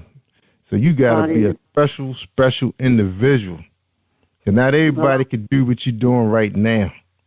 Not anybody. I thank you, but all I can say is I thank God, and I feel so humbled and so privileged that God chose a nobody like me, because as I said, only but by his grace, it could have been me sitting on the other side of the desk sharing my story about hitting rock bottom. And though I had some rough places in my life, and I have not been excluded, you know, from the cares of the world, but I just thank God that before it was too late.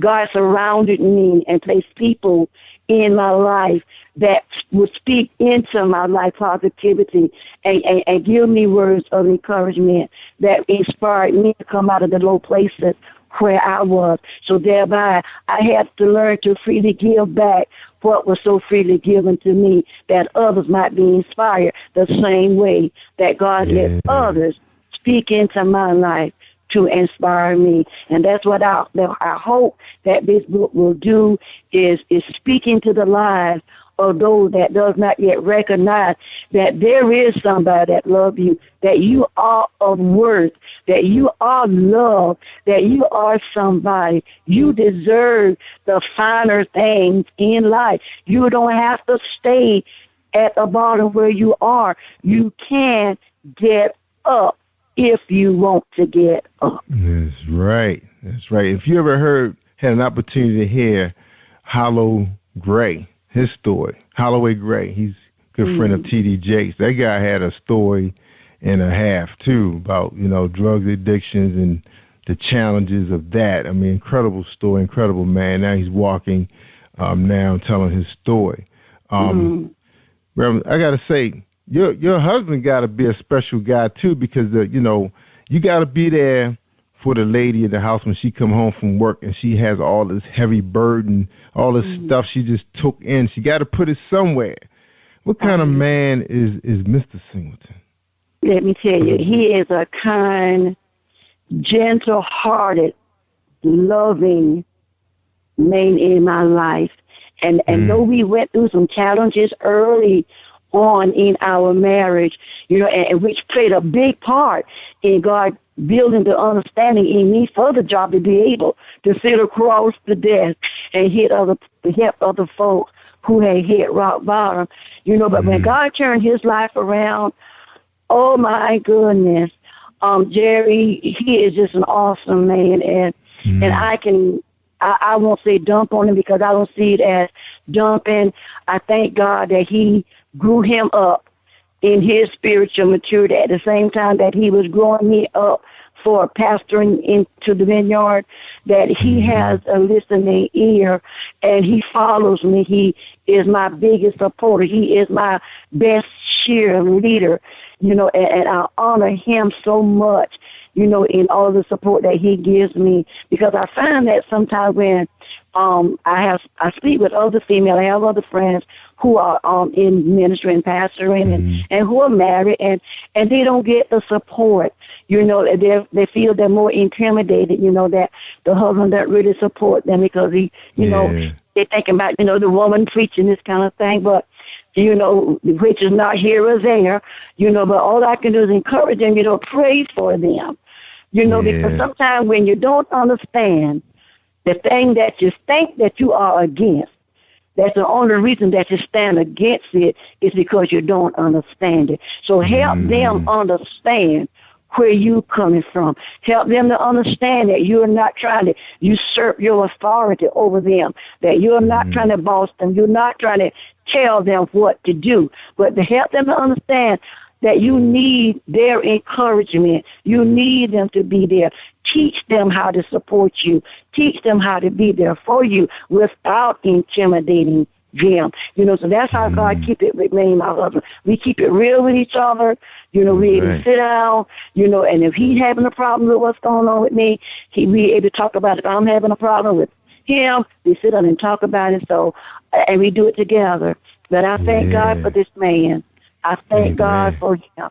God has kind of grew us up in ministry together, and now he works harder than anybody in the church, to make sure that whatever vision God gives me, and when I tell it to him, everything that's within his power, he does it to try to make sure that that vision is fulfilled for the body of Christ.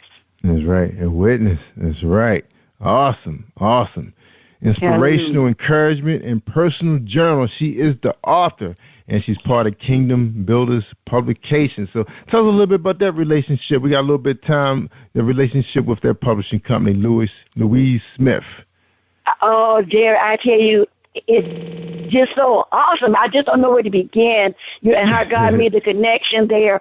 As a matter of fact, Ms. Smith and I, we had a relationship before they developed Kingdom Builders Publication. In the day way back, we used to live in the same community right around the corner from each other, and she and I would stand on each other's porches. That's how close we were in proximity. I stand on my porch and she stand on hers, and believe it or not, we be yelling down the street to each other, talking about the Lord and different things.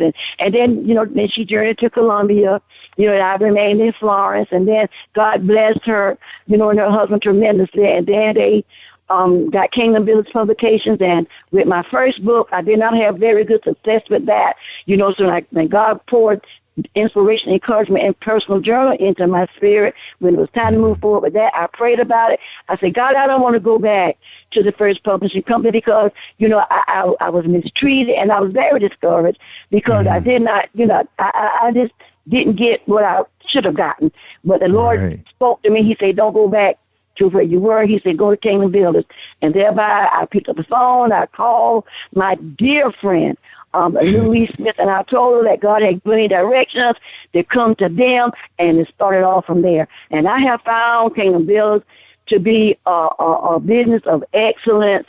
I mean, they roll out the red carpet to you. You get nothing less than royal treatment, with this company. And I don't say that just because Ms. Smith and I are friends, but because it's a matter of truth. Anybody that wants to write a book or just want to learn how to become a poet or whatever in your writing skills, you want to learn how to enhance them, I will send anybody to Kingdom Builders Publications. You will not be disappointed if you use Kingdom Builders Publications as your publisher. I am very satisfied. Awesome people. I had an opportunity to meet them in person up in Greenbelt, Maryland. They came here to see one of the one of the authors that share the same website with you, and it was an awesome experience. It was they just so warm and giving. I felt like I've known them for years. We talk pretty much almost every day on the phone too. Her husband and I, because we pretty much in the same boat. Trying to understand this internet thing, trying to do big and better things. Trying to get put God's message out there for everybody.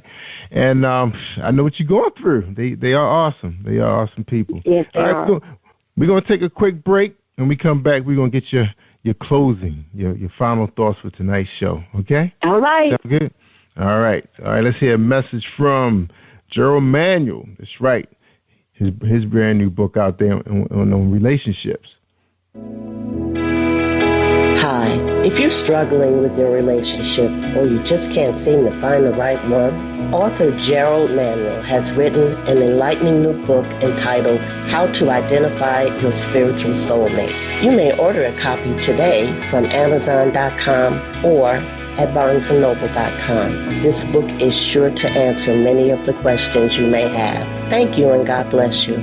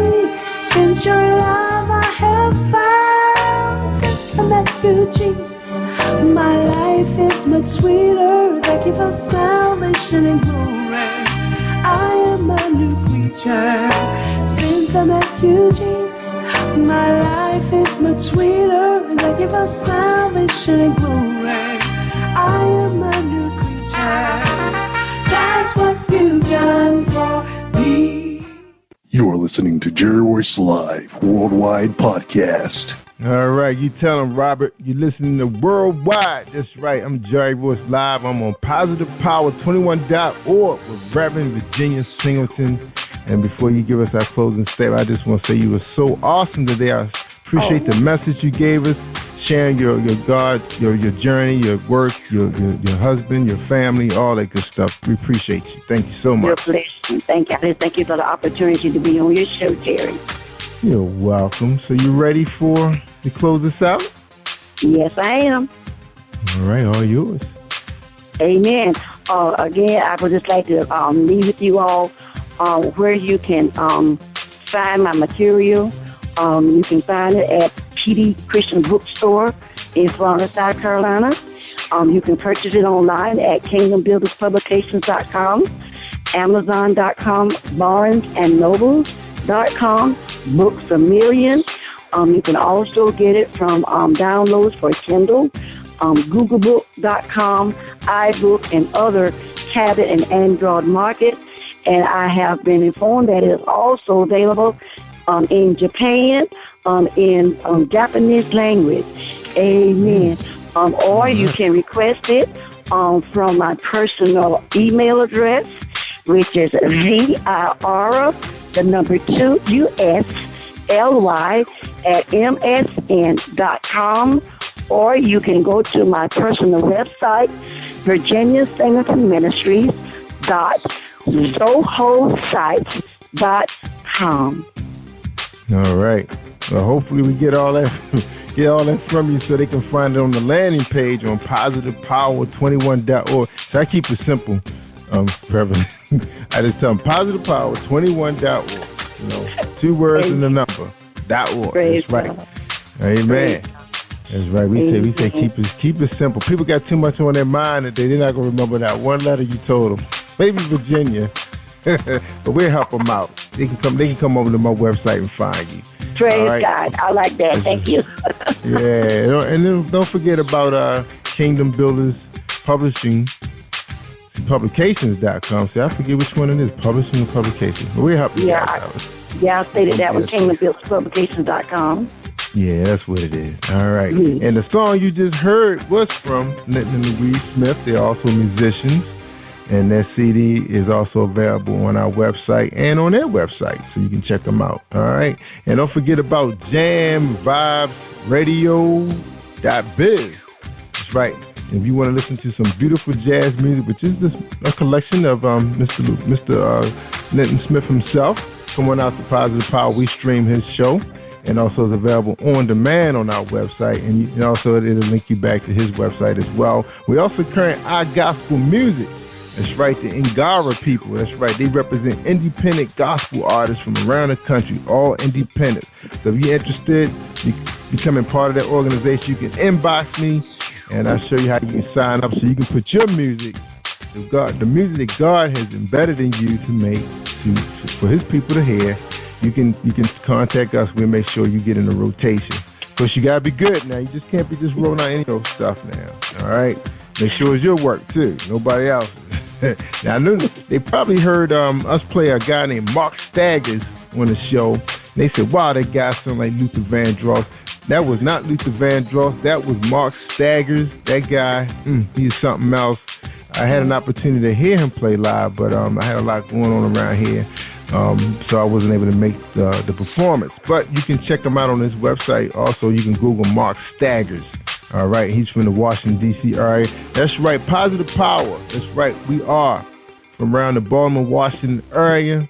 That's right, don't forget about Tiffany Boyle. She's going to be having a red carpet event. Everyone is invited. So if Reverend Singleton let you hold her G4 Learjet, you can travel over here to D.C. You're welcome to attend Tiffany Boyle's little party on the 29th. And I think that's everything. I talked about all the new podcasters that's coming on board. They're coming over from the Midwest and the West Coast. T. Spence, that's right. She used to be a red carpet gal. That's right. She know all the stars. She's going to be joining us, talking about empowering women, and she's going to be talking about HIV intervention. So that's going to be pretty deep. And she got a cast of friends, including Kimmy Robinson, who also hosts a religious program over in the Kansas City area, and also Michelle Edmonds, who be here talking about holistic health, how to take care of your body that God has blessed you with. Right, Reverend? Amen. Yeah, we're going to be deep over here at Power 21. I can't wait to get them on board. It's going to be so exciting. Exciting times, you know? Yes, God, it is. Exciting times. Yeah, I mean, a lot of people was a little fearful of this internet, but some good things starting to come out of it now. I can see it happening. Amen. Yeah. Very useful. It is, and it gives people like you an opportunity to reach the rest of the world. I just heard your book is going to be available in Japan. That's awesome. Praise God. Yes, Lord. My mom, Louise, told me that the other day when I spoke with her. She said it's already available. It's on the market in Japan in Japanese. Wow. That's big. God, it's awesome. And that is great, because I studied Japanese. I was studying martial arts, had a chance to study the language, and that's an awesome culture. Yeah, it's a very awesome culture. So I'm sure they will embrace your project. All right, Reverend, about to get out of here, and I appreciate you and your publisher. And say hello to all those people and everyone that's sitting out here listening to us in our virtual studio. We appreciate you guys hanging tight with us. I really enjoy having Reverend Virginia Singleton here today, and I hope you so. Well, I know God's going to bless you and make sure your book's in the right hands, because that's what he does. That's what he does, right? Amen. That's what he does. That's right. All right, y'all. I tell you all the time, y'all want to hear the good stuff. That's right. You got to share this stuff, too, y'all. You just can't keep it to yourself. But I see the numbers growing. I appreciate everybody signing up for our mobile apps. That was big. Must have been all of Louise's friends that signed up. She must got a lot of friends signed up for my mobile apps. And also Logan Power, the Power Show. I can't forget about my man. I'm trying to get him the podcast now. He's doing his shows on YouTube, but he's in 30 cities, broadcasting on cable, on MeTV. So I didn't want to forget about Logan. He's playing a big part of all of our success right now. This has been a great, awesome week, and I appreciate that brother as also, and him and Linton Smith, too. Them guys came together last week. We had a good chat, so we're going to be doing some powerful things here on Power 21 Radio Network. All right, everybody. Y'all have a great week. Like I say, I'm Jerry Voice Live. I'm worldwide. Thank you for tuning in to Jerry Voice Live on PositivePower21.org and Spreaker.com/PositivePower21. This is a Voice Enterprises production. And don't forget about replay on Facebook.com/Jerry Voice Live.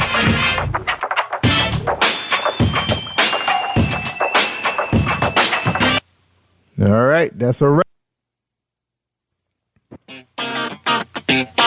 Hey, this is director-producer Alan Wills, and I am on Positive Power 21 with Jerry Royce Live. And when I'm online, I listen to Jerry Royce Live at www.Spreaker.com/PositivePower21.org. Y'all heard?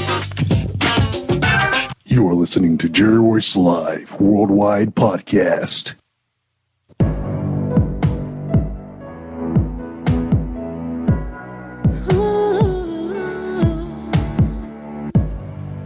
I'm on my knees, it's just you and me, Lord.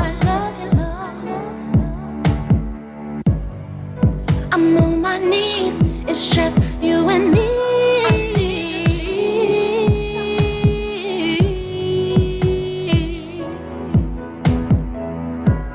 I love you, Lord. I'm on my knees, trying to get through, Lord. I'm on my knees, trying to get through.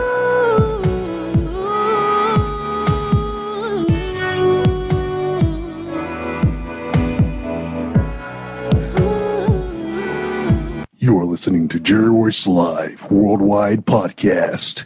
This is Tiffany Boyle, CEO and Editor-in-Chief of Emerge Magazine, the new voice of business. Here inviting you to come out to celebrate with us at the Emerge premiere, May 29th from 6 p.m. to 10 p.m. at the City Club of Washington, D.C., located at 555 13th Street Northwest, Columbia Square. Again, that's May 29th in Washington, D.C. For more information, visit www.emergepremiere.com. Hi, I'm Juanita Ford, Victory Through the Blood on Jerry Ross Live.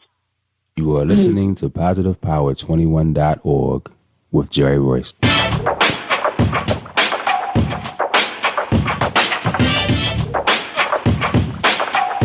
What up? It's your boy Kano Kingston. Hi, this is Angel Sessions. Hey, this is Cotton. Hi, I'm Teresa Powell. Hi, Jerry. This is Ira Sandro Carter. Hi, this is Phil Powers. Hello, this is Teresa Bobby with Jerry Royce Live. Hi, I'm Philip Barron. I'm live on the Jerry Royce Show. Hey, what it do? It's your boy Houston Saint. Peace, this is Dahlia the poet, spoken word artist. Hello, this is Lamar Marquise with Jerry Royce Live. All right, everyone. You got Robin Lynn, and I'm keeping it live right now on Jerry Royce Live. Hey, what's going on, everybody? What's up? This is award-winning podcast with the greatest podcast on earth. Thank you for stopping by. I'm your host, Jerry Royce Live Worldwide on Internet Radio, where you get your positive on. So when it's all positive, it's all power. That's positive power. This is a worldwide podcast for growth, wealth, and success. Thank you.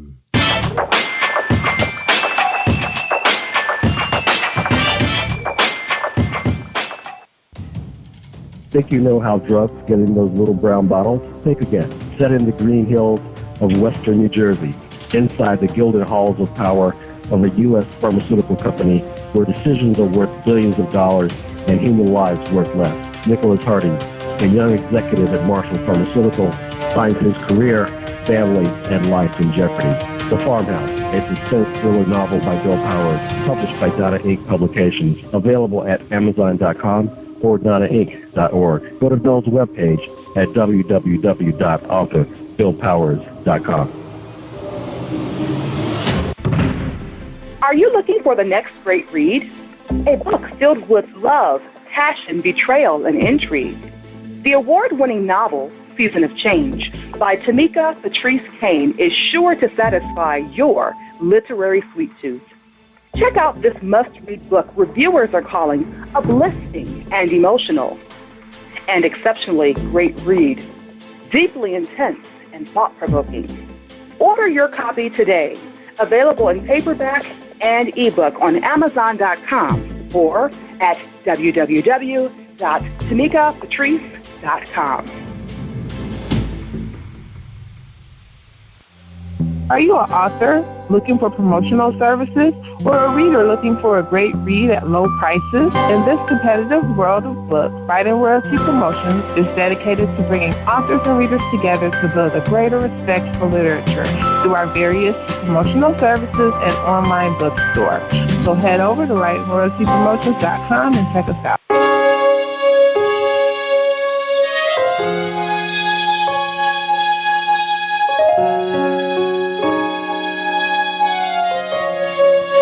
What I've come to understand is to surrender your all to God. You have to totally remove yourself from the equation. See, God wants to use us in tremendous ways, but we're the ones in the way. God wants to take us to higher heights, to touch more lives, but until we truly surrender, until we truly give ourselves, our minds, our bodies, our souls to God, our Creator, we haven't truly surrendered. Give yourself to God today. I surrender my all to you, my life for worship. Draw me closer to you. I surrender my all to you, my life for worship. Draw me closer to you, Lord. I surrender to you, Lord. Oh, my life for worship. Please just draw me closer, God. I surrender my all to you. Draw me nearer to your will, to your way. Lord, draw me I need to be beside you, God. Surrender my all to you. I give myself away. Hi, this is Angel Sessions, and when I'm in town, I listen to Jerry Royce Live PositivePower21.org, where they play my favorite music. All right, everybody, I'm back. Man, I got dropped out the call, but I'm back now. And thank you for listening, joining us, and welcome to PositivePower21.org. I'm feeling amazing today, everybody. I'm blessed, and I am Jerry Royce Live, and I am worldwide. All right, and today you're listening to episode 352. 352 with Juanita Ford. And she has a book out called Victory Through the Blood. And when we get back, we got one more message. And when we get back, we're going to hear from Juanita. So hold tight, everybody. Reese World Publishing.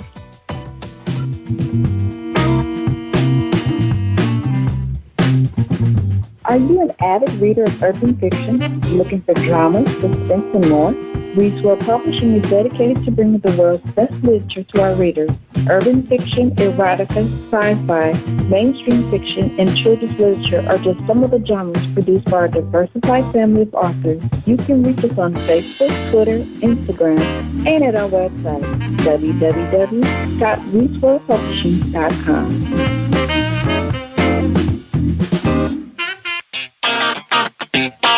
Hey, this is director-producer Alan Wills, and I am on Positive Power 21 with Jerry Royce Live. And when I'm online, I listen to Jerry Royce Live at www.spreaker.com/positivepower21.org. Y'all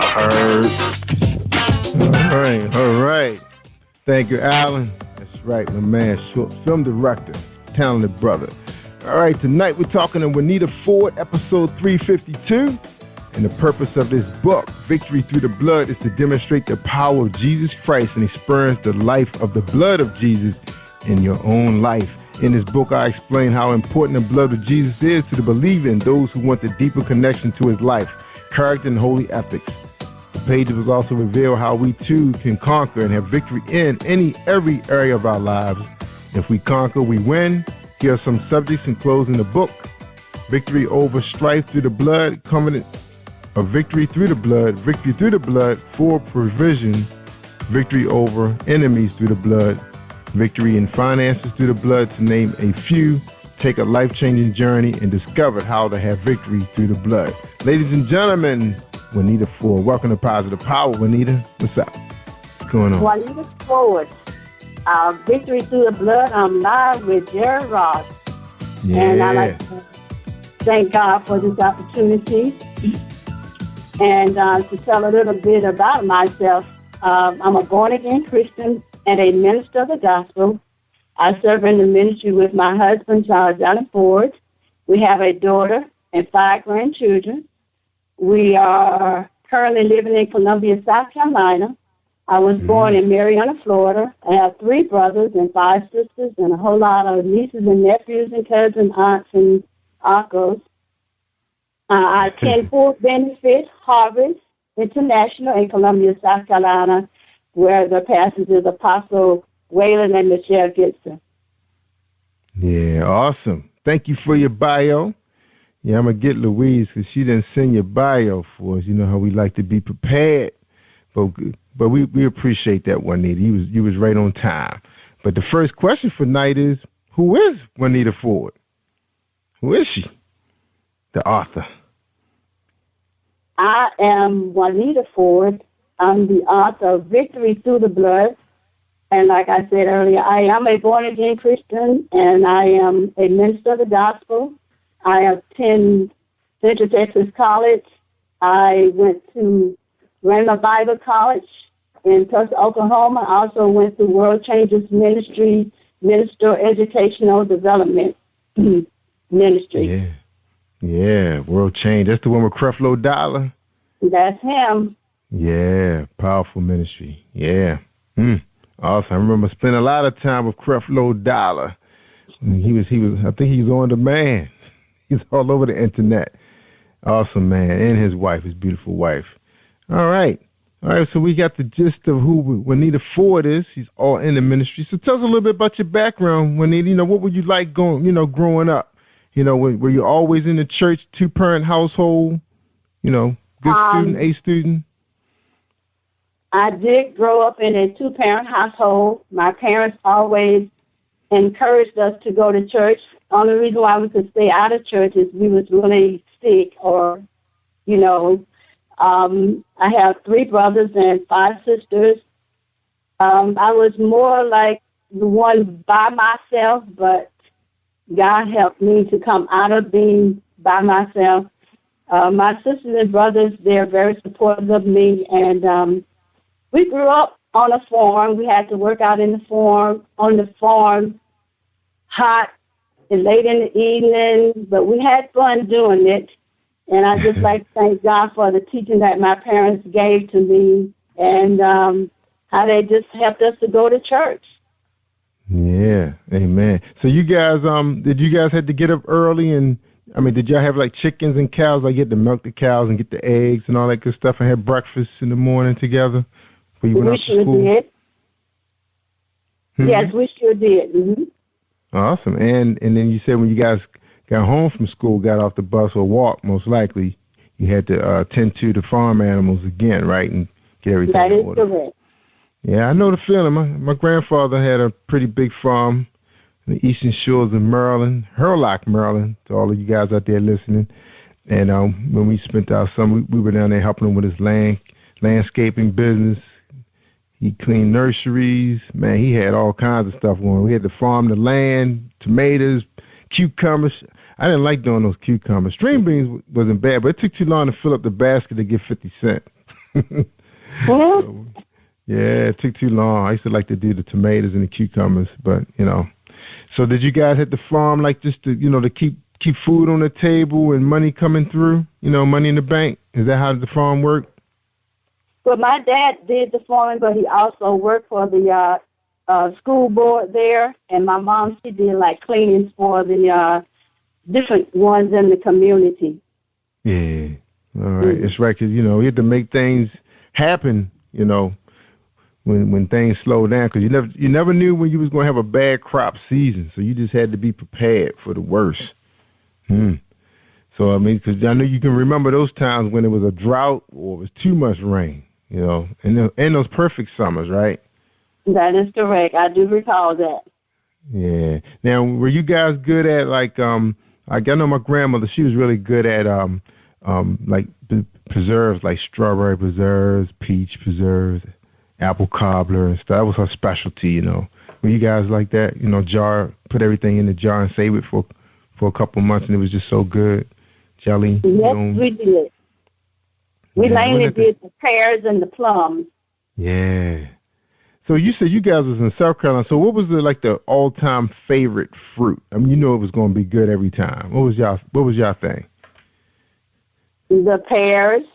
The pears? Y'all had really good pears?